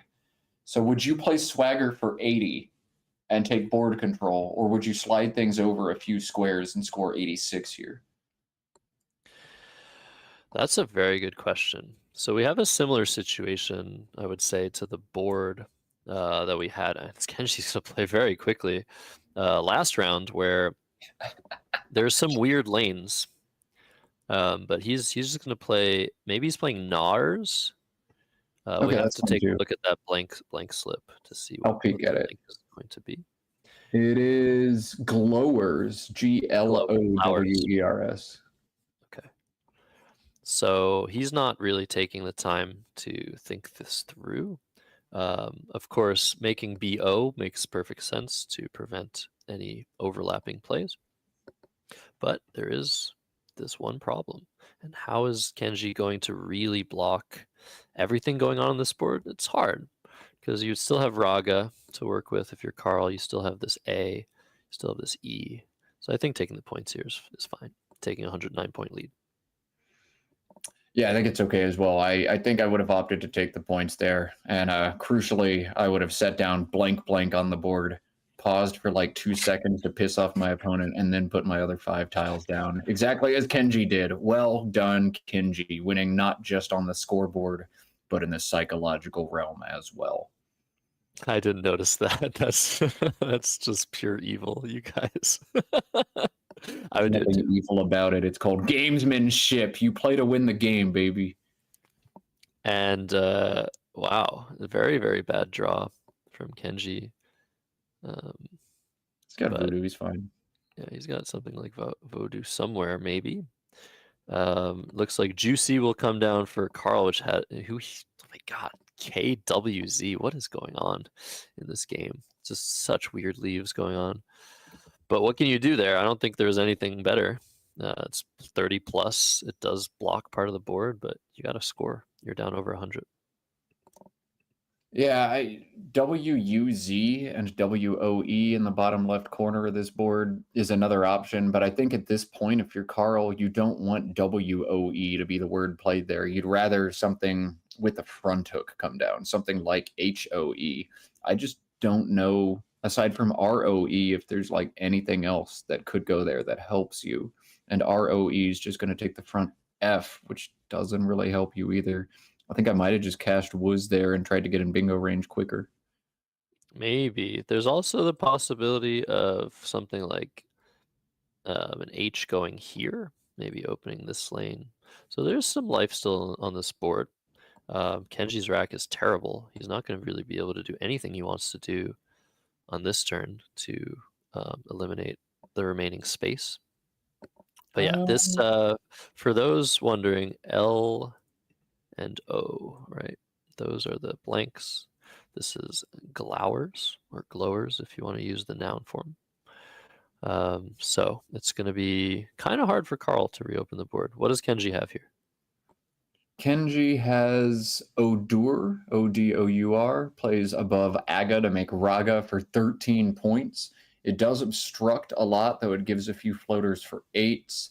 Crucially, though, I think if you're Kenji, you want to play through this rack and just get tiles on the board, get tiles out of the bag. Every tile that remains in the bag is another opportunity for Carl to do something. And so just rushing to the end of this game, I know some players put a little bit too much emphasis on that at certain times, but given the choice between exchanging 6 tiles here and putting 5 tiles on the board, I'd rather just put the 5 tiles down with something like Odur.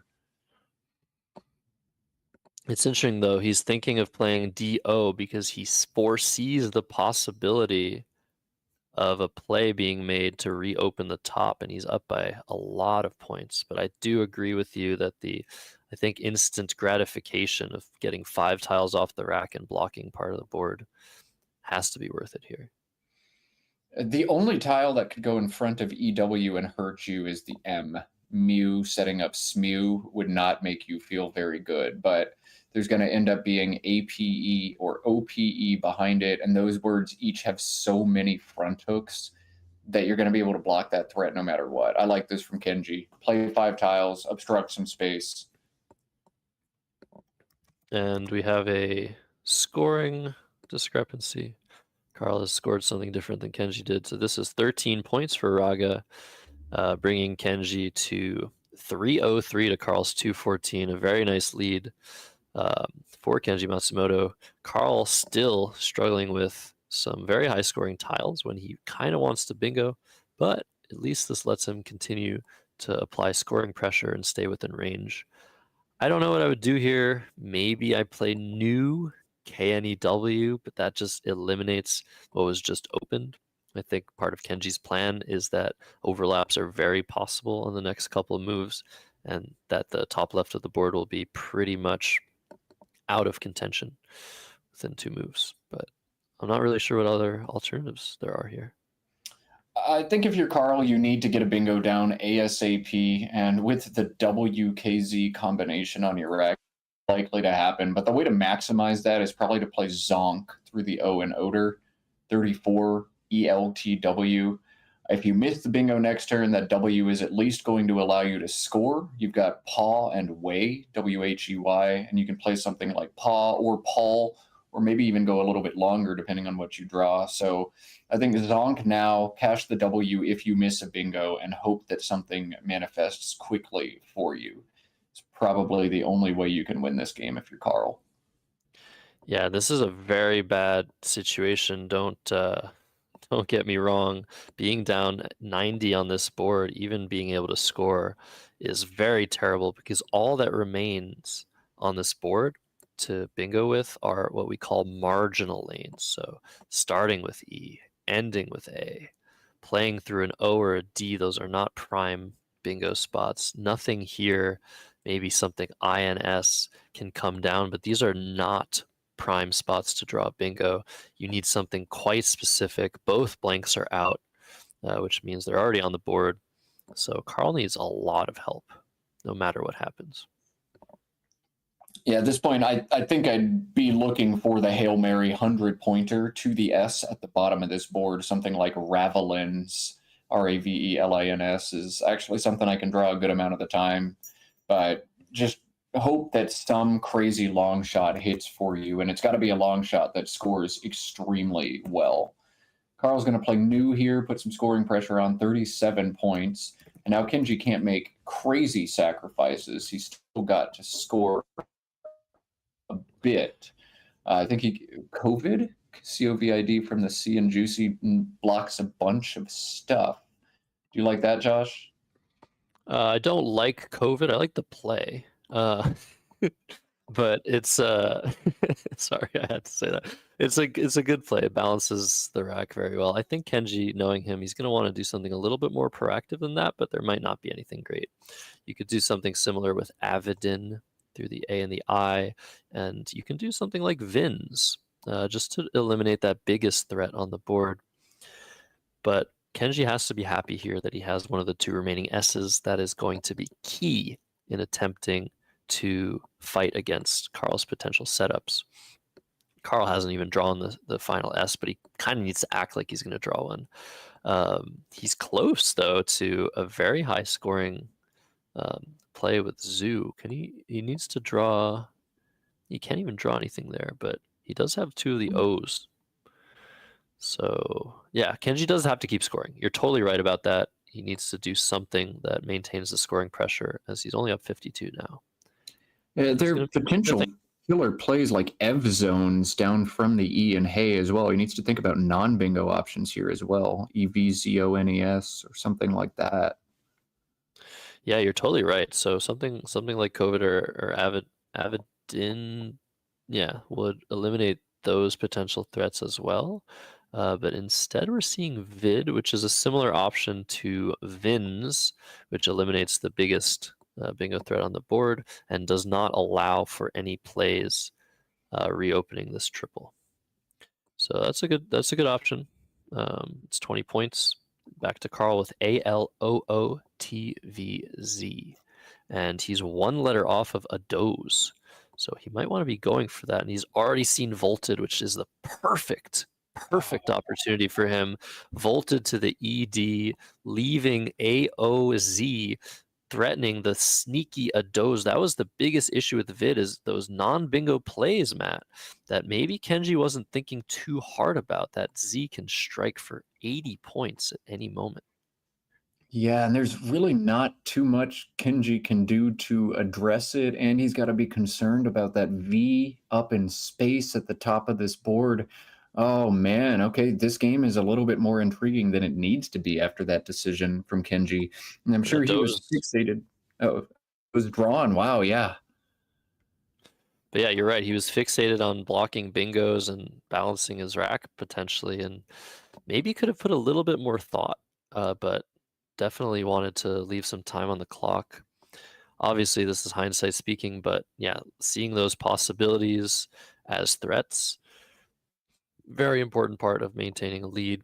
So Kenji now is up 44 only, and yeah, he's going to want to probably address that V in Vaulted, but maybe he'll sniff out the threat of a doze and figure that there isn't that much going on through the V and the O of Vaulted that he needs to absolutely play there this turn. I wonder if he's going to sniff it out. Oh, man, looking at threats that Carl can have, again, when there's about 5 or less in the bag, you can give your opponent all 11 or 12 of those tiles and just figure out the threats. But a doze for 75 is far more likely than any of the bingos. If he does have a doze, he's often also got snoozed at the top of this board for 74 if he's got SN to go with it. There are also some extremely high-scoring bingos possible. Edamata plays to the A and Attorney for 92. Foveated through the V is 95. Mesozoan, a word everybody knows if they watched any of the Albany coverage at all. That's an option for 92 at the top of the board, and also threatens a doze at the bottom if that's his rack. So all of a sudden, there's a lot Kenji needs to cover. Many bingos down from the E as well. Esteemed, Emendate, Endostia, Easement. There's all kinds of threats all over this board now for Carl.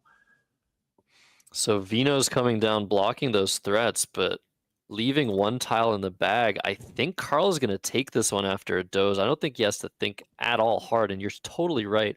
It is so much likelier that Carl has one of the 4 combinations of AEOZ that he could possibly have from Kenji's perspective.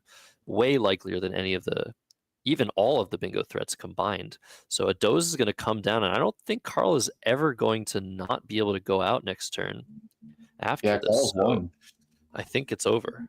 I don't know if Kenji can outrun this. Insane. Oh my goodness. Just like that. Ridiculous. Wow. Pulls the T out of the bag. Oh my goodness. Carl has won this game. There's no end game that does it for Kenji.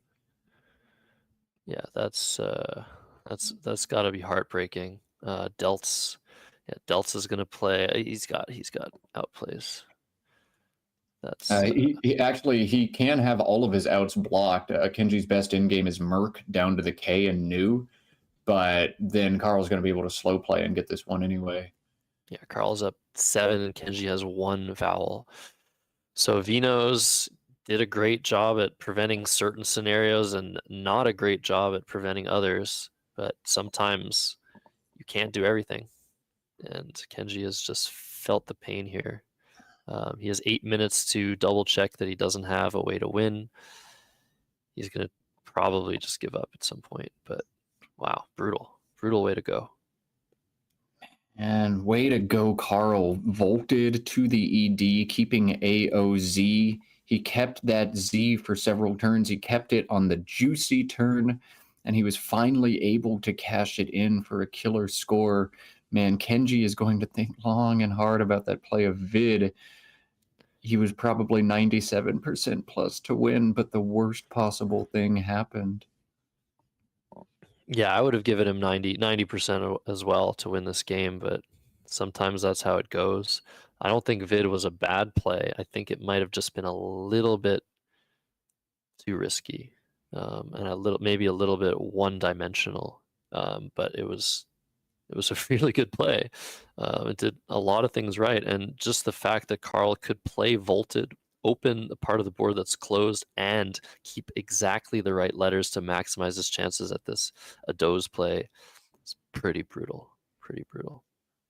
I put the commentator hex on. As soon as Kenji bingoed with attorney and drew blank blank, I said, Kenji's going to win this game. And I should know better. I should never do that. I've made this mistake several times before, calling a game and then watching just the most dramatic shift happen in the other way.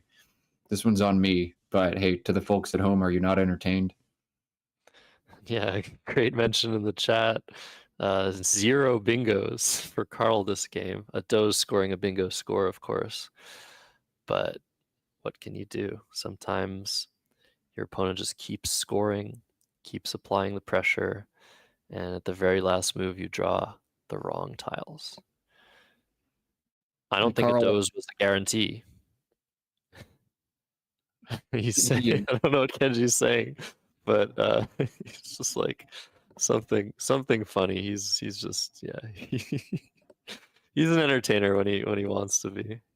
But yeah, I think he's starting to realize, like, I just lost this game. Oh my goodness, I can't believe that I just lost this game. Or maybe he's just saying hi to a friend. Who knows? But you see him shaking his head. He's going to hit the surrender cobra sometime in the next 5 minutes. Wow. What to say? Okay. Well, this is a really interesting game, as I hoped. But just out of nowhere, right? Like, it really felt like Carl had nothing going on with the new play, and then just drew exactly what he needed and faced the exact situation he needed to just eke this out. Kenji has 5 minutes. He's probably decided he's lost. He said, I just blew a game on stream in a horrible way. That's what Kenji said. That is actually what he said. That's not a joke. It's not as horrible as he thinks. It's not really that bad. But for him, it is. He's obviously, we're all hindsight biased here. We anything could have happened, but what did happen was very unfortunate. Man, we've seen some very strong players just make human errors. We've seen Kenji just accidentally, misassess the threat. We saw Robin make an uncharacteristic bingo miss. And these players on stream, like, acutely aware of what happened. See Robin just shaking her head saying, oh my goodness, I'm an idiot, I deserve this. And now Kenji raising his hand, waving at everyone and saying, I just blew a game on stream. Guys, I want to emphasize Scrabble is so hard. That's why I don't play anymore, because I can't smile at the camera, wave, and say, ooh, I just blew a game. I'm all good on smiles. I would be taking the world's longest walk during lunch, strolling in just before they start my clock. And I wouldn't be able to mentally recover from this. It's tough. I wonder what the best try is here for Kenji. Maybe Trone through the O. I know you said that that Merc was the best endgame, but I don't think that's a good try. I think Carl just plays like Ted and easily wins. If you play Trone and Carl doesn't block IFF, I don't know what happens, but you probably still lose. He's going to try something, or he's not, depending on how he feels. He definitely feels like he blew the game, so we might see him just give up and try to make the best play. But in these situations, when you're down 7 and you can block all of your opponent's outplays at once, you definitely have to look and see if there's something you can maybe try. Maybe they miss your play. Maybe they miss your score or miss their own plays, and you can just eke it out. But Trone is the play. That's what I thought he would do. That's 20 points, bringing Kenji up by 13. Carl's letters are just too good, though. Yeah, Carl's I don't even think Carl needs to block IFF. but he just needs to score something in the next 2 moves. Double check Kenji has MFF. Double check his tracking. Double check there's no spot for Miff or Muff. And Yeah, do he's just some got to go out quick and do. maths. And he can go out and do in almost any way. He's just got to go out and do. But what a wild finish to this one. For those who are at home, we will be back at 2:30 p.m. Eastern time with rounds 5, 6, and 7. These players entitled to a decent lunch break. I've heard there's quite good food down in Baltimore, so we'll let them get their break. We'll get our break. You'll go touch some grass, I hope. I'll let out my dogs. 2:30 Eastern time is when play will resume here at the SPC. So that is, if you're not on Eastern time, 1 hour and 12 minutes from this exact point in time. But this game's still ongoing. We have some results coming in. There are probably a number of players that are undefeated right now in the standings. Let's see the enhanced scoreboard. I'm bringing it up here. You guys can also click the link on the top of the live chat for this game. We have, okay, 4-0. Anybody at 5-0? Oh no, no one could be at 5-0. 4-0 before lunch right now. Sole leader, Eric Goldstein, who came in at 1871, is currently seeing a nice potential boost of 40 points in his rating. 4-0 plus 488. And most of the other results are not in yet, but it looks quite likely that either Eric Goldstein or Mac Meller will be in the lead going into the lunch break. And for those watching at home, I hope you're also paying attention to the International Lexicon stream over at letsplayscrabble.com. Both of these streams generously sponsored by NASPA Games, and the international stream given a boost by Bob Lynn. So your viewership is very much appreciated. Thank you for liking and subscribing to both of the channels, or whichever your preferred one is, but please prefer both of them. This is the first time we're able to stream 2 games at once in both of the championship divisions. So it's really exciting, and everybody should be following both streams for all of the action here in Maryland, USA. And if you haven't yet, please consider clicking that thumbs up button on these videos, both this one and the CSW stream. This is the marquee North American event of the year. This is the North American Championship. And I would love to see some strong viewership. I'd love to see Scrabble bumped up the algorithm. This is the cream of the crop. This is where the best players come from all across the continent and even over the pond to compete. This is the one event we really want to showcase. So click that thumbs up button before you go get some lunch, please, and thank you. Exactly. That is, man, you're so good at this. Thank you for being here, Matt. We're together for the entirety of this weekend. So 7 games today, 7 games tomorrow. I'll have a variety of other co-commentators during the work week, and I'm just really excited to bring you guys this action. I wonder if attorneyed is a word. Obviously, Carl is not going to try something like attorneyed at this score, but I think maybe his best play is just it for 2. What does the engine say? P-A-T-E-D from the PA. P-A-T-E-D. Oh, that's very nice. Making T-H-E-Y. Yeah, let's look at that here. Yeah. That scores super well. Just let Kenji have if for 18. You'll be down 12 after that exchange, but then you'll go out with your S for a lot of points. 13. So, yeah. Carl just has to double check that Kenji doesn't have anything better than IFF for 18. He has 3 minutes. Obviously, Kenji can still win this game. Obviously. But if we see Carl mess this one up, that would be the worst commentator curse. Actually, no, it wouldn't be. The commentator curse was Kenji winning, right? Or Kenji Yeah, losing. Indeed. As soon as Kenji pulled GERSW blank blank out of the bag, I hexed him. Hexed him hard. And Kenji drew voodoo. Maybe I cast a little voodoo hex on him. Maybe that's what it was. Shades of New Orleans Part 2. Yeah, There's some scoring discrepancy between the two players. So Carl gets to think a little bit longer while they figure it out. But yeah, now both players at around 3 minutes.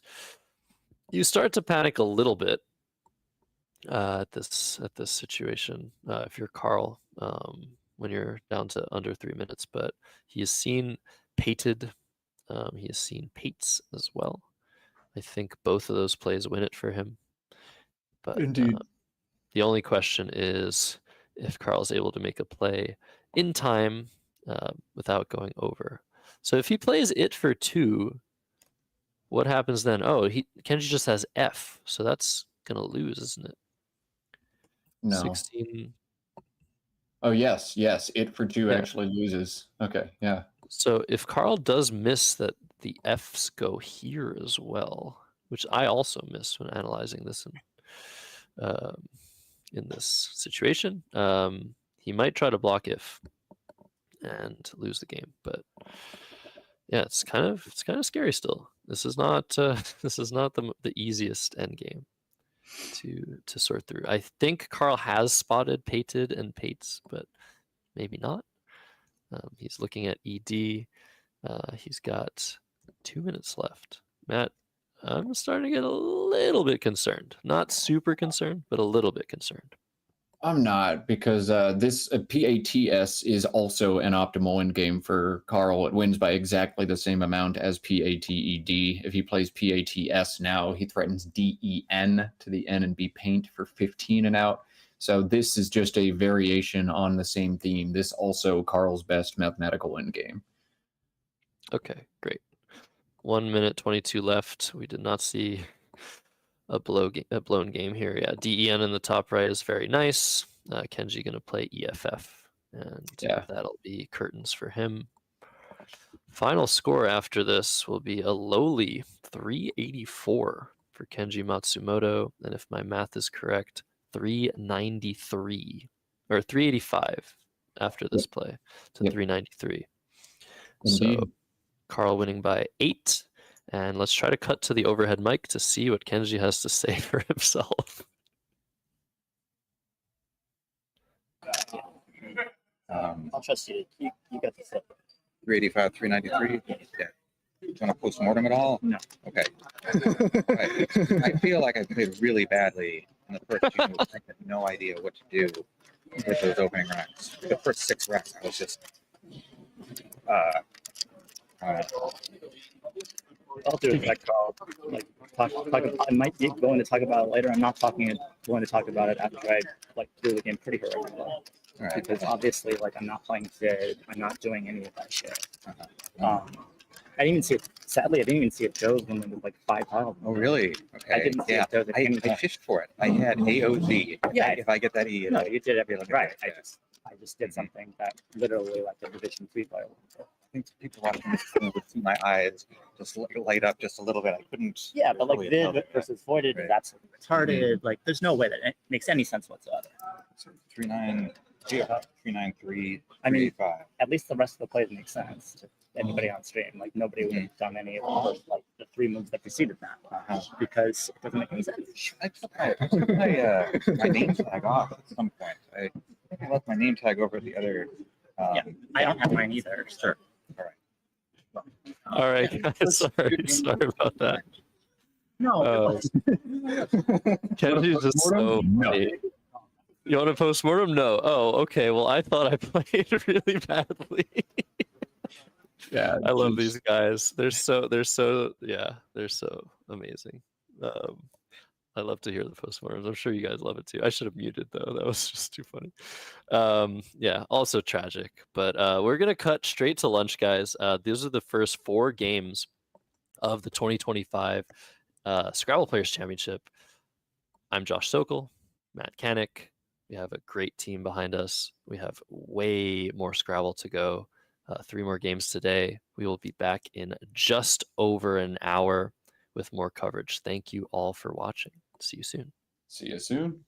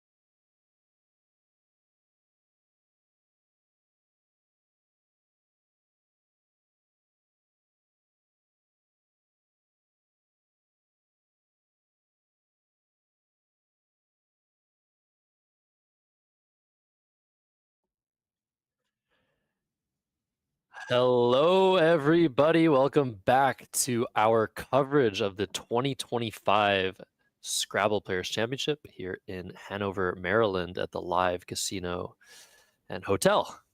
I'm here with just the best commentator that we have, I think, Matt Kanik.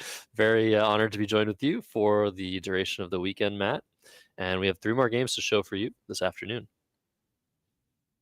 I am super stoked to be here. Thanks for having me, Josh, for as much as I'm able to get off work. I had to do a little wardrobe change as the chat has demanded it. I opted to switch into some athleisure. If you know, you know, and if you don't, you really need to check out round 28 of the World Cup. But I digress. I'm hoping athleisure means we'll have our first Nigel Richards on stream appearance. We won't have it in round 5, but we do have a sick matchup between 2 undefeated players atop the field. Josh, tell our viewers what they're about to see. Well, we're about to see the 3-time national champion Jackson Smiley face off against the 1-time Will Anderson toppler from 2022, Eric Goldstein. He played a heck of a game in his first ever stream appearance in the 2022 Scrabble Players Championship in round 1 against none other than Will. So we might see something similar. We might see an upset. Jackson's got Eric on rating by around 200 points. So it's definitely a situation where even though both players are 4-0, there's definitely a favorite to win. But anything can happen. It's Scrabble. Amazing plays may be made. Amazing mistakes might be made as well. I'm looking forward to this matchup. It's gonna be a good one for sure. I've got my phone on standby. I've got Jackson on speed dial. I love texting Jackson after the games and getting that immediate feedback. It's going to be a good one. Eric 4-0, Jackson 4-0. Something's got to give here in our first afternoon from the SPC. Again, if you're just tuning in, the SPC is a 31-game, 5-day Scrabble tournament. It is our North American Championship. After 28 games, the top 2 players in the field will be pulled aside, and they'll play a best-of-5 championship for the title, the $10,000, and the infinite glory that comes with winning a North American Championship. And $10,000 US would go extra far should one Jackson Smiley win, as he is one of a handful of strong Canadians in the field. Converting 10 grand USD into CAD, I believe, is about 74,000 Canadian dollars. Something like that, Matt. I knew that joke was coming as a Canadian. Yeah, it's the first time.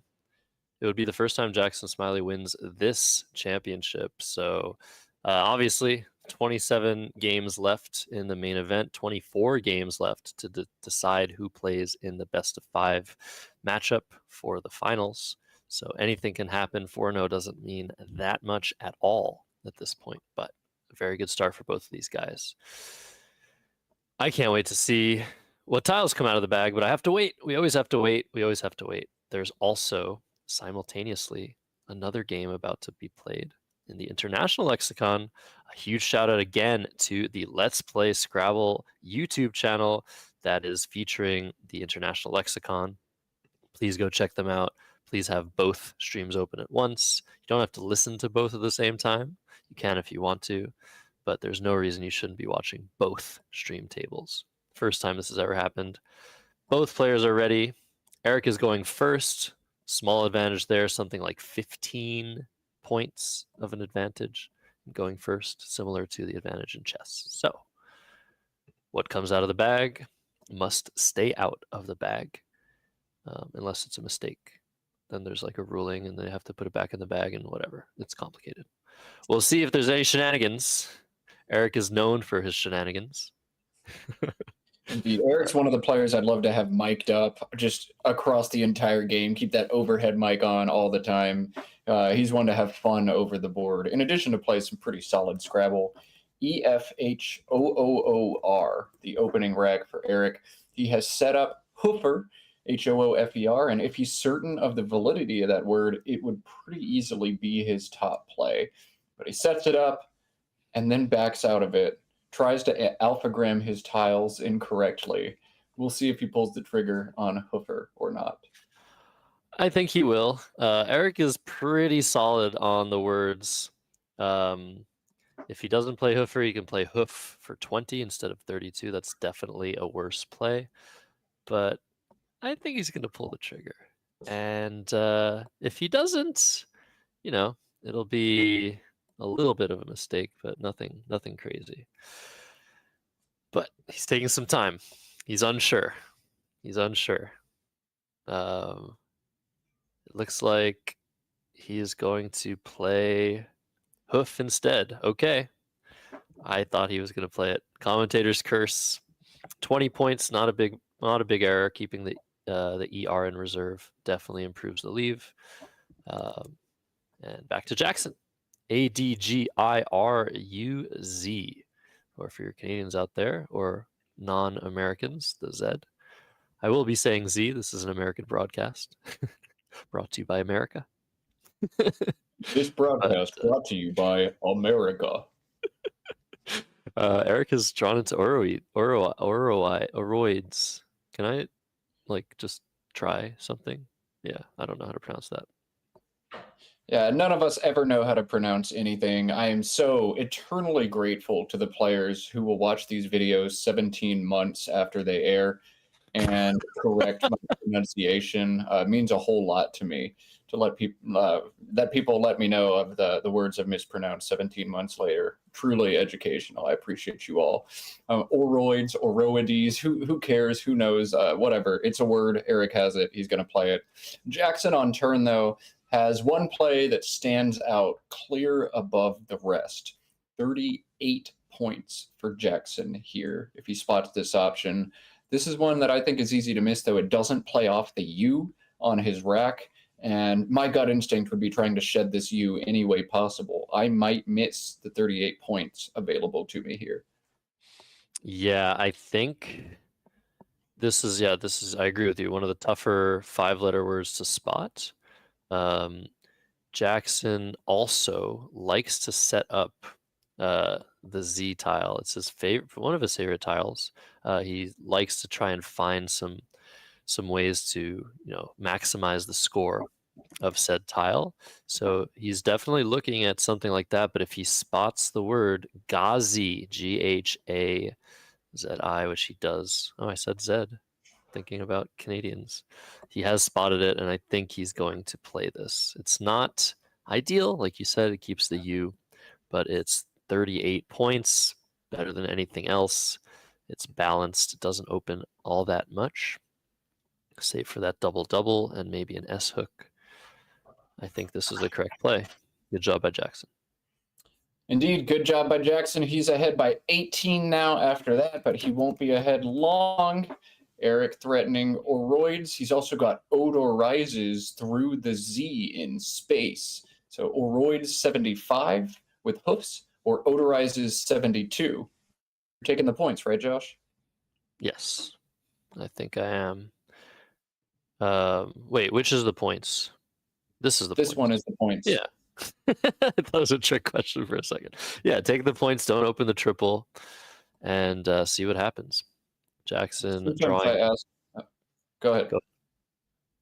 Sometimes I ask these softball questions to co-commentators just because everybody likes getting things right. Yeah, definitely take the points. Indeed, yes. So Jackson to act now. He is holding hoofs because hooves would be the normal plural of this word. So I think this play is still on hold. I'm not 100% sure, but we might get some word if it is indeed released. You can hold a play for the entirety of your turn. Actually, Eric is the one that's usually want to do something like that. You're allowed to do that until you make a play and hit your clock. You don't have to say, I release the hold. You don't have to say, I accept your play.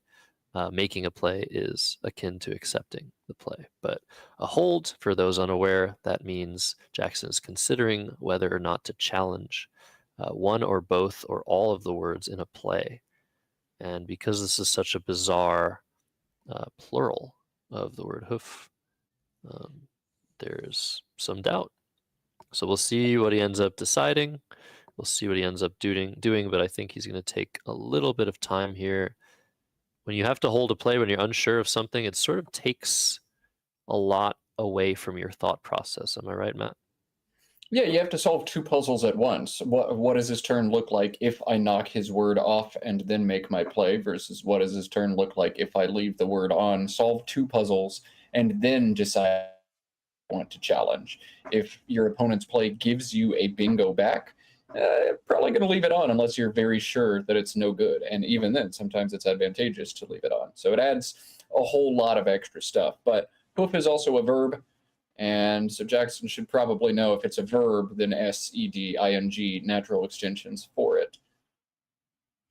Is that how English works, though? Sometimes, yeah, I mean, if he knows hoofed, but hoofed could be having hooves. It's kind of weird. Yeah, hoofing could be a word, but it could still be. Could it still be plural? I don't even know. Do we even English here? I'm gonna trust you on this one, Matt. That like logically, but using logic in Scrabble sometimes not a great idea. Anyways, and asking if English works is also sort of a bold question, because a lot of the time English doesn't work. It's one of the dumbest languages out there, which is why I love playing Scrabble in English.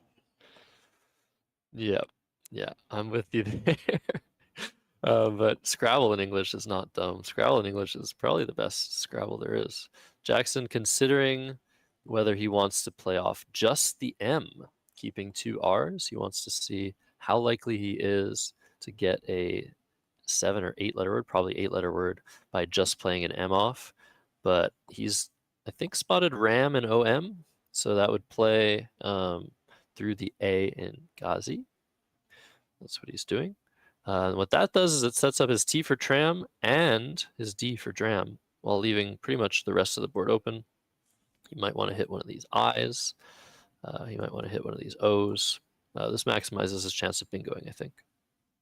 Yeah, this is awesome. This play wins a simulation as well, but the DERTU leave, he sets himself up. Anytime he draws a 7, he's likely going to front hook Ram. It synergizes so well with the 2 O's, the 2 I's, and the R in space as well. Jackson is going to bingo so often after he makes this play, but not if he draws TX. Jackson was a 51% proposition to bingo after that play. It's not happening here. Yeah, not a great draw, but the X should allow him to score a little bit while maintaining his ability to potentially come back into this game. Looks like Eric is deciding between both placements of Acuity. That looks like a very strong play in either spot. And he's, of course, switching it back and forth, which is technically not not the correct way to go about things, but he does these things all the time. Gamesmanship. So Acuity coming down, opening the triple from the Y.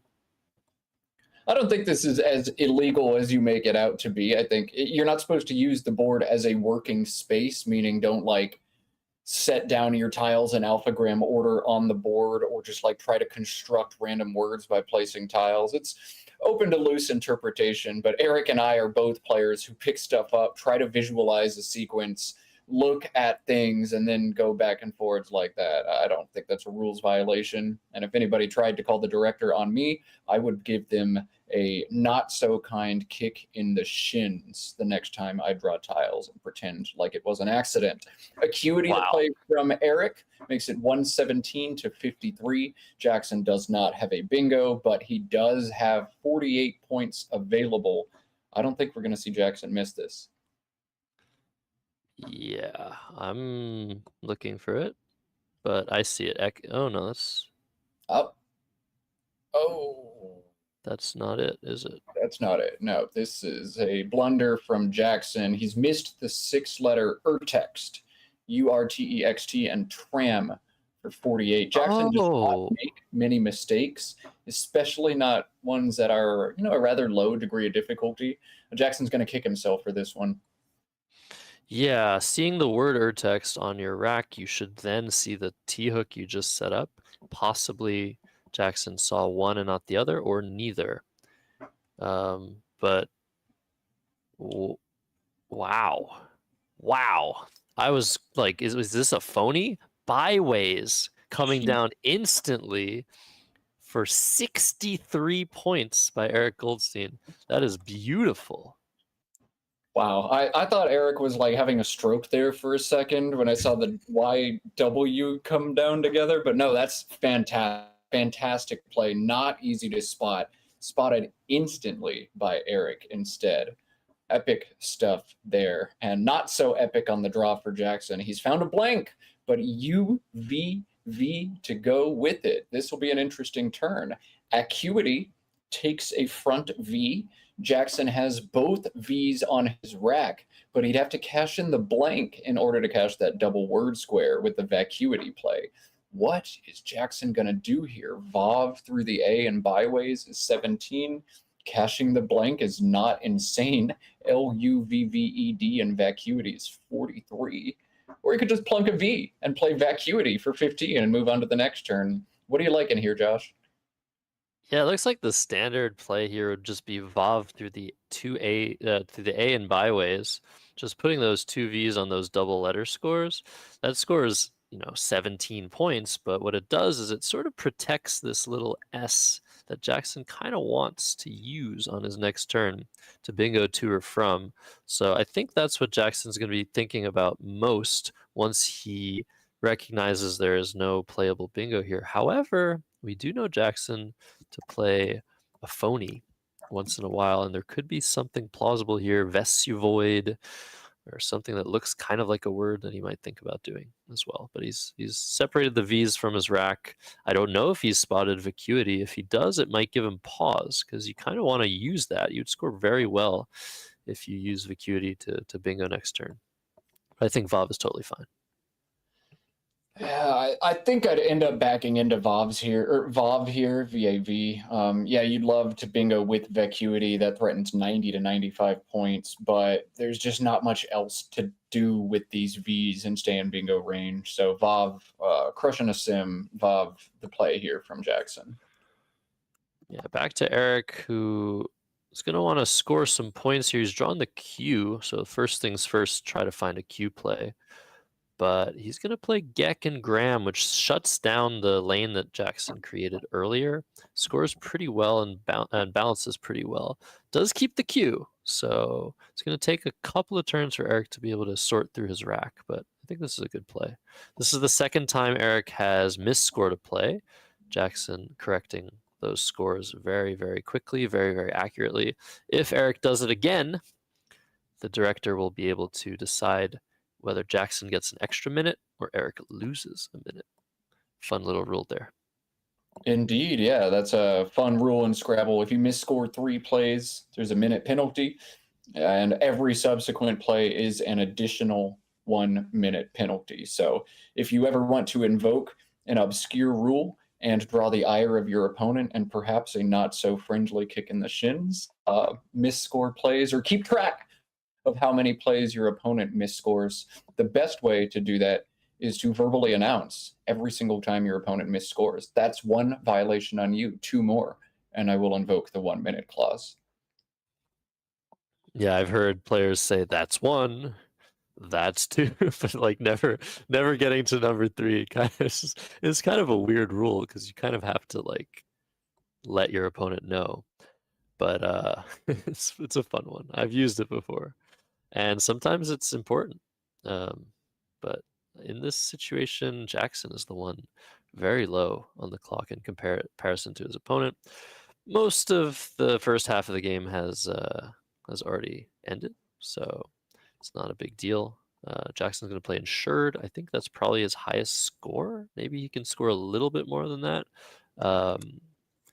But yeah, hooking onto extorts is definitely going to get him a couple more points than playing to the E of byways with something like nudeness or rudeness. So this looks pretty good.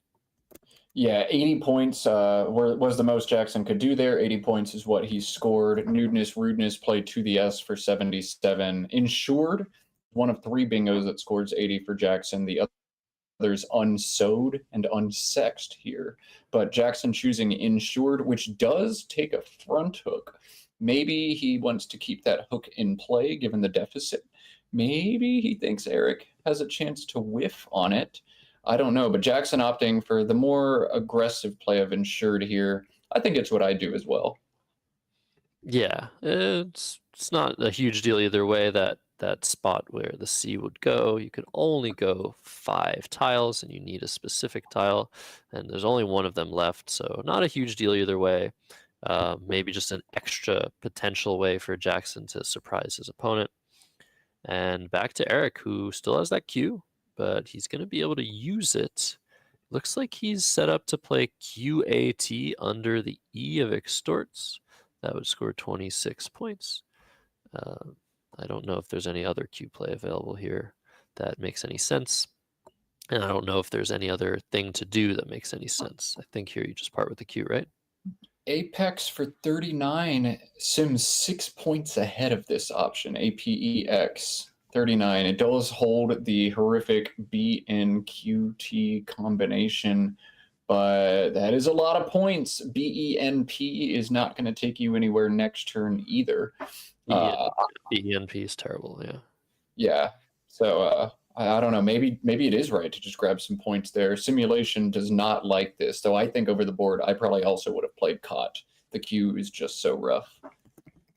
Yeah, wow, and very close for Eric, almost drawing into like P Bean. There are a few PB bingos you could have drawn into Pembina. But yeah, usually the B and the P terrible together. Of course, the Q is worse, but 39 versus 26, the numbers tend not to lie. So Apex, potentially a missed opportunity for Eric. Back to Jackson with a horrendous draw of 3 eyes and nothing else to score with. All right, we'll see what Jackson opts to do here. This is a tricky turn. Glare to the R and Oroid scores 24, but IIO as a leave is rough. I think it's right to eject Aioli here, as Jackson's showing us. This is just 13, but you've got to work out of this bad, or 16, excuse me, but you've got to work out of this bad rack as fast as possible. Yeah, Aioli makes a lot of sense. There are many ends left to draw for that ING combination, which all of us love a little bit too much. But in this case, if he draws the N, he can play an ING word to ET. If that doesn't get blocked, he has the S to work with. So not the worst time to keep GI, but no N for Jackson, and no end in sight to not the best racks that we've seen. Well, forgive me if I've said this before. Eric can play Apex for 39 points. We'll see if he opts to do that this turn. He's tunneled in right now on BAP, which plays for 26 on the left side of Aioli. I think this would be a big miss if Eric doesn't play Apex here. Definitely. Yeah, at this point you have to spot it. It's not the easiest word to spot. Everyone knows the word. But to start with a vowel to make a 4-letter word ending in X, there are already not that many 4-letter words that end in X. I've definitely missed the word apex before. It is being missed for the second time as BAP comes down, which is a very good play in its own right, keeping EENS, which works very well on this board. Eric pretty likely to bingo next turn regardless. But yeah, apex for 39 with the lead, taking a 66 point lead. Yeah, definitely the play here. I don't know about that. I think if you're not going to play Apex, there are a number of other intermediate plays that are better. They're just 5 E's unseen, a bunch of N's unseen as well. And oh, this is going to go south so often because of that. I think Eric's missed. Oh no, he's got leanness, right? Leanness, yeah. Okay, so he did draw bingo. If you miss a bingo there, it's often going to be very painful. I think a play like beer to the R and Oroids is much stronger than BAP in that situation to keep a tile to score with. But Eric has drawn the bingo he was looking for. This is going to be an uphill climb for Jackson, but I am not ready to count him out yet.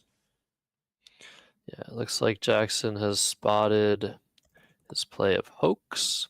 So using that spot himself, definitely, like we said, would have been good for Eric to use it up. But he's given back 42 points for Jackson. And yeah, just one bingo, right, for Eric Goldstein to spot to that S, and he spotted it instantly. This is extremely good for him. This will put Eric ahead 338 to 250. Jackson has not found a bingo. That GFP combination is now rough for him. He's got to be pretty glad he left that C hook above censured now. That's going to be a key way for him to crawl back into this game by opening up new life on this board. This is a play where Jackson ought to slow down quite a bit. You need to think about how to open new lines or new opportunities for yourself. Otherwise, this one starts to slip away from you. Standard equity play would probably be Pig and Jiff in the bottom right corner of this board, but that closes far, far, far too much off. Jackson's going to have to get creative here to find a way back into this game. Yeah, GIF or GIF, supposedly pronounced GIF. Not the right call here, probably, with the deficit. But there's still a blank out. There's still some stuff that can happen. There's a J. There's the C for censured. That might come in handy if Jackson opts to try and score some points here and not open anything.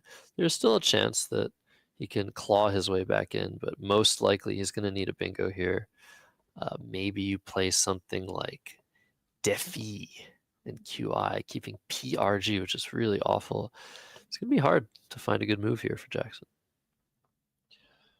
I wonder if you're looking at the H at the top of this board and trying to think of ways to bingo to it, but then I would look to the unseen distribution and see no S's unseen, mean I'm not going to draw an ISH bingo, and that line becomes very hard to hit. I think you're right, though. Stringing out to the right side of this board with a play like Defi is what you want to do. I just don't know that Defi is the play you want to make here because of how horrendous the leave is. Maybe Jackson needs one more turn to get into range before he opens this board. Maybe a play like FAIR above extorts for 25 makes sense. Try to find a better tile, something that synergizes a little bit better, maybe an I and an N. Maybe get that blank and then take your shot. I don't know. This is tricky for Jackson. Yeah, in situations like these, there are a lot of potential two-tile plays that you can make. So Jackson was looking at EF, which is just your standard 28.2 tile, 4-point tile play on the triple letter score. I know there's a lot of words I just said, but he was looking at that, and if there's some like draw like EI or IN or EN that gets him somewhere, that could be something worth considering. This H, he has the P for graph. So the problem being there's only one A left. He's going to be thinking about stuff like that. He's looking at Defi. It does the right things, but just keeps the wrong tiles. So tough one, very tough one. There's also the possibility of trying to set up one of his tiles on the right side if he has the last one or one of the last ones. A tough turn for sure. I'd be maybe looking at making a four-letter word through the E and insured. I just don't see a word that I like. Something like feed, F-E-E-D, holds terribly, G-I-R-P. I'd like to hold my D if I'm going to make a play through that E. The ADD spot is going to be huge for me to try to bingo in this game, but I'm not seeing words that hold the D that are reasonable at all. R-E-I-F is about all I see. I don't know. This turn sucks. Yeah, fair is an interesting play through the A and the R you were mentioning earlier. Keeping that E, keeping really bad tiles with it, but it scores well. It eliminates a scoring spot. It protects this H long term, which you might need depending on what happens. But it just does a lot of things wrong. It keeps poorly. It doesn't play a lot of tiles when there's a blank you need to draw. Very tough situation for Jackson, who is almost 10 minutes Eric Goldstein Sr. in this clock battle. So very tough. What can Jackson do to hold the D here? I think fair might actually be the play. There's nothing that seems to open this board in a way that makes any sense at all. Yeah, maybe Jackson's looking at playing DF. Maybe he's thinking about playing it here, setting up an I, but there's so many I's left. Two T's. I don't think you can do that. There's maybe another spot for that. Maybe he's thinking of just Fed to set up an S that he can have. He can set up a blank there. It's an interesting idea, just to create a threat. Fed for 14. Whoa. Oh. This is Okay. awesome. We were saying Jackson kind of needs this blank, the last blank. There are no S's left. Eric is going to struggle, potentially struggle to block this S hook that was just set up. This is a great play by Jackson. Eric is certainly going to try and block, and he might have to sacrifice a lot of points to do so in certain scenarios. And depending on what he does, there might be some triple action. And Jackson has drawn the blank. Yeah, he's got Sponger pre-song, I believe, is this rack, so neither one is actually going to fit in the spot. But the blank means Jackson does have life in this game. This one's going to get interesting. When you're in dire straits, as Jackson was, any play that makes your opponent poop in their pants is a play that is good for you. And a play like Diff would make me poop in my pants if I was Eric. Nice job from Jackson. And what Eric is looking... He's looking to track. He's seeing what could Jackson have. No S is available. This is once again a rules violation. You're not supposed to. You're not supposed to have anything above the board blocking your opponent from seeing what's going on. I'm being a stickler here, but it's just so fun to watch Eric do this sort of thing. I don't know what you do to block ads. Like, if you play TE, that sets up triple triples. If you play TEW, that sets up triple triples. What triple triples? I don't know. Stew bums, stewings. Bowl is not there. Stewards is not there. Stew pan, stew bum, stew pot. Yeah, there are no triple triples actually through stew pots with this unseen pool. They all require two S's or an S and a B. So that actually works. Wow. But to actually be confident you're not setting that up. So is that what Eric is doing? That's kind of weird. I think he has to play TEW here. He's up by enough.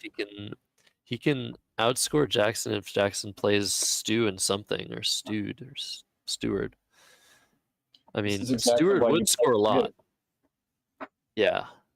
So if Steward does get played, if Jackson had those letters, for example, 11, 15, 16, that would score 48 points. That's not too much. So I think TEW makes sense here, and it just happens to be that there are no triple triples possible. Oh, Eric takes it back once again. He's unsure. All right, Josh, do it. Yeah, complain about this. Scream at a cloud. Go. No, I'm trying to find out what Jackson does after any of these plays. Gonopores doesn't quite fit through the two O's on the top of the board. I don't know if he has a playable bingo. Please keep me distracted from this. It's so hard to watch. Close your eyes, Josh. I do think if you're going to play here, Clay Daniel pointing this out in chat, I'd play the 6-letter Etrier, however you say that word, ETRIER. 17 months from now, somebody's going to tell me how to pronounce that in the chat. But okay, two, the option we see from Eric. This is exactly why plays like Diff from Jackson are so good, because they just break your opponent's brain, make them freak out. If only we had Diaper Cam, I think we might be smelling something. Yeah, so Eric's redrawn a bingo. He had rewrite on the previous turn. He's got Learier and Earlier now. I still think he is spotless on this board, nowhere to play those. But Jackson has the blank now. He can sort of breathe a little bit. If Eric had the blank, Diff would pretty much be game over. Jackson knew one of his most important paths to victory is drawing that blank. And so he's going to take some time here, but he's under 6 minutes. It's just very hard to find a move, but he has some stuff to work with. He can just play op on the bottom in the same spot that Eric put down EW. He can do a lot of things, but he has he's to do found them it. relatively quickly. Prague and Gecko is the move here. Set up Sprague, the front hook with that case S. Prague and Gecko is the move. Did he spot it or did he not spot it? Because if you see that, you just play it instantly. You have the last hook to it. So maybe he hasn't seen Gecko. Is he looking at Prague here? I think it can just get thwarted with like AI underneath a lot of the time, or AE. And I don't want Eric to have an easy no-brainer block like that. So he's looking at Repo. He's looking at Ergo. He wants to make sure that whatever opening he makes is the most aggressive one. But I think Prague makes the most sense. Force a 10-point block from Eric if he is going to block at all. Yeah, I agree. And again, there's still stuff to work with. If Eric doesn't score that much to block, then Jackson can potentially score with the stew plays aforementioned. But Jackson's going to play Ergo and make it a little bit harder potentially to block this. Unfortunately, what would happen a lot of the time after Ergo is Eric's going to score very well to the E. In this case, he will not. Jackson has seen that Eric has ER on his rack, so it makes it a little bit harder to have those high scoring plays to that E. Very interesting game. Yeah, Jackson will not go down without a fight. That's the Jackson Smiley we have come to know over the years. He's going to continue making this complex for Eric, but Eric has plenty of time. He's got a nice balanced rack to stay on top of this one. How is Eric going to obstruct the new line on this board? Is he going to play RE on top of Ergo for 8?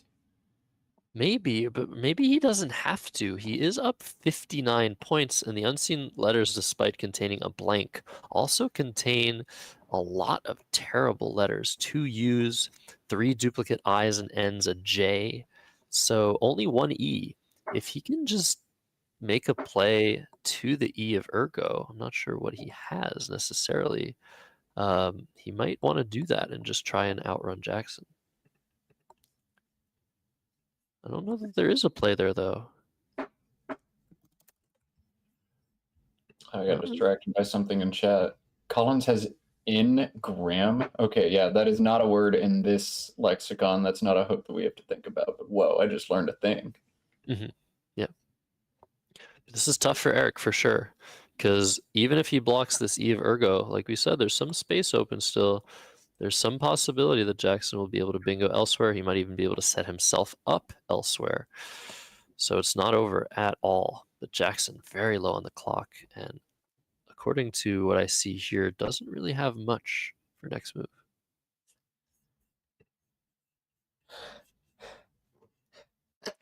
Oh, sorry. I tried to find the mute button, couldn't get it in time. All right, I gotta sneeze. Well, we can get some Gesundheits in the chat. Yeah, Eric taking some time. So the time deficit definitely shrinking here, but Jackson very low on the clock. He's going to probably need to bingo out in this sort of situation to give himself the best chance. But if Eric does some weird stuff and doesn't score many points, that's something Jackson could hope for. It might become a very close game.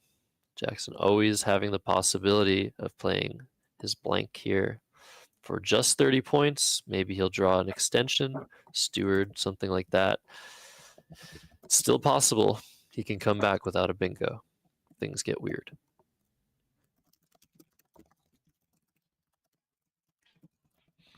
All right, he's not going to block at all. He's going to play lair. Wow. So he's going to opt to score points. That is 16 points. That puts Eric up by 75, which is a lot. If Jackson bingos immediately, he will be completely emptying the bag. So that puts Eric in a very good situation in the endgame. So not a terrible play, not a terrible decision.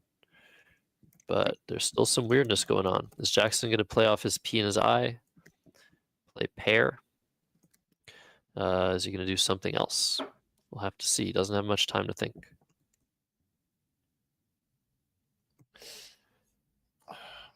If I'm Jackson, I need to stay in bingo range, but the pool looks pretty rough. The JMNNUU, there's a lot of landmines in this bag, so I'd be looking to try to play just 2 or 3 tiles, and if possible, open up a new quadrant of the board. I'm not sure everything is possible all at once, though.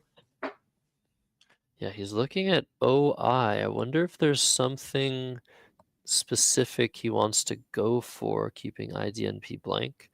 But I think the best option is to play pair. I really do. And just hope for something to go right. It scores well. Jackson is down by 75. He needs to score.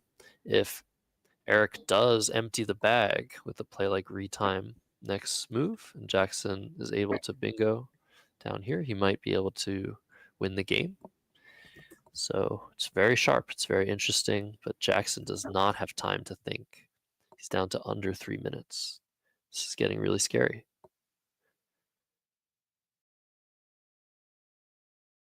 It's also a really good rack for Eric. He has both of the, or 2 of the 3 remaining E's. He's got the J to score with. It's quite good, I would say. It's a situation you kind of want to be in. If you're Eric Goldstein, you're up at bingo, you have scoring tiles, and the other unseen tiles are not so good. Jackson putting down OI and QI, setting up his P for poi, and just trying to leave as much space on the board open as possible. So 5 tiles left. Eric Goldstein to act. He is thinking about G or Jeer through the E and insured, maybe. He's very close to being able to play something through the R of lair, something like Jerry or Jared if he draws that last D, but Jackson has it. But Jackson's drawn 2 consonants. That's not good. So I think Jackson will have 1 more turn to make something happen. But Eric Goldstein definitely the one to lose this game. Or definitely, what am I supposed to, how do I say what I'm trying to say? He's the one that needs to mess up to lose, I think. I think if he plays his cards right, or his tiles right, he will be able to, oh, hey Matt, there you are. Apologies. I think Eric should be able to win this. Maybe even if he plays, if he plays Jeer up top, he's going up by over 80 points. He's leaving 2 tiles in the bag. He's setting up a scoring spot for himself. I think that's pretty good. But if he plays just JEE, he's doing the same thing, but leaving 3 tiles in the bag, which gives Jackson a little bit more, and he's setting up a bingo lane. So I don't think he can do that. Maybe Jeté in the same spot. I keep writing the same line on this board.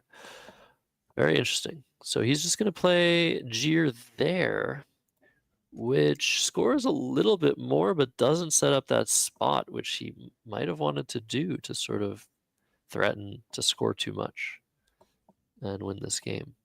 Interesting. But I think no matter what Eric did, he was in very, very good shape. Still, Jackson with 2 minutes has to make something happen. He wants to keep his P for the poi hook. He wants to keep that E open in ergo. See what Eric draws. If he draws a high scoring play, he might be able to outrun. Jackson looks to play DEN through the E and insured. That makes a ton of sense here for him. Set up the back hooks DENE, DENI, DENT. Just see what happens. He's scrambling at this point. Worth noting there are exactly 2 tiles in the bag. So if Jackson makes a 2-tile play, Eric will have perfect knowledge of his rack and almost 9 minutes to identify the threats. But I don't think Jackson can justify just a 1-tile fish of EN or ED for 4 or 6 points here. I think Jackson's done.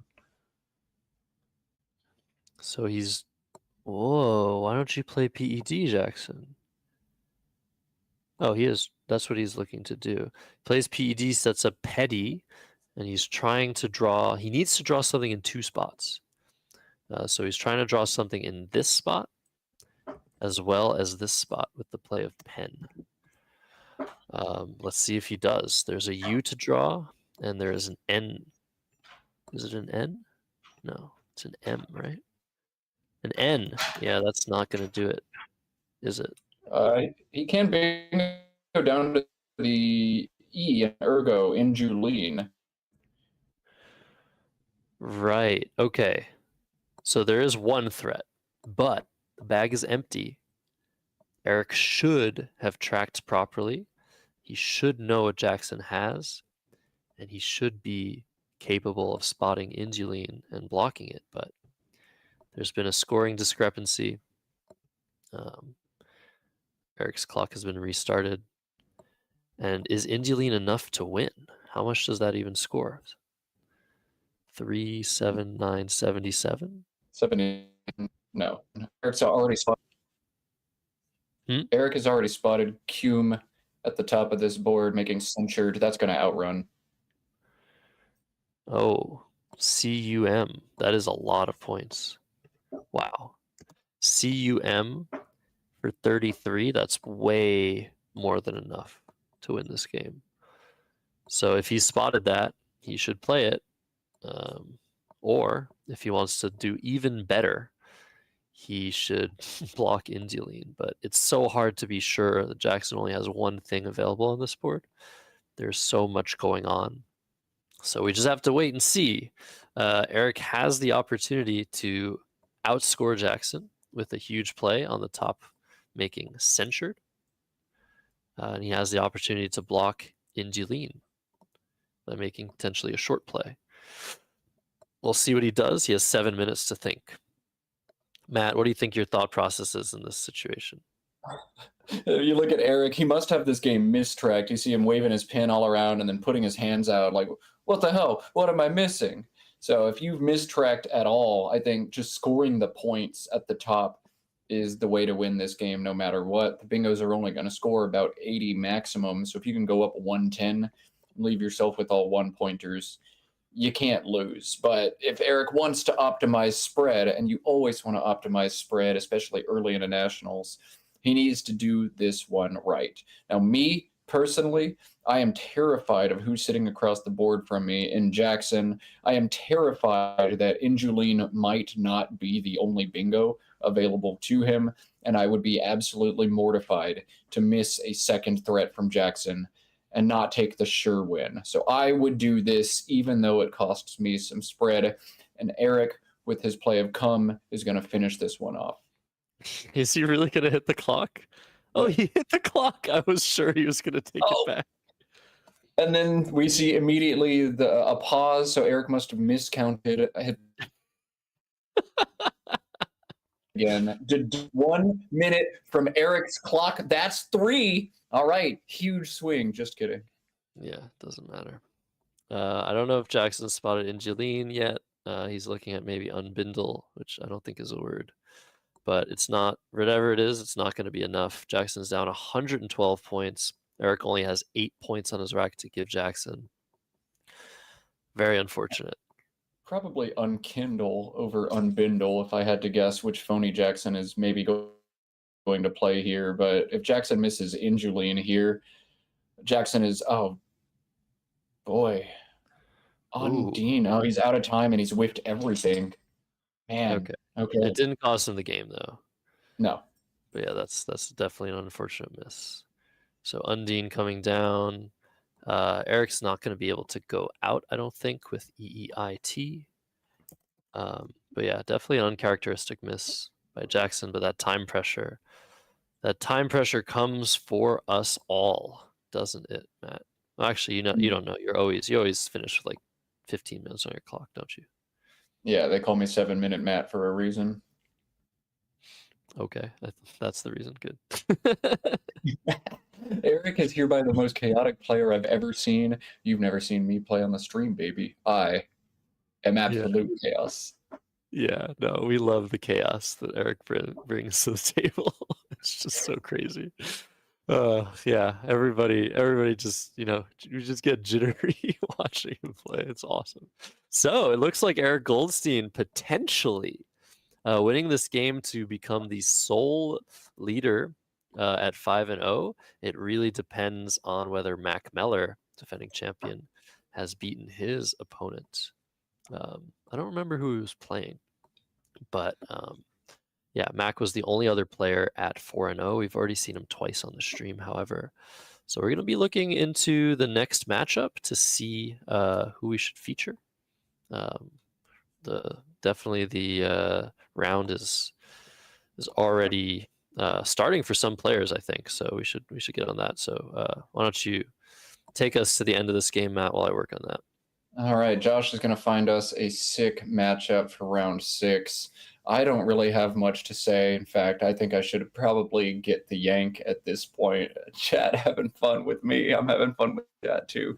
TEE, what we're going to see from Eric. He can't go out. Oh, I thought they paused the clocks again. I thought Eric had miscounted a 4th play. That would have been sick.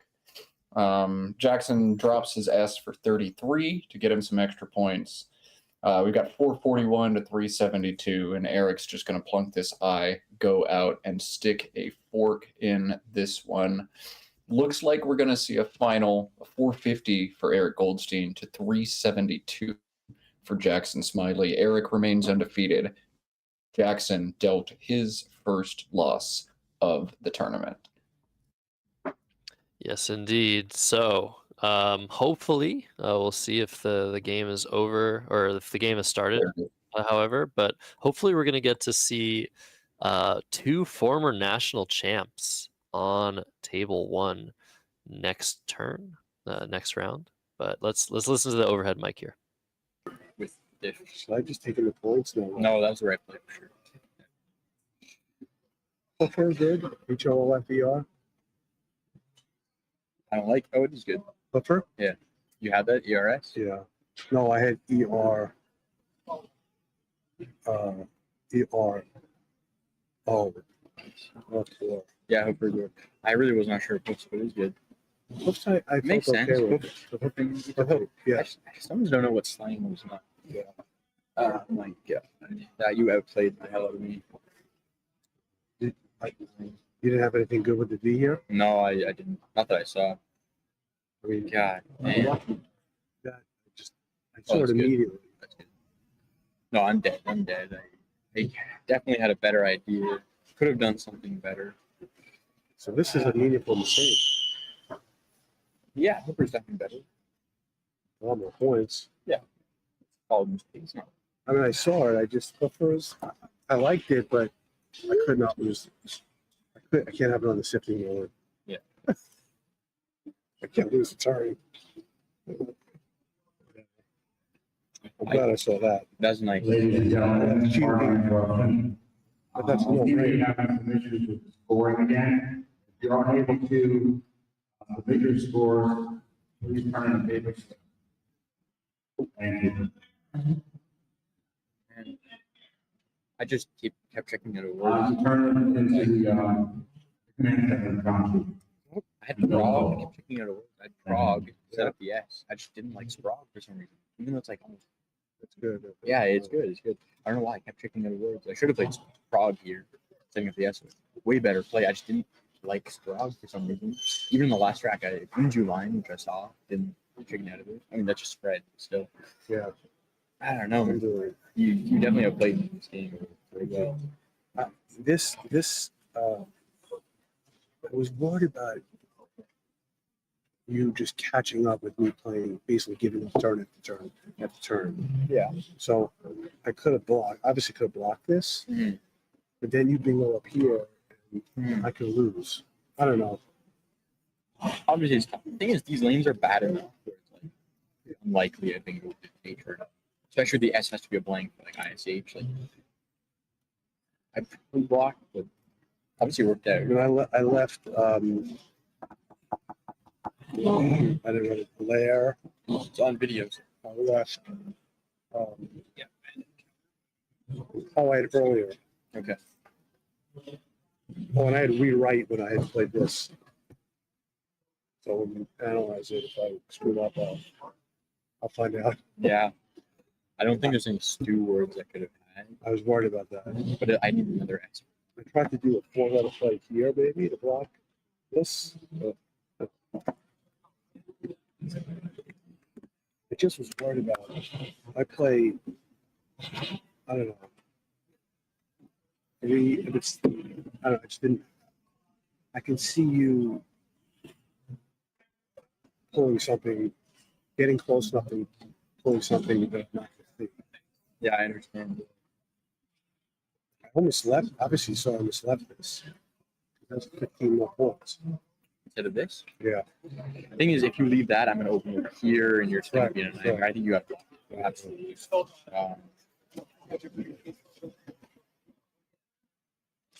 All right.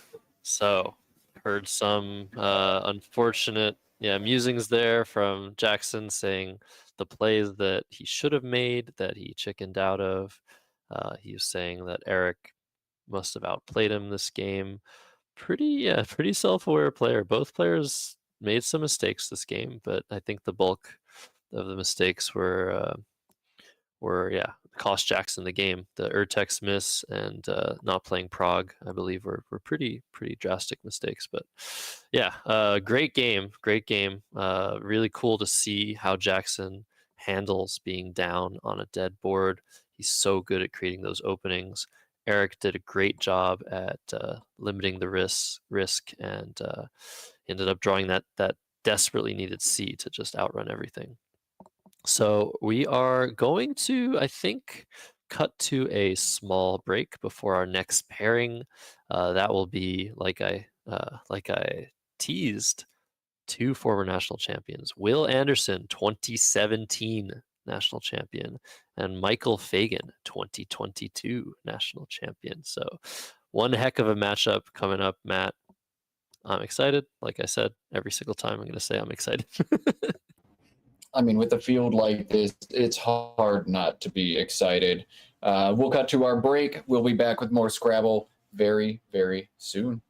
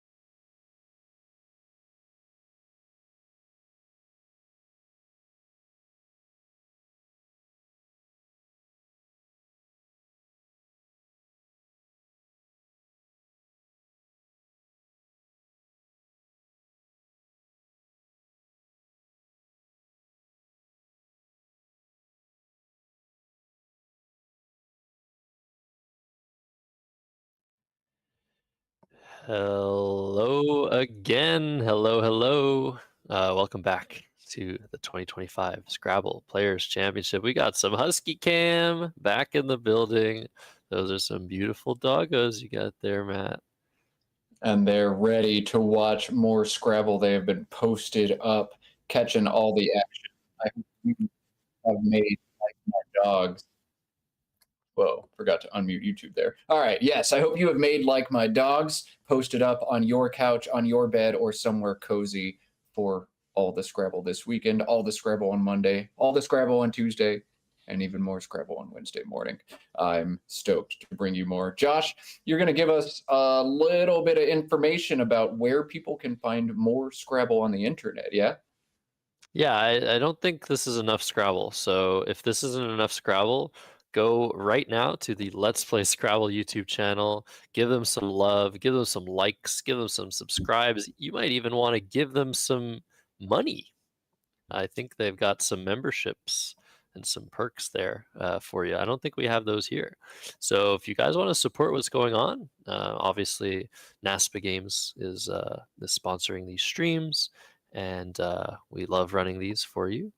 Of course, most of the time, streams like these run at a loss. So if anybody is willing to support these endeavors, there are ways to do so. But there's another concurrent stream running, the International Lexicon. First time ever at this championship. We have 2 concurrent streams of the 2 top divisions. It's really awesome. You should give them some love. You should show your support. Have both streams open. Have one of them muted. Whatever you want to do. There's so much Scrabble. But Matt, what do we have here in round 6 of 28 of the main event here? Oh boy, round 6, we have Will Anderson, probably your favorite Scrabble YouTuber, although Mac Meller is another prominent Scrabble YouTuber out there who a lot of people love as well. Will Anderson against Michael Fagan. And I'm getting from production chat that Will is off of a quote-unquote tilter of a game. He was caught muttering under his breath, "I made a horrible, horrible mistake." Oh man, it is tough to come off of those brutal losses, and Will's going to have to shake it off, sit down on stream, and face a tough opponent in Michael Fagan. We'll see if that tilt factor plays at all in this one, or if Will's able to stay cool, calm, and collected early on at this SPC. We got a game underway, folks. Will, Michael, here we go. 2 former champions facing off. Will winning in 2017 in New Orleans, and Michael winning in 2022. Not that many miles away from this venue in Baltimore, in the heart of Baltimore. So one heck of a matchup here. Michael Fagan, another Canadian player, Montreal local. We saw Jackson, also Montreal local. Will's on the East Coast as well. And his opening rack is AADFMPR. So you want to unload some of those high-scoring tiles here. You could play something like Farad. You can play something like Damp. Anything I'm missing here, Matt? Prom, P-R-A-A-M, and Frap are the other options here. So I'm torn right now between Frap and either of the 5 tile plays, Farad or Pram. They're all pretty similar to one another. I think I'd play Farad and take the points. MP synergizes fairly well together, and I don't mind the stacking opportunities Farad gives, as I'm likely to stack next turn with that MP combination. What do you think, Josh? Pram for a little more defense, Farad, or Frap and keep things tight? I think it's between Farad and Frap, and Farad, you're probably pronouncing it better than me. I like Frap, though, because it's 18 versus 26, but it is so much more defensive. The leave is a little bit better. I think I would have gone with Frap here and just play it on this board, not giving Michael much of an opportunity to score on the next move. But Farad comes down 26-0. CEOPRTW for Michael Fagan. Looks pretty good. I don't see a bingo, but he's probably going to want to play off the O, the P, and the W, making POW. Ooh, that was good timing on that. Something like POW can be played, making PA and OD potentially. What are you thinking? Yeah, I think POW is exactly the move here. CERT, very strong, even stronger with an A and a double line. POW for 25 seems like the pretty obvious play here. I'm honestly surprised it's taken Michael a minute to come to this.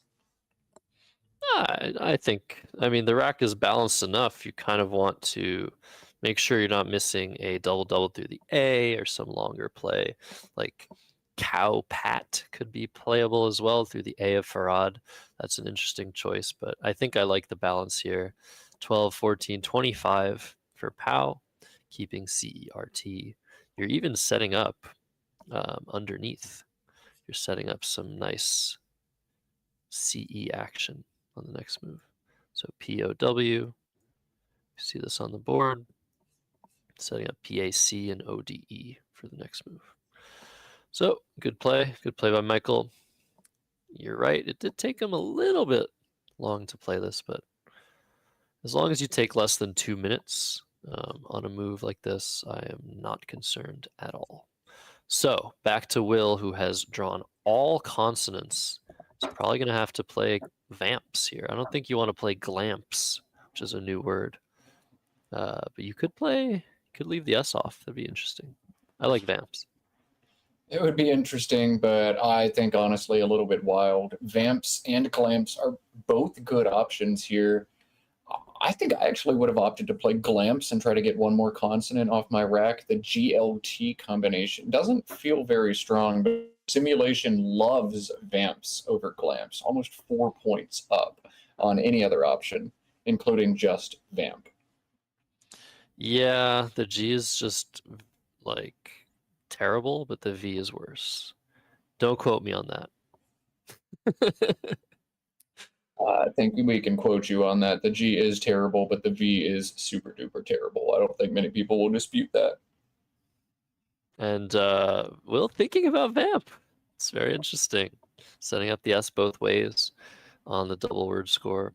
Michael Fagan drawing a blank and a duplicate R and a T. So he's obviously seen retract through the A. He is frozen in place, hoping that A remains open. Retracts would be a double for a nice score of 86. But Will is almost certainly blocking that with a play through the A himself.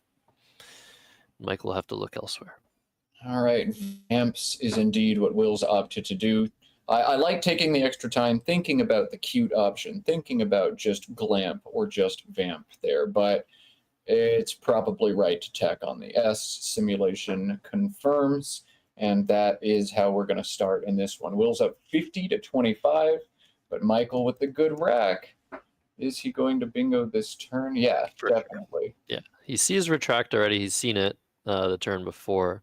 Question is, do you prefer to play stricter instead from the S and vamps? I think There is so. a 9 available to Michael as well, if you want to test your 9 knowledge. Wow. It's not a good 9, but it is a 9. Okay. Is it through the PA? Nope. Wow, okay. No, I'm not finding it then. So Right. retract is going to come down 4, 6, 10, 13, 71, looks like, for this. Stricter would have scored 70, maybe slightly better defensively, but honestly, I think this is totally fine for Michael. Will's got to feel great about this C coming down, though. The C, one of the only tiles that bails him out of a rough rack. Will's going to hit this bingo back with a natural bingo of his own. Here it comes immediately. Yeah, no hesitation from the word wizard himself. For those that only know Will from his YouTube videos and don't know him from his Scrabble expertise, I mean, he's more than a Scrabble expert. He is one of the best we've ever seen. He finds those words, the snap of the finger. So Eclogite, very nice. Let's see what Michael has drawn a very, very good rack for Michael Fagan. AEHMORS. Tera ohms will not fit through the T. So does he have anything? He has one playable bingo here. This Oh, I game, see I it. think, is about to get fascinating. His bingo scores 69 points, does not obstruct any of the stuff that has just opened up. The one bingo is homagers through the G, and what a draw from Will. Oh my goodness, this is going to get nuts. Wow. Will has drawn the other blank. He has incredible letters as well himself. So this is what we like. We like to see some games that are just very tight, very difficult. But sometimes we like to see some shootouts. So we'd like to see Michael spot his bingo through the G, but it But is a kind of a weird word. Will it if give a triple if Michael spots the bingo through the G, sorry, my dogs are getting crazy excited about this. If Michael bingos through the G, will triple back. Will doesn't have a triple at the bottom of the board. If Michael spots his bingo, he's going to get hit hard from Will. Oh my goodness, this is crazy. This is really crazy. So it's been spotted in the chat. COHESINS, a relatively new addition to the North American lexicon. So the only chance that Michael has of not getting tripled on is either missing his bingo, which he definitely should play. There's no way he could know that Will has this specific rack he has, so he has to take the points if he sees them. Or if Will somehow has a little bit of a brain lapse and is unsure if cohesins is a valid word in North America, because as we know, Will plays both lexica. He plays the NWL lexicon for sport usually, and the CSW lexicon in more serious tournaments. However, this tournament is the exception. Will originally signed up for the international division, seeing Nigel pop into the entrance list, decided, all right, I want to play the GOAT. I want to play Nigel. I want to take him down. So that's why he's playing the North American lexicon, which he is still one of the best at in North America. He almost never makes word knowledge mistakes, despite having to separate what is valid in each lexicon. So I'm saying all these things. I don't know that Michael is going to find homagers. He has it lined up. There he goes. Is he sure that it's a word? That is the other question we have. So he spotted his bingo of homagers, but is he going to be able to pull the trigger? Oh my goodness, what a swing it would be if Michael makes his clearly top move here. If he pulls the trigger on it, he's about to be in a world of hurt. If Will's got the confidence on the newly added cohesins. Oh, this is phenomenal stuff. This is the tension that we come to love at the North American Scrabble Players Championship. And this is also the perfect storm for Will Anderson. He has a blank and very, very good letters. And had Michael made a quick play, that would have put the time pressure on him to find something. But he has all of the time in the world here to look for all of his playable bingos. And homagers is coming down. Very well done by Michael Fagan. 69 points is going to put him temporarily ahead by 40. However, is Will going to spot his lone 3x3 triple home run as Michael immediately draws a cue? I saw him draw relatively quickly. I think he was unsure if homagers was a word, so he wanted to make sure he has drawn a tile as soon as possible so that Will can't challenge his word. However, it is a word. And Will has spotted cohesins. And is it going to come down? Is he going to be sure that it's valid? He's thinking about it. I think he's going to play it. The pause, you can tell there's just a little bit of uncertainty here. Like, shoot, I know there's something funny about this word. I know it wasn't maybe always a word, but Will is pulling the trigger on it. Gonna grab that blank designation slip. It's gonna circle the E. Wow, 158 points from Will Anderson on that play. Yeah, That is that is so good. That Hasn't is hit his so clock. unfortunate for Michael. Will hasn't hit the clock. Is he Hollywooding? Is he acting, or is he really unsure whether this is valid? There it is. He's hit the clock. And Has I Michael wonder if said Michael's hold? got this on hold. Yeah. Michael is almost famously challenge averse of all the players in the very top echelon of Scrabble players. He seems to challenge a little bit less than some of the other players, but it looks like the play's been accepted. Will's reaching in the bag. I don't think it's been 15 seconds yet. So it looks like this has stayed the worst punish imaginable for Michael Fagan. You find your bingo, pull the trigger on it, and then 158. Ouch. Yeah, and it's hard to say whether Michael actually deserved this, right? To be down 120 points after he's made very good moves.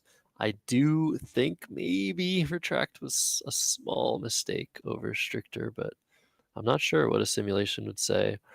This is just not a good scenario for someone who's been playing this game lights out good, like Michael Fagan has. So QAT looks like that's on offer for him. Michael wants to make sure he's not missing a slightly better Q play. But I think you have to do this and just hope you can score something next turn. Maybe bingo even. The Y isn't the worst tile to bingo with. I think QAT, right, Matt? It's got to be QAT. Yeah, it still preserves that bottom triple, but so the bottom or the third to bottom row and the bottom row are both going to be threats for Michael to bingo in, and he's got to be trying to keep opportunities alive for him now. This is definitely the move for him, although it's going to make Will's next turn very simple. QAT for 32 offers back GYRI, which is a nice play for Will on an otherwise pretty tough turn. Yeah, 4-letter word. I expect Will to think about putting that I under the Q for QI, and first looking for potential words that will span through the E. And once not really seeing a word like that, looking for words that end in I. And yeah, gyri, very commonly played word, gets rid of some junk, scores over 30. And Michael's drawn a U to go with his Y. Oof. Not what you were looking for there. Right after you play the Q, you draw the U. Right after you play the U, you draw the Q. That's Scrabble 101. Every single time. Yeah. 100%. It happens every single time. So, yeah, Will hasn't yet seemingly spotted this play, but I think he'll come around to it eventually. We're sitting here, like we say, just so easy for us to spot the available plays. There really isn't anything close to as good. However, we've seen in a previous stream the word viler be played by none other than Will himself, and not seeing the E hook of eviler. So what if he did that and hoped that Michael would not see the hook of eviler and then drawn into like Hiver or something higher? Hate. Yeah, that was a famous brain-breaking moment in a best of 7 between Will Anderson and Welling Jagere in a duel between two top experts, and all of us just kind of exploded in the chat. You can go back and find that. There's all kinds of Scrabble archived on the internet now, which is utterly sick. Here comes Gyri, high-level play as we've come to expect from Will. He's up 319 to 197, and Fagan, DEINRUY, doesn't seem to have much opportunity left. Fagan can actually score 30 points on this turn.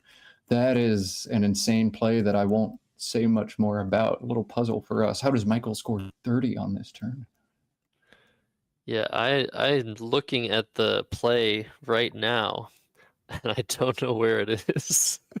I'm looking at it. Okay, I see where it is now. Michael's thinking about just dropping the Y, which is the sensible, sane decision here, going for a potential 7-letter word ending in ED, the UN combination with the ED. excuse me, ed suffix, un prefix, very, very strong. However, with Will's lead, he is extremely likely to want to play in the area that Michael can hit. So it's not a great play. It's a transparent play. It's not the sort of play you want to make when you are trailing, but Michael's trailing by so much. He can still win this, of course, but it's looking pretty bad. We've already seen an improbable comeback on board one at the SPC, so never say never for sure, especially when players rated in the 1900s and 2000s are involved. They're able to pull rabbits out of hats with like a remarkable consistency. So we'll see. If I am playing through the O in Icklogite, I think I wouldn't just drop the Y. I think I'd actually put the D on the end, play YOD for 27 points instead. The extra 7 points is going to be huge in helping me come back. And hey, if I miss my bingo, it wasn't in the cards. But I think even if I hit a bingo, only scoring 20, I'm not clawing back in. So I'd be looking to score points now and just hope I hit a miracle pull. With 24 vowels and 23 consonants unseen, I know that miracle pull is unlikely. But you just got to hope you get lucky when you're down by a bunch. That's correct. And we got some updates in the standings. There's been some issues at our home court here in Maryland with the standings updates and the score entering. But it does look like the two 5-0 players, Mac Meller and Eric Goldstein, are playing on another board. We chose this game because it's two national champions. We like variety at the beginning of this tournament. Nigel heads, don't worry, we will have Nigel on stream at some point. But it looks like, yeah, those two are in the lead at 5-0. Of course, it's very, very early. Anything can happen here. Anything can happen in this game. It is still early, but it doesn't seem great for Michael Fagan. If he finds his 30-point play, which I will now spoil for you, untired, isn't it? Through the T and the E. That opens this line up here, which might come in handy, and scores very well. So that could be a good option for Michael if he chooses instead to make a really awesome find and bide his time in this situation where he's down well over 100 points. Yeah, that's an insanely hard degree of difficulty, and even if you spot it, it might not be the correct play, but it does open this board up in the way that you want to open this board up if you're Michael. We'll see. I think YOD, if you bingo, great. If you don't, open with revamps next turn and just see what happens. That's probably the right line here for Michael, and I think it's what we're about to see from him. Yeah, in either case, YO or YOD, you can play revamps next turn. But yeah, a decent choice here for Fagan of Yud for 27 points, putting him at 224 to Will Anderson's 319. Will sitting on BEFL STV. He's had ample time to analyze this position from his perspective on Michael's time. He has a 6-minute advantage on the clock, and Michael has just drawn into uneasier and RH. So unless Will plays something with HO, that is not coming down, and Will does not have an O. So I think Will wants to block, right? Just something under the HO, right, Matt?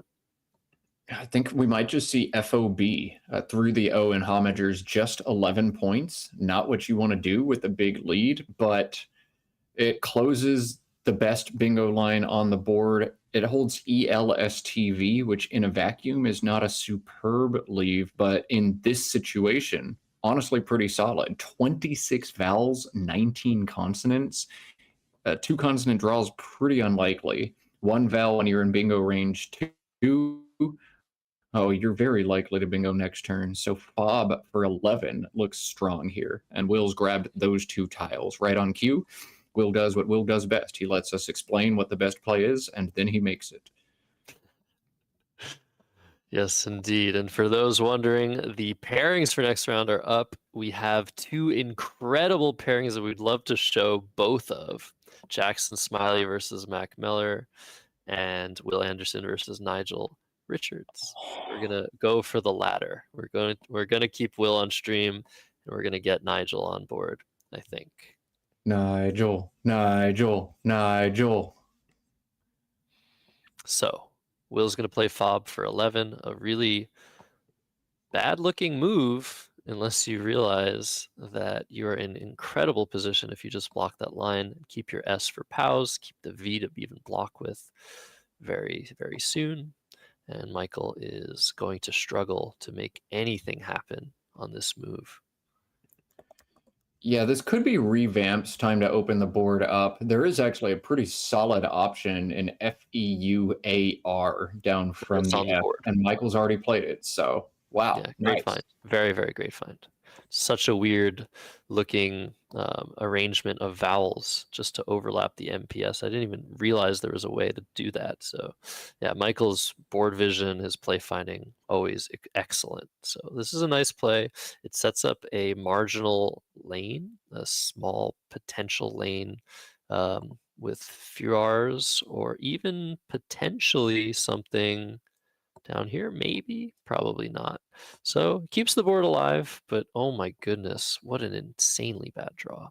Michael keeping EIN. Of course, there are lots of I's to draw, lots of E's to draw still, but he didn't have to draw 2 of each. That is actually making me want to cry. Just really, really, really sad. And Will has drawn an A and a T to go with his ELSTV. He can do pretty much whatever he wants here. Up 80 points with an S, but you don't want to do that. He's not going to win this game if he continues to make mistakes. So he's going to go with VAT and VAS. And the only problem with this play is that it sets up a K for Kvas. So Michael could potentially use that hook in the future to get a big bingo down or maybe a board opening play down. But ELST, an extremely strong lead. Will has drawn BWZ. Michael has quickly exchanged all of his I's and 2 of his E's to keep EN. That seems definitely like the call here. You could even have thought about throwing the N back as well, given the likelihood of redrawing a second N. But yeah, VAT coming down, that's 20 points. Will is up 350 to 250 if you like round numbers. There's that for you. And the BZW draw, very interesting. I think here, if I'm Will, I kind of want to play up top here.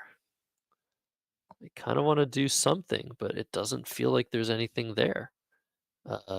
Like you could play something with load, maybe? No. Yeah, there's nothing there. So maybe we'll see something like web here, web and war.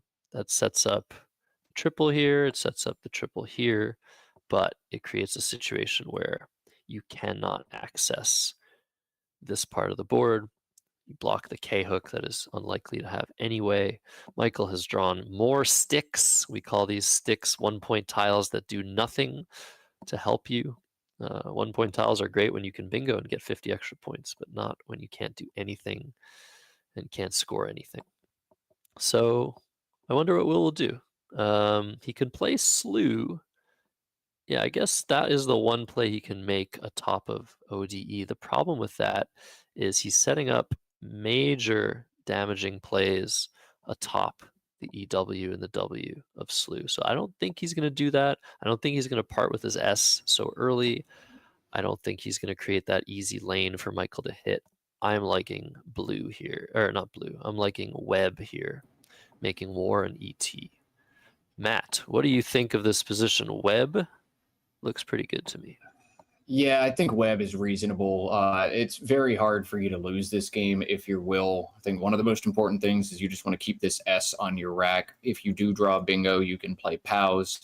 If Michael does make some sort of devastating opening, you want to have the tools you want to block that off. So I think web makes a ton of sense. I don't think you need to think too much harder about this turn. If you want to, you can play slew above POW. Scores 31, but I would much prefer to have the S in tow for the rest of this game.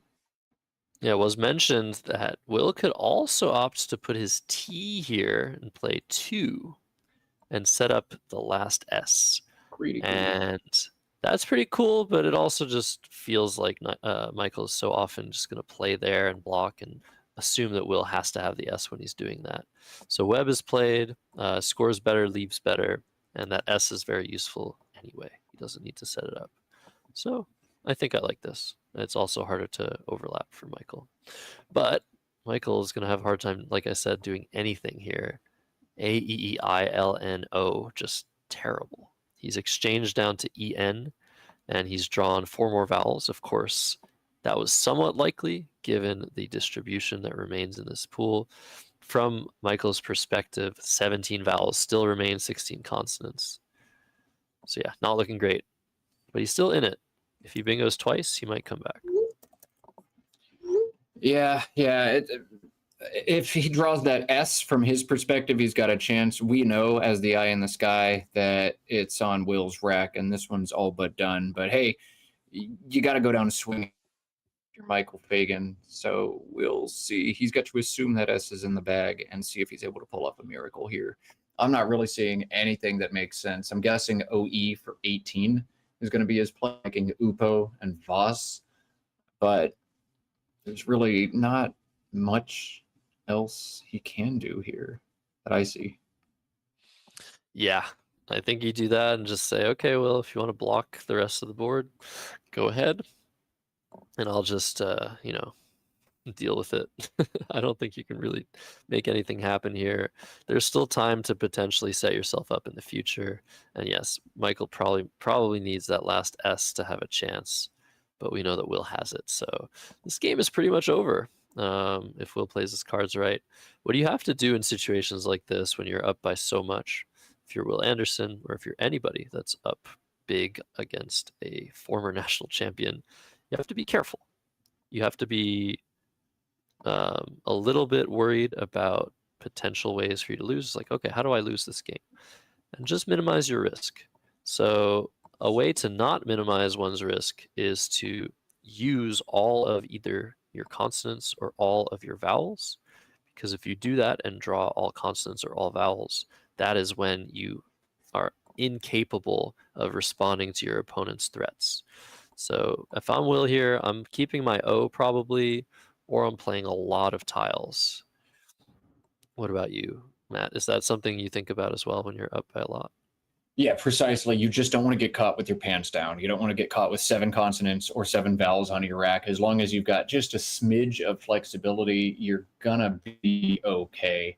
But you can't play all your vowels. You can't play all your consonants. That's part of the approach here. I'd probably just keep things small and tight. A play like Bug and Vatu feels totally fine to me. LOSTZ is not an awesome leave, but it keeps a vowel. It keeps a Z for scoring. It keeps an S to block any threats that come up. I think it's fine. Just keep things tight. Don't do anything productive. Let Michael try to open the board and then punch him in the face when he does. Seems reasonable to me. Yeah, agreed. Obviously, if you're Will, you want to block this lane here if you can, but you can't really do that. If you play log, you're setting up LOGE. If you play something with POWs, you're opening more of the board. So it's kind of annoying, I would say, like to not have a play that does the things you want. But you could play slog. He's thinking about it. If you play slog, the opponent needs to have a specific rack to be able to bingo on top with an A. But I think you keep the I think you keep the S here. He's thinking about lout again. Of course, there are tons of vowels left, and if Will doesn't draw any vowels, it's very likely that Michael has too many of them. But there's enough tiles in the bag that there is some sort of threat that Michael will try to open something big. But I guess on this board, it's hard to see what that would be. So I think lout might be okay. Yeah, I think loud is actually fine given this distribution. GSZ with all those vowels to come means you're going to score points next turn. So I don't hate this at all. So did we say that Nigel has lost his 3rd game? He lost by 1 point to Carl Johnson, 370 to 369. Nigel Richards, after starting 18-0 last week at the World Cup, is 3-3 at the SPC. I guess we shouldn't show him, right, Matt? I put on this athleisure for absolutely no reason. I'm going to have to do some laundry tonight and get more athleisure ready for tomorrow. It's kind of what it sounds like. Yeah, we'll see. 3-3 Nigel Richards versus 4-2 Will Anderson is still entertaining to me. Yeah, definitely. I agree with that. And it's just such a marquee matchup. We got the person that uses Nigel the most to create content, and we got the man himself. I wonder how many videos we'll make of his matchup versus Nigel. Probably none. I think he likes when people make videos of his games. He doesn't like to make too many videos about his own stuff. But yeah, I think we're going to see that matchup anyway. And again, it's still early. Being 3-3 is obviously not ideal to start this tournament, but the possibility of Nigel going 18-0 still remains. He could be 21-3, and then he'd be by far in the lead. So anything can happen. So many strong players in the field that are deserving of beating Nigel sometimes. And then Nigel Richards won 18 straight games. Josh, you just whispered it into existence. Nigel Richards will be 21-3 by lunch on day 4. Yeah, we'll see. Not holding my breath. This is a very, very strong field. As Michael struggles through another dreadful rack of 1-point tiles, I wouldn't wish this upon my worst enemy. Yeah, I've stopped even trying to analyze these turns because they're just painful and there aren't any right answers. Your win percentage for Fagan here is 0%. Maybe if everything were different and Will happened to have like EEIIOOU on his rack, there's a path to victory with that J, K, X, S, and Z unseen, but we know Will's got a bunch of the goodies here. It ain't happening. Yeah, Will's going to smash Jag next turn probably for over 40. Keep the S, keep the Z. What is Michael to do here? It's just really, really sad. I don't know. Something up here, but then you block the board. Something elsewhere, but then he blocks the board.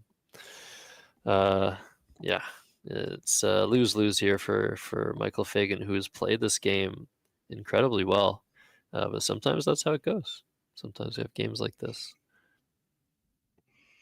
Yeah, they say in Scrabble about 25% of the games you can't win no matter what you do, and about 25% of the games you can't lose no matter what you do, unless you try really, really, really hard, in which case I guess you could throw. This seems like it was about one of those 25 for Michael. Maybe a couple early turns, maybe Retract could have been stricter, but I think I probably would have played Retract there too, and then just gotten utterly destroyed. I don't know. That happens sometimes. That's Scrabble. Yeah, I remember one time I went up to Nigel Richards and I said, "Hey, this is my philosophy. I know you didn't ask, but I think every Scrabble game is winnable." I really wanted to see what he had to say about that. Nigel's like, "Well, what if your opponent opens with 4 bingos? What do you do then?" And I said, "Oh, well, you should have shaken the bag differently." And that's one of these situations. Michael had the opportunity to shake the bag one more time, and something different would have happened. I always ask my opponent at the beginning of the game, are they randomized to your satisfaction? Tiles were not randomized to Michael Fagan's satisfaction in this one. He did find an early blank. He did find an S. He got the Q, but definitely Will has been on the better side of the pool this game. Both players have played very well, lights out Scrabble. But yeah, Tiles in Will's favor on this one for sure. Is Will thinking about playing Jugal to the L of Alien? And just what a content play. That's so funny. Do you think he's like, how sure do you think he is that there's nothing triple through that J? You'd never want to do something like this. Triple. I don't know. How many words, how many 8s have a J in the 5th spot? Over under 4. Something like that. Yeah, it could be. It could be there was nothing available. It could be that Will was looking for that. Michael quickly playing Ejido through the J, and Will drawing IKNN to his beautiful leave. I would just be a little bit frightened to do something like Juggle, but Will's got the confidence of someone that deserves to have that confidence because he knows all of the 8-letter words front to back. And so if he doesn't see it, it's probably not there. Re-inject, was that not there? No, I guess not. All right. Well, for the people at home, how many 8s have a J in the 5th spot? I don't know that any of them actually existed in this unseen pool, but how many 8s have a J in the 5th spot? There's your puzzle. There's your question. My guess is 16. 16 is Josh Sokol's guess. Can you do better?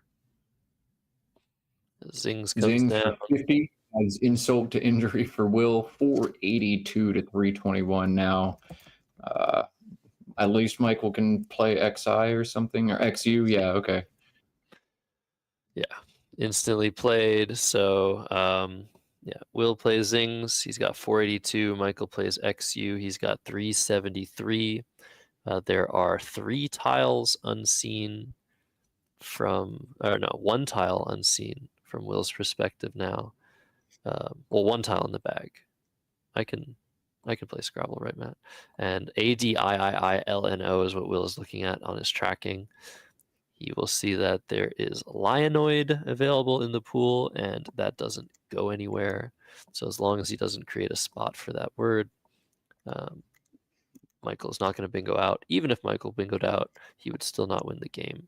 So it's up to Will here to try and beat Michael to going out in the end game, or just score as much as possible. Here I'd be looking to play a long word, but it's really crazy how restricted this entire board is from long words, right? It's like, what can you do? Yeah, you can't really do anything. If you're Will, you have to see that Lionoid is a possibility in the bag. It's very likely to be on Michael's rack, as if any of those 3 eyes are unseen. That's what he's got. It is indeed what he's got, so just don't open that up and you're going to cruise to a victory here. If you're listening and not keeping up with the chat, I'll go ahead and solve my own puzzle, but chat, looking this one up pretty quickly, it seems there are 33 8s in the 5th spot. Wow. The best one of them all is Jippy Joppa. That actually came up recently, I think, in an anagrams game. Oh, that's awesome. Yeah. Anyways, if you're Will here, you actually have nothing. Like, you have just no good plays. You also have 4 minutes. So I think at some point you just drop something. I don't know, you play kin or kit. You keep the K, but what are you going to do with it? Can you play more than 2 tiles? Yeah, I don't think you can. I hope so. If Will can't play more than 2 tiles, this is like actually insane. I don't think you can play more than 2 tiles here. I think you've got EN in the top right corner for 12. You've got DEN just plunking your N, and that's basically it. That's actually crazy. If someone can confirm, there's no way to play more than 2 tiles here. Oh, you can play 3. You can play Teak, T-E-A-K, through the A and Juggle with 3 interwoven words there. Oh, okay. That's great. I think that's the only 3 tile play that Will has. And we're not complaining, nor should he. He's up 110 points against a national champion, but that's actually crazy. All right, thank you to David Brown for pointing that one out in the chat. I did not even see that. That's nice. But KIN, what Will plays here, holding EEENT. He's going to reach in and draw that last I out of the bag, and hopefully we can get away from this one and get Nigel Richards and Will Anderson in a few minutes. Nigel. I don't know them. Like, how long is this endgame gonna last? What, like, Is Michael gonna try something like iodizings or lionizings? What, like, how are you playing all of your tiles here, if you're Will? I don't know. If you're Very, very Michael, slowly. Michael's likely to go out first. He's got plays using the U in Jugal, plays like Unai, UNAI, or Udon in that spot. So I think Michael's going to go out first. But yeah, I'm done with this game. I want Husky Cam back, or Nigel Cam back, or Diaper Cam back. This is not fun anymore. I think Michael should call an emergency Nigel to help with this end game, because I don't think there's any other player in the room that will be able to solve this. Like, this is just what is this? Anyways, Michael Fagan with 5 minutes left. He can be very proud of his performance in this game. He played quite well. Really can't point to any clear mistakes on his part, but he just got burned. 2 triples open. Sometimes your opponent gets it, and you can't do anything about it. So Will Anderson gonna go to 4-2 after 6 rounds. Michael Fagan 3-3 in good company with Nigel Richards, who's gonna replace him as Will Anderson's opponent.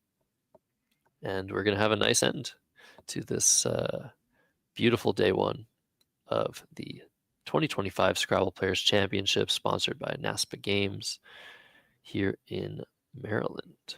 And it's actually nice weather, so I'm excited to go play basketball after this. And Nationals basketball is a tradition every year. Some of the people at Nationals get together and have a little pickup basketball game. For whatever reason, there seemed to be an absurd number of like insanely tall dudes in Scrabble. Josh Sokol among that group of insanely tall dudes. Josh comes in at 6'7". So my measly 6'3" frame is a short man. I'll play point guard or something in Nationals basketball. I have one move on the basketball court, and it is the foul. I'm the master of fouling the other team, but that's all I've got.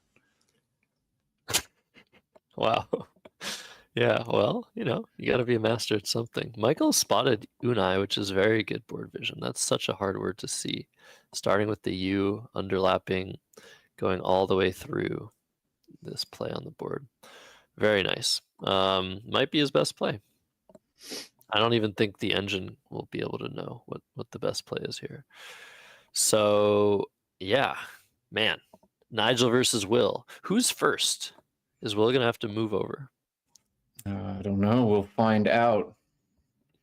I'd be trying to get out of that left side seat after what Jackson made Eric Goldstein do earlier. I can't stop. I won't stop. Fire me, Nespa. Wow. So back to Will, who's going to hit that 500 mark. Very nice to score that many points in a game of Scrabble. Usually these players score in the 400s. Say Michael's average score something like 412 maybe. Will's average score 425 maybe. So definitely a great game for Will when you have a triple. Feels like that's what's going to happen. So Will making a wise choice here. He plays Den and IN, just using one tile because he wants to block Michael's Tided, which Michael could have played last turn as well. So yeah, this is a slow end game. Is Michael going to be able to go out in 2 now? Probably. If he plays Dib to the B and Fob, he sets up LO and Dog, but I don't know if he's got a second out. Yeah, maybe he wants to play Dib, then Will blocks with TI, stuck with 3 E's, then he plays Lex and plays the O off next turn. This is it's ridiculous. I don't even know. Do you play Lib? And can you go out with DO? You can. Okay, that's it. You play Lib or Dib, and you go out with OLE or ODE to this. Yes. Okay. Incredible. We did it, Matt. We found an out and 2 on this ridiculous Scrabble board where there's no action, nothing going on. Nothing to see here.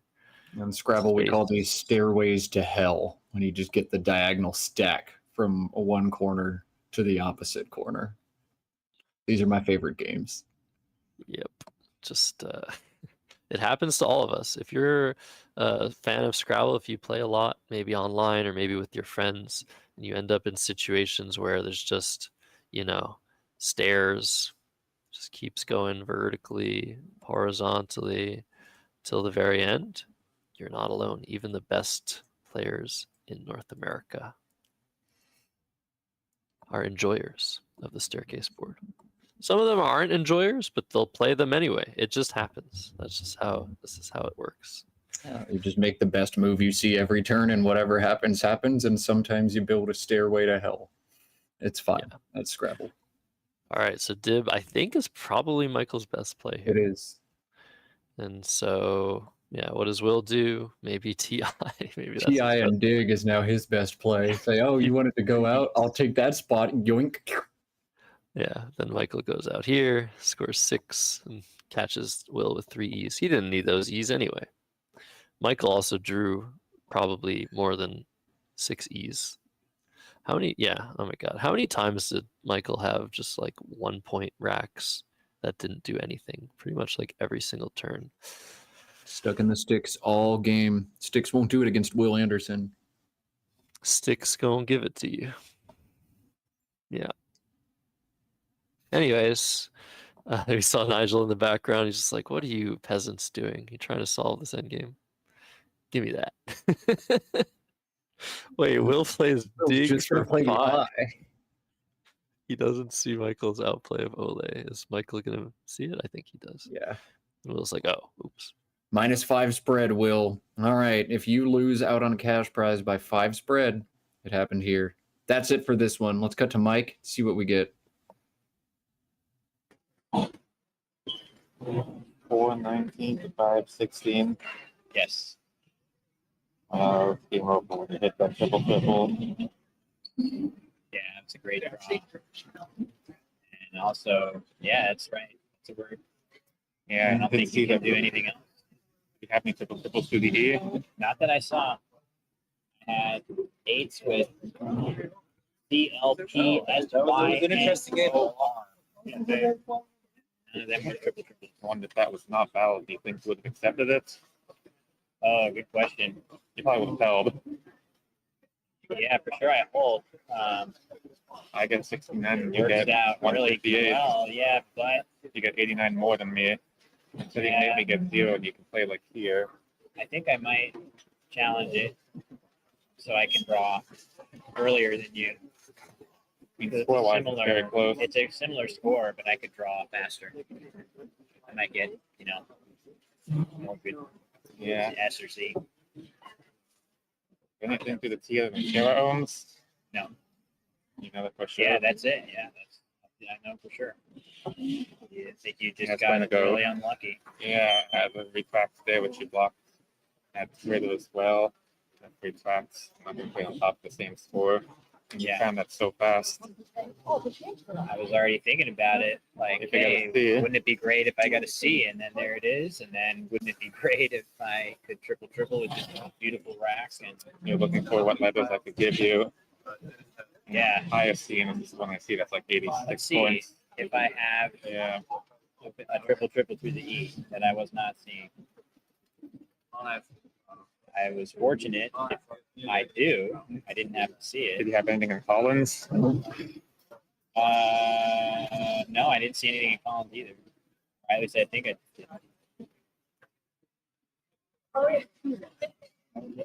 Yeah, no, I saw everything. Yeah, imagine better for me if I didn't see them. I just played like ham or something. That's the only triple through the S. Yeah. I thought about spending a little more time looking, but You're not going to get any more points than that. No, yeah. And I got such bad draws. Yeah, you are E for revamp. Do I open the board? I was just going to keep so badly. Yeah. I went for what I do instead. And I kind of at some point, not bad. It was think aliens are just Yeah. those are all the same methods were unseen to me. So if I get duplicates no matter what, it was pretty sad. Yeah. It's just a very bad draws. And that's a sad play. Well, what am I gonna do? Yeah, you have no options. It's like nothing to do. Blind cut square. That's about it. Yeah. Yeah, you cut it a bit from the weak point, the high point. All right, let's see if the score submission works again.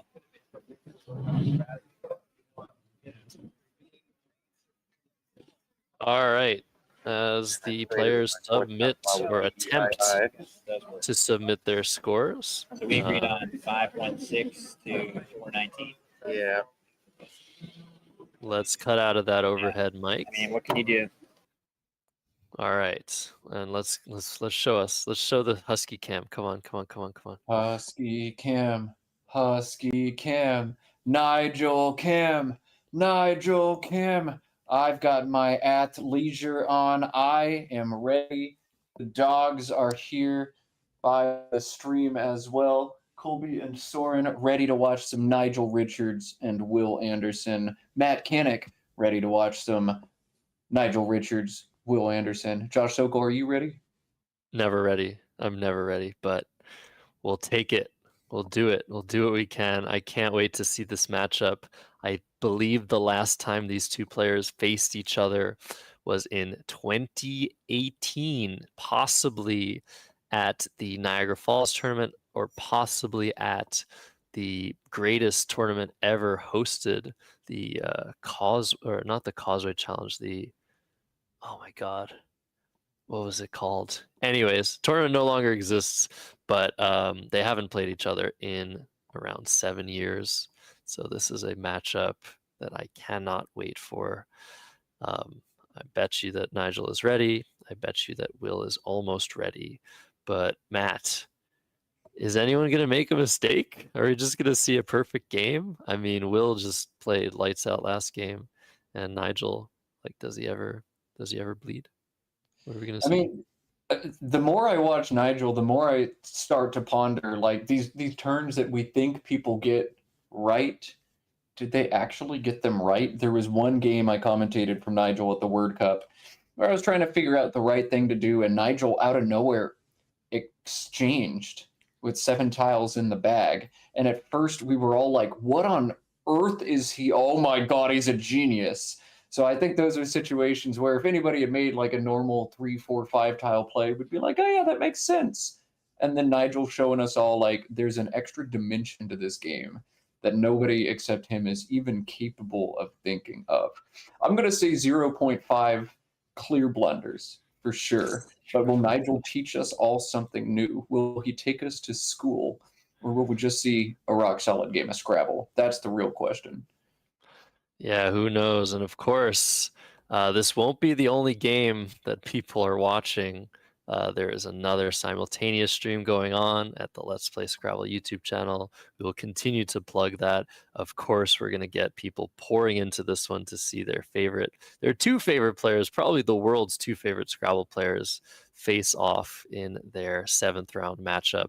But do not quit on the other stream that is being shown on the Let's Play Scrabble YouTube channel. They've got some awesome commentators. They've got some awesome players.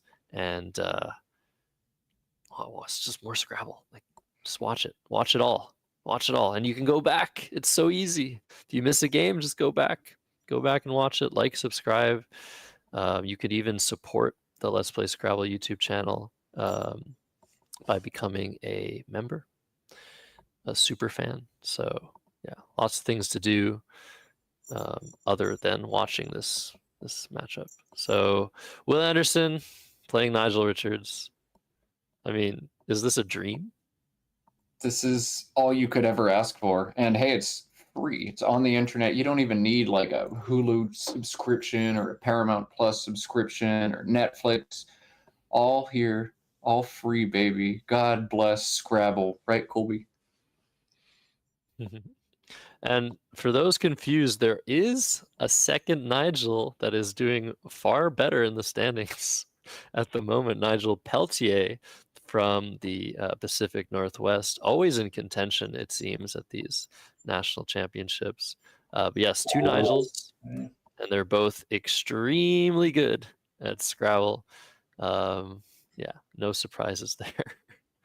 But yeah, this is the last game. 7 games a day. I'm gonna have Matt here one more day as well for our Sunday games. So 14 games of Scrabble, and then 14 more with a variety of other commentators: Morris Greenberg, Annette Oberstad, Matt's brother Chris will be coming in with his very nice low radio voice.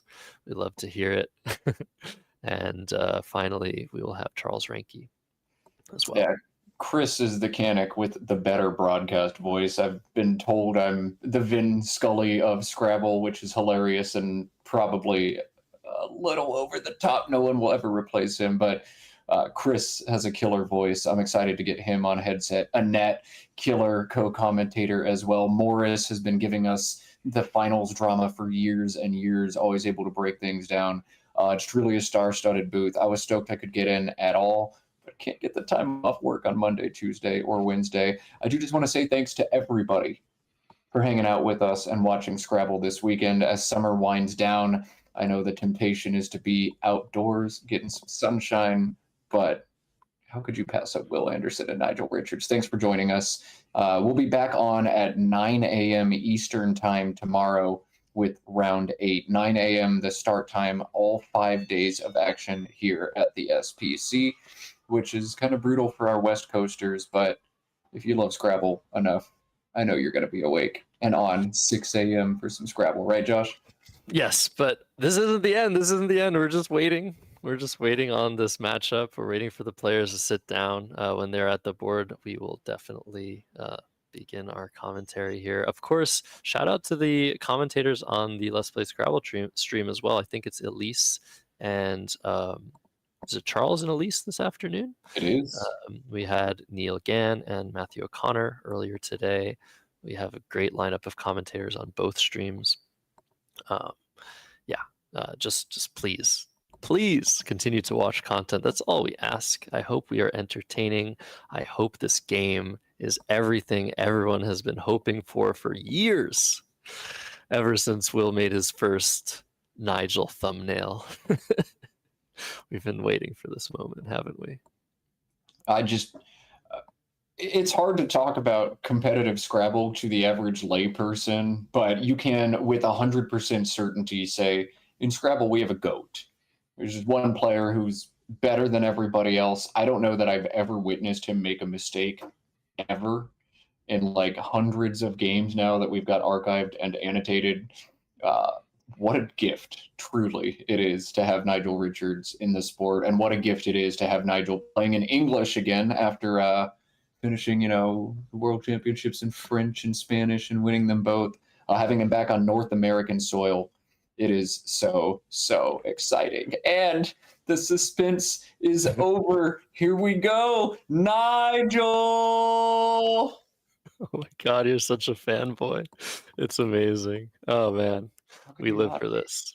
Nigel going first against Will, sporting his Mattel Scrabble shirt. Will in his classic red hoodie. You've probably seen that on his videos before. Nigel first to act. So will shake the bag and we'll get started. And I will be as critical as possible of both of these players' plays, but it's going to probably be hard to fault them. We'll see. Hope we get some crazy slugfest or some really cool tactical battle. Something of beauty. KAOPDN.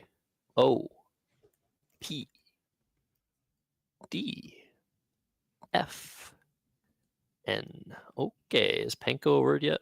It is. Very nice. So I like here. There's no podunk. Something like cough. Yeah, I think you just play panko.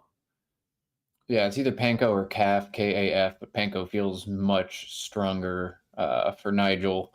What we saw from Nigel during the World Cup is he plays very, very, very, very well, basically doesn't blunder, but we also saw him knock out a lot of not so routine turns with a remarkable amount of speed. So Nigel taking already 45 seconds on a turn that seems pretty straightforward of Panko.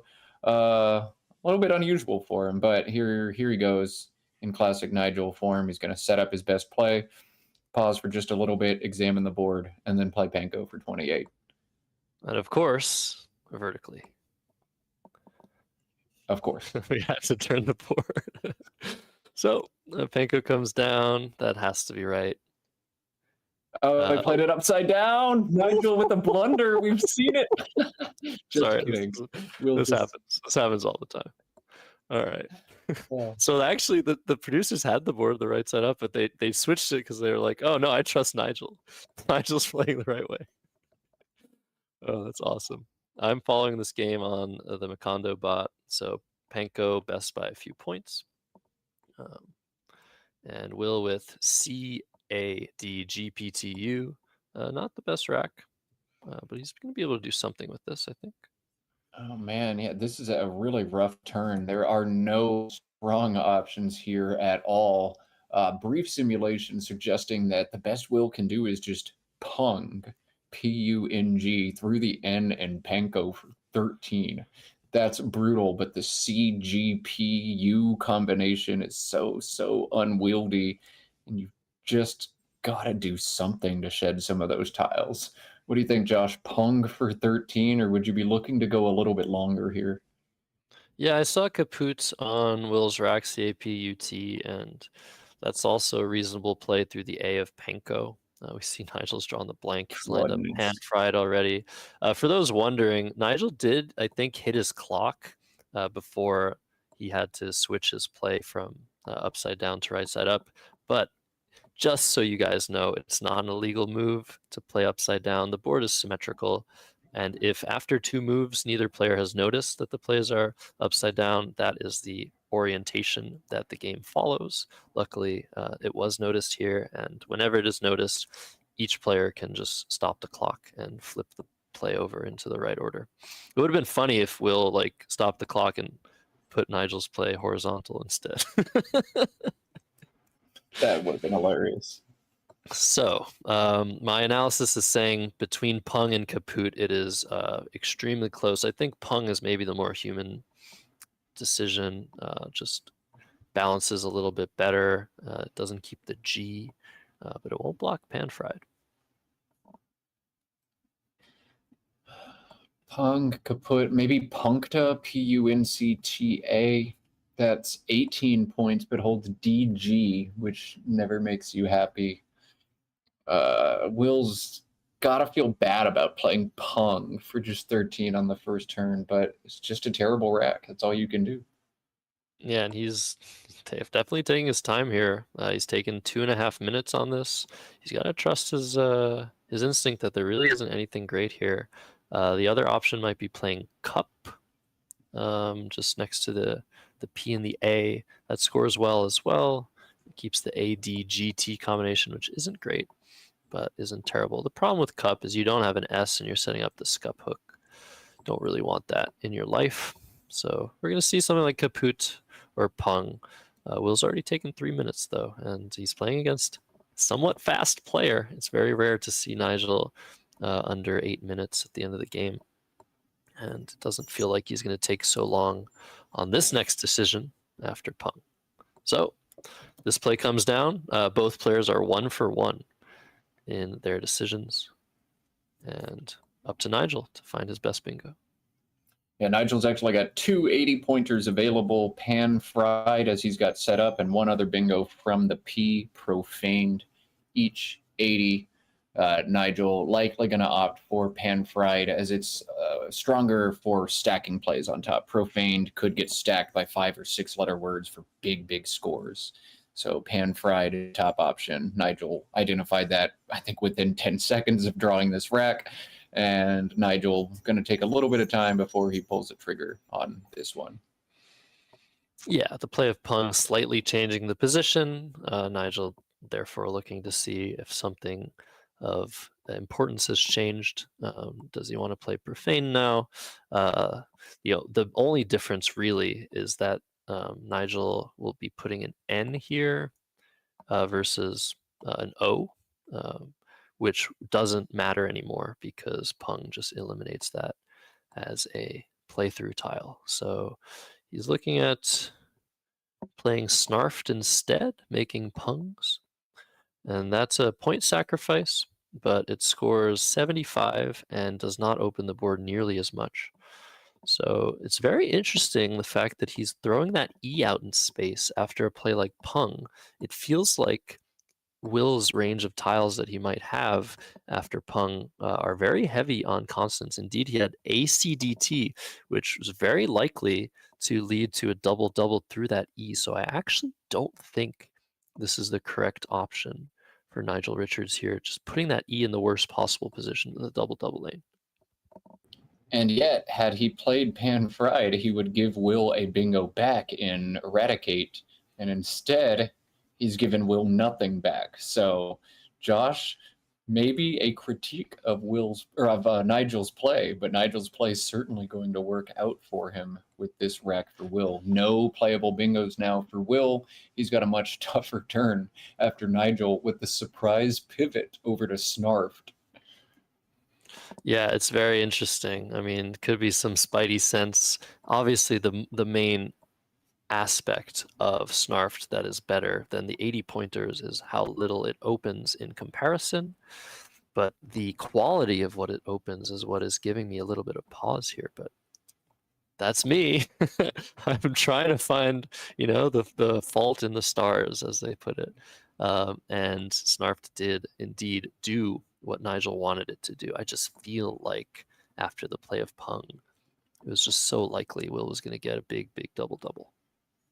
But now he has to play a Sedia, which I think he's identified that fits from the A of Snarfed and scores a nice 30 points, opens the board a little bit further. That's what he does. Top option here for Will, and he is able to pick up some time on this turn. That's a turn I think other players would struggle a bit longer on to consider all options.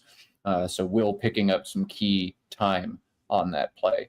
All right, no mistakes so far, except potentially, depending on your perspective, maybe Nigel's decision of Snarfed over Pan Fried, 5-point sacrifice, but stops Will from bingoing back. CEE FIIO, the rack now for Nigel.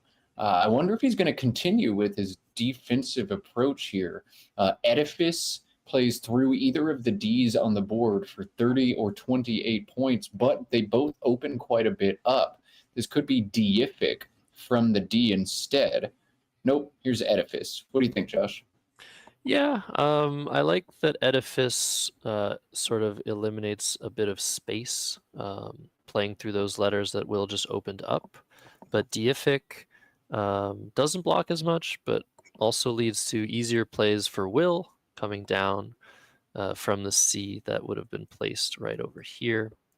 So I think this is a good decision by Nigel. I'm not going to critique it. Yeah, I like it.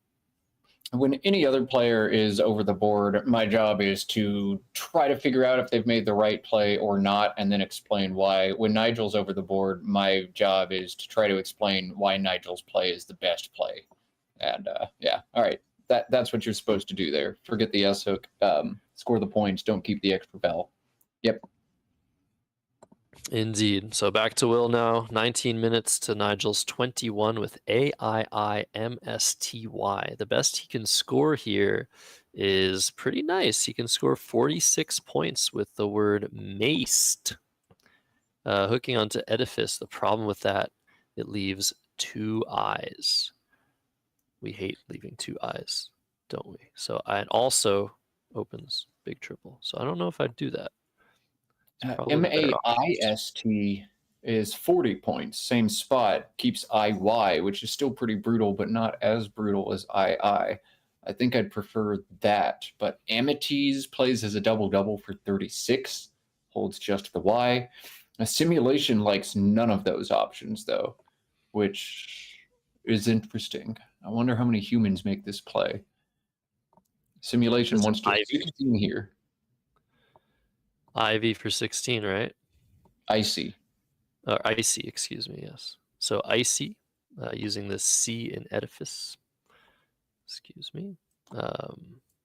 Yeah, that is a very interesting play. What's funny about that play is that it kind of, it kind of makes sense. You're keeping AIMST. This is the best leave you could have. So icy here.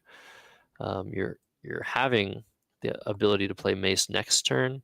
You're also maximizing your chance at a double next turn. But you're also, I don't know. There's just something about it. You're down 90 points. Don't you want to score a little bit more than that? Yeah, I'm inclined to say so, but apparently Will averages 63 points per turn after Icy, compared to about 36 after MAIST and just 29 after MAYST. So I think it's not just that you bingo often after the Icy play, but it's that you bingo often with massive doubles that score 90 to 100. And this is one situation, though, where a simulation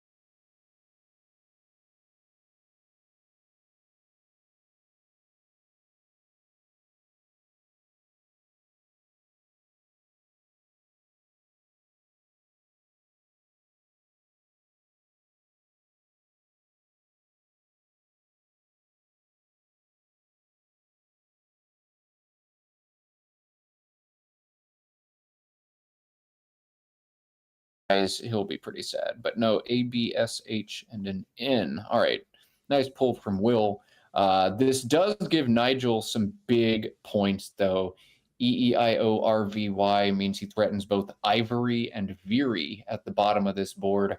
Ivory could get crushed by X plays, but outside of that, looks to be the top option. What do you think, Josh? Ivory or Veery here? I like Ivory. Yeah, I like Ivory here. Sorry about that little glitch there, guys, but we should be back. I think you play Ivory. It is kind of scary to put that I there, but the leave looks much better. And when you're ahead, leaving scoring spots open is a good idea. All right, Ivory is the play from Nigel. Yeah, the E is just so nice to keep here. Ooh, but rough pull AOOU into the EE. This will be interesting. Apparently, Nigel can draw poorly sometimes. Will has 51 now. Banish at 14A scores very, very, very, very well for him. It does blow up a kind of stable leave, but you got to do it, right, Josh? Yeah, you could play Sahib in the same spot and create maybe an S hook. Sorry, I'm trying to use the illustration. Yeah, you could create an S lane with Sahib, but it's likely to get blocked, and you're scoring so much less. So I think you have to play Banish here and hope for a good draw. Again, that E is still open from Snarfed. One of the other reasons that I don't like putting E's in double lanes is that your opponent can play around them. It might not just hit them immediately, but when you're down, you want to leave that volatility open. So that's still open. If Will plays Banish, he's creating another situation that Nigel might want to address in the form of that triple. So he's leaving the board alive somewhat, and definitely has some chances to come back, given that Nigel's next rack is absolutely horrendous. Banish is going to seed EAU beneath the BAN in Banish for 25. So a small bailout for Nigel out of an otherwise very rough turn, but he's not going to be in great shape even after that. EOOT is not a great leave. Too many vowels, the double O's, it's kind of rough. Yeah, EAU probably something I would play relatively quickly. Nigel was ready to play Deuce, D-O-U-C-E, through the D and the C. But now that that triple is open, Nigel can score a few more points despite leaving 2 O's. I think he's going to go for that. Yeah, I think the next best option is OE in the same spot, holding AEOTU. And that is just too many vowels. DOUCE through the disconnected DC. It's probably not worth it. Yeah. Oh, the play from Nigel. That seems right. Your dogs think it's a good play, I think. They love playing 3 vowels and getting 25 for it. And they're stoked about that. Yeah, OE and EAU close in on my engine simulation here, but I think this is definitely the right play. Right, back to Will. AEILORU. So just a little bit heavy on those vowels, and I don't think he's going to have anything fantastic here. But he can play actually the same word that Nigel is considering playing, of deuce. Yeah. And you can put the R on it as well for deucer. That is an adjective. Those are kind of weird plays to make. Again, Will is still behind around a bingo score, so he does want to leave this E open. Deuce kind of does that. You need an S or a D to continue to make valid words on that double-double lane. Not really sure. Very tough position. You could play off OU with FOU, maybe. Yeah, Will's got to choose his approach here. FOU holds AEILR with a floating D. The S in banish, unlikely to get obstructed. 2 different P's out in space. FOU leads to a bingo a lot, but I would be looking to score a little bit more if I was Will. Deuce or deucer feel like strong options here. Yeah, and it's interesting comment in the chat, isn't EAU dangerous because of the X hook as Will plays deuce? So the idea that you could put an X here and score is a good one, but there aren't that many words that do that. So I wouldn't be so concerned with that. So deuce comes down, keeping AILR as balanced as he can get. And Will has drawn into AEIILRT, which looks pretty good at first glance. Listeria Lariest. But I don't think he's hit anything.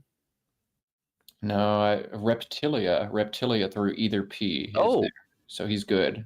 Oh, Will likely to bingo next turn, and Nigel with, oh man, I love watching players with racks like these, but I am so stoked to see Nigel specifically try to fight through one. EILNOOT. How fishy do I get? How long do I play? Do I open? Do I close? Ooh. Wonder what Nigel's going to do as Will's threatening a bingo next turn. I feel like I want to play instinctively a long play from the P. It's looking like he's putting down pot line. What this does is it blocks the best 8s lane from that PP. Is a really good letter to start words. And it begins to sort of try and exhaust the space on this board. And Nigel doesn't really have any great letters. So I like this idea, yeah, instinctively. One play is winning a sim over every other option by over 3 points, and it is not what Nigel played here. The play is Oolite, OOLITE, through the I in Acedia for 21, holding IN, but that seeds that triple word back. That seems a little crazy. I don't know. Potline does not sim very well compared to other options, but that's what we saw from Nigel, and Will's bingo is coming down quickly. All right, so did Nigel make a mistake? It's just so funny to talk about it. I think the idea behind potline is pretty simple. You're really just trying to exhaust the space and continue to score your way to victory and try and block next turn, I think. But Reptilia is going to come down, and that's going to stop Nigel's plans in their stead. He's drawn into Gothite, and it was just blocked through that E in Snarfed. So that was a very, very timely pull for Will Anderson. Wow, yeah, Gothite with the extra E, Goethite would have been Nigel's bingo. That gets blocked so seldom. He had Gothite to the S in Banished or to the E in Snarfed, and both got blocked. Insane. Perhaps even tilt-inducing, but Nigel will not tilt here. Yeah, I mean, we've seen both players block each other in interesting ways. We saw Snarfed inhibiting Will from playing Eradicate. Now we see Reptilia blocking both Gothites and Goethite. Probably should pronounce that right.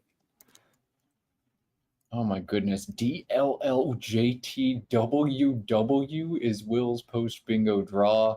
He's either playing WAWL through the A and Reptilia or exchanging. That's about it for Will. Goodness. Exchange here, Josh? Ugh. Oh my god. Probably. There's a lot of good letters left. You want that blank. What's interesting is that E is still available. Like, we could see a possible 7-letter word disconnected as a double-double, and that's probably the most dangerous spot on the board. So I think, I don't know, maybe you play Jaw? I think you might just play Jaw and play your, like, if you play Jaw now, Matt, then you keep the other W, maybe you play it next move with like 2 or something. You're scoring 50 points in 2 moves and you're getting somewhere. But man, is it so difficult to swallow this sort of decision when you're trailing and when there are blanks out, when there are really good tiles out that you don't have. I'm very curious to see what Will decides. Yeah, man, this is just absolutely brutal for him.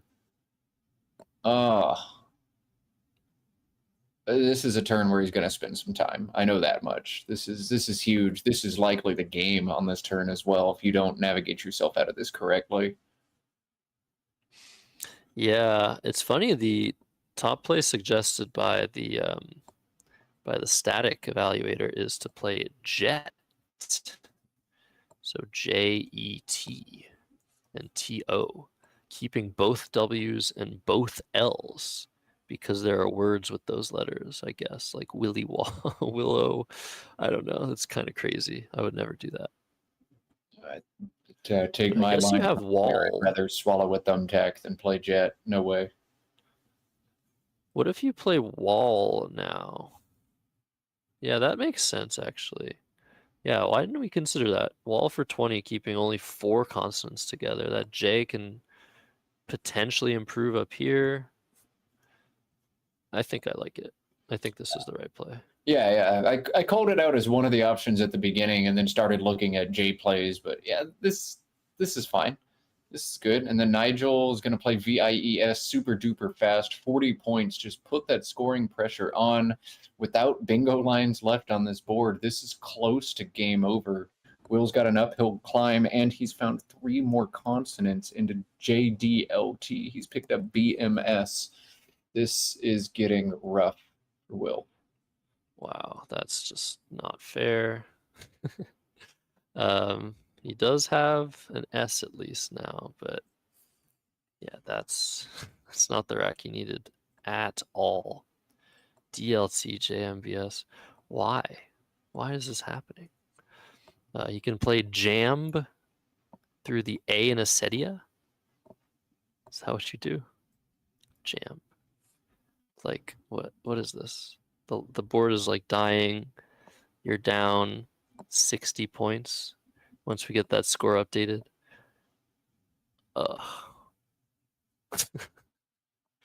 Brutal. Do you could think about maybe trying to start setting up. How can you set up your S here? Is there some way to do that? Like maybe through this I. You can play Bima. I think again you don't exchange. I think you play through and just keep yourself within fighting distance. But Nigel is such a good defender. It's going to be so hard for Will to make anything happen now. I'm almost like inclined to keep the JB together so I can play Job and alongside Reptilia and set up the left side of this board a little bit. Set up line for potential 7-letter bingos again and score some points. You're down big, but with the Q, the X, the Z, and the blank all unseen, there's opportunity for you to just grind out 30 over and over. There's an opportunity for you to hit a big outplay and catch Nigel with 1 or 2 of those big letters on his rack. Like, there are things that can happen. There's a lot of dynamism in the bag, but I don't know. Will has spotted Bima. He's going to play it up here. 20 points. Yeah, that seems okay. Yeah, I mentioned that. I mean, I think you can also play Butyl, was mentioned in the chat, through disconnected tiles. That's a very nice find. But this looks pretty good. Just biding his time, keeping the J, hopefully to score with. But Will is going to be able to use the X probably next turn at least. Play Nix and EAUX. Back to Nigel though, who's No, he's drawn not. second blank. No, And- Nigel's going to take it away right now. As soon as you draw the X, boom, Yeah, gone. sorry, bro. Yeah, that's it. That's really bad. All right, well, this is pretty over now, isn't it? Yeah, Or you wow. play Jinx. Can you play Jinx anywhere? You can play with JU. Is there some way to play? Oh, you can play Next. Wait, look at this. That's so cool. What if you play Next here and you set up Judy? Congratulations. You've scored right. like 45 points. Awesome. Awesome. That's exactly what you need to do. Yeah. Sweet. It's pretty cool. At this point, I'm looking at the I in reptilian, trying to figure out if there's like a 6-letter J or X play I can fish for that might score 70 or 80. I don't know that word exists, but that's about all you can do here. Oh, it's 61 though in 2 turns. Next and Judy. Sorry. Cool. Yeah, okay. You can play Jinx through the Iron Pot lines. That's true. You can play something trying to set yourself up eventually. You can exchange. You're just gonna lose though. Realistically, Matt. Like how you're just getting squeezed so hard. Yeah, man, this game just got away from Will so quickly. He's gonna play Dex. All right. Well, yeah, is Nigel gonna fish for? Oh, there's no Y for Yankee. Yeah, he's drawn the Q to go with his U, and he's got the blank. What amazing analysis from me. Yeah, awesome. Thank you. I don't know. It's like just play QAT, I guess. I don't know. Is he gonna try and set himself up? This could be a setup move. This could be something Nigel does that nobody's noticed. Is there something you can draw to BE? He's up 49 points. He doesn't really have anything to worry about. He's probably okay. If you're worried about something here, it's maybe like a bingo through the L making Pankos, which there are so few. So I don't know what you do, but you could play QUAI, but you leave yourself vowelless. I don't think he's that concerned. You can fish the R with Deucer and keep Quart blank, and if Will does try to open something up, you can just punch him in the face, but that feels a little greedy. I think just play Cot and win. Yeah, I think so. If he plays Cot and Will does bingo immediately, he's drawing 5 tiles. Right now there's 7 tiles in the bag, and it's so hard to imagine those 5 tiles threatening anything on this board. But he's thinking of QUAI, which just blocks pretty much everything under the sun. I actually don't even know if there's a single bingo that plays after that. Probably something through the A in Acedia. That'd be something to look at on the engine. Let's find out. I'm going to run it now. After QUAI, there are precisely 0 playable bingos. So we're thinking Q U A I, and it's over. But Oh, Nigel's playing there, going for Trank. Okay, but Will could have that. whatever. We'll What have a it weird, as- what a weird play. After this QUAI, let's see how many playable bingos there are. There are no playable bingos. Well, okay. Nice job, Nigel. He looks at his score sheet. He looks at the board. He's like, oh, these are the 14 tiles unseen. All right, he can't have anything. Yeah, you got nothing. I'm good. All right, I'll just take the points then. So knowing that there's nothing playable after your play means that even if Will has the threat of playing Trank for 42, he might be setting himself up to bingo, but you can just block it. That's crazy. That's Oh. crazy talk. Panko doesn't take a back S, so I don't think Oh, there's to be blocked. Thank you to chat for keeping us accountable. Jared Capel once again saving the day. We got to get him in the booth instead of me, honestly. But all right, no Pankos, no threats. Just do whatever you want. Set yourself up for Trank, I guess. Nigel gonna Nigel. The big intrigue now, as this one's all but done, is can Will get Nigel to say anything meaningful and give us a sound bite on the stream? That's my new thing that I'm rooting for. look at Will's expression. He's just like, yeah, I'm getting squeezed. How can I turn this into content? He's probably not thinking about that. Will actually takes this tournament very, very seriously. But yeah, he's down to under 4.5 minutes. There's really nothing to do. There's 4 tiles in the bag. You play Jot for 26. I think that's all you do. I wonder if he will know that Panko doesn't take an S. I imagine so. When it's a word, Will probably knows if it's valid or not. But that's very surprising that it doesn't take an S, especially in the North American lexicon with all of its plurals. All right, play does begin at 9 a.m. Eastern time tomorrow. I am all but certain we're going to get at least one more Nigel Richards appearance. Just 4-3 his start to this tournament, but nobody would be surprised if Nigel goes 6-1 or 7-0 tomorrow and ends up atop the standings at the end of day 2. Mac Miller currently 6-0 is my understanding. Mac Miller could be the only undefeated through 7 games. Let's see if we have a score update over there as Will tries to grind out the end of this one. Mac So still pending his game against Jackson. Really cool option in chat of not for 5. Obviously, you play that and Nigel plays traders, and you're very sad. But it's a very interesting idea to go for some bingos with the J, but Nigel will obviously block. But it could be the best play. It could be. It also sets up JO for 34. Sorry, I'm still analyzing this, Matt. It's an interesting game. I don't really know. Like for Will, Deuce was a slight mistake. Maced was, I think, the big one there. It's very hard to find a good move there. Icy is super counterintuitive. Amity's was probably better. Maced was just a little bit too reckless. And, I want to see someone do a deep dive on the pot line turn.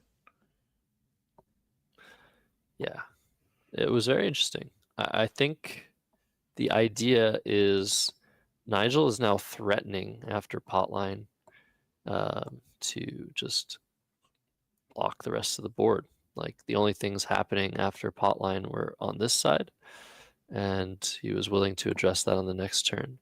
But I feel like it might have been a little bit transparent. Like Will can make something happen, can continue to keep the board open. I think it was a good play. It might not have been the best one though. Going digging for the unseen blank for the S's makes sense for sure. But if you play potline, keep an O, draw an unwieldy rack, and get doubled through the E and snarfed, that's like the only thing we can even like kind of tilt our heads at. And I'm usually the guy who's like, play as many tiles as you can out of racks like that. So potline's the kind of play I would typically root for. I'm not saying it's wrong. Again, my job when Nigel plays is just to tell you why what Nigel has done is right. But that's a play where engines were pretty sound in favor of Oolite. And Nigel opted to do something that confused all of us just a little bit. Someone get in there and look it up. We need more content. We need more analysis on the internet. So Jot comes down, Will saving himself some spread by not going for it with not for 5. Nigel has ADERRT blank. There are 2 tiles in the bag. Will Nigel make a play attempting to go for a bingo here? Is there something like Astrolabe that he can go for to the BE if he plays a D and an R somewhere, but then Will just block, right? But that is an interesting idea. It's hard to block too, so. I would just plunk the R. I'd play Deucer and just wait. Mm-hmm. No, I'm just going to take time here because it's a very interesting position. He doesn't care that he's won this game. He knows he's won this game. He wants to make the best play. I think, yeah, it's worth considering something. The thing is, like, TR. What if he plays TR? Tyro? Is there something he can draw in 2 spots? Can he draw something over here as well as Astrolabe or something of the like? If not, is there some way that Nigel can open the board with a play of his, not give Will anything in return, and go for something? So he's going to take a while here. This is one of the turns that Nigel cannot possibly figure out very quickly. So we're going to see him burn some time, I think. Maybe he's thinking of playing Rota. That probably threatens some things here. But where would he play off DR? Not DR. He wants to... Yeah, DR for Astrolabe. Because there's 2 ways to draw SO.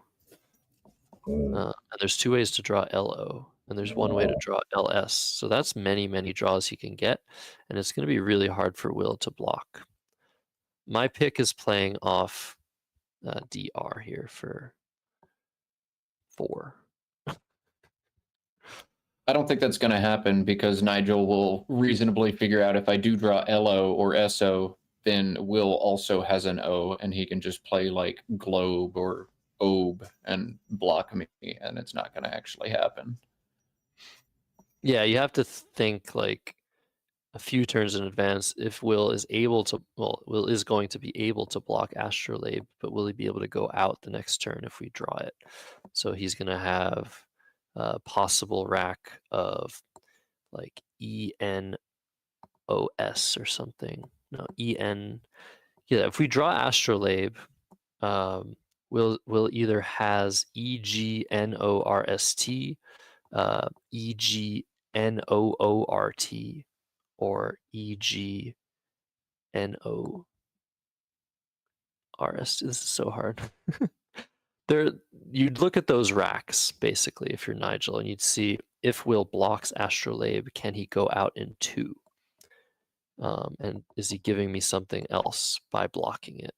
So it might be worth doing, depending on whether it's basically just calculable in the end, like what happens in these end games. So he's going to be calculating Will's blocks and what Will's next plays are and what his next plays are, and iterating through that. But I don't know. Intuitively, it feels not worth it mathematically, but potentially worth it practically because Will might not see it. Will's definitely going to see it, I think, if he draws into it, which he won't because OE is in the bag. But it's an interesting thought. Nigel's just going to make Will wait. Yeah, this is the turn when Nigel's 100% to win. This is the turn that takes 4 or 5 minutes off of his clock. And Nigel does everything right, regardless of the game state. We saw him play the greatest end game in Scrabble history, perhaps. A game where he was already up by 100 and just maximized it, squeezed every single point out. He's going to do this right, which is the most incredible part of it all. He's going to play Darter I think this does end up just milking the most spread out of this game. He's almost a lock to go out next turn in one more move. Yeah, he might be completely like for sure going out no matter what he draws. Maybe not though. With this draw, can Will just play something like blocking that L of Reptilian? Does Nigel have an outplay after that? Very interesting. He's AE. got Air Robe to the BE. Oh, wow. Okay. Yeah, so he's worked through this. He's basically seen ahead to see that he is threatening multiple outplays, I think, with pretty much every single draw, maybe every single draw, and Will's going to be helpless to block all of them. So I think that does work out better than trying to go for the bingo. So yeah, very nicely done. Free. I mean, what like why are we saying very nicely done? I don't know, but it's just very impressive. Like this is how you play Scrabble at the top level. Oh man, yeah, just a treat to watch. So Toga is gonna be what we get from Will here, and it's not his best in game, but he has 7 seconds left. He's just got to do something, and Nigel 7 and out, likely what we're gonna see from him. Yeah. All right. Well, it was a really interesting game. Oh no, Nigel is actually not supposed to go out now. It's better if he doesn't. So we'll see if Nigel finds the slow play sequence here instead. He will. Yeah, he will. What is the sequence now? You're gonna block Will's Quays and OS by playing OS using your blank instead. Okay. Score immediately. 9. Yep. Yeah, of course. Of course. Oh my goodness me. Just great. Like it's possible to find these things, okay? Like just not possible to find these things this fast. If you're anyone else. And you push Will over time. Just you know, this was already the best end game, but now you're picking up 10 additional points out of it. Goodness. Wow. Well, poor Will. Poor Will. Just play like rolls or something. He's got 30 seconds to not lose 10 more points. Crazy. All right. This is going to wind down our coverage of day 1 out of 5 from the Scrabble Players Championship held in Hanover, Maryland, just outside of Baltimore.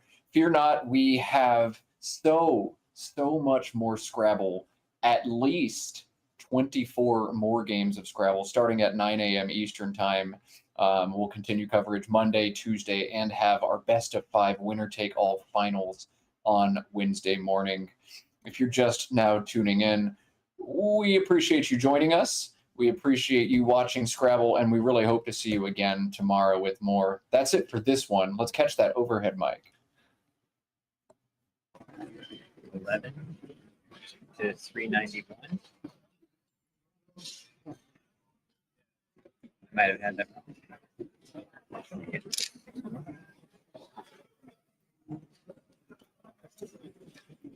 Okay, 401. Give me 290. No, earlier. 198. Yes. 216. Yes. 250. Yes. 290. Yes. Oh, 40. Yep. Okay. Agreed. Yes. 401. Yeah. To my 29. yeah. Now 10? 319. Yeah. Yep. Nicely done. One of y'all get your first win here? I did. I was lucky. Good job. Yeah. Kind of flailing. What now? I was flailing. Flailing. Yeah. He was unlucky. Is what he means. He was unlucky. No, I don't think so. I think I probably goofed somewhere along the way. Not sure where yet. Well, I'm glad you're off the schneid, kid. Okay, so 3. Oh, so you wanna? I don't think have the this- phone, so I have to. I can do it for you. I have to. No, you can't. I have to do it myself. Oh, okay, that's fine. You can do yours as well. Don't mind doing it on the sheet. It's fine. Remember? 6. Yeah, 6.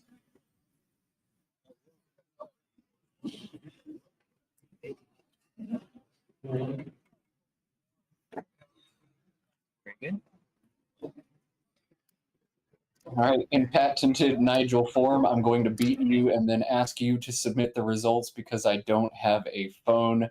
You love to see it. That's the final on this one. 407 for Nigel, 319 for Will after the 10-point time penalty. That's about all I've got for today. Josh, any parting messages for our viewers at home? More Scrabble.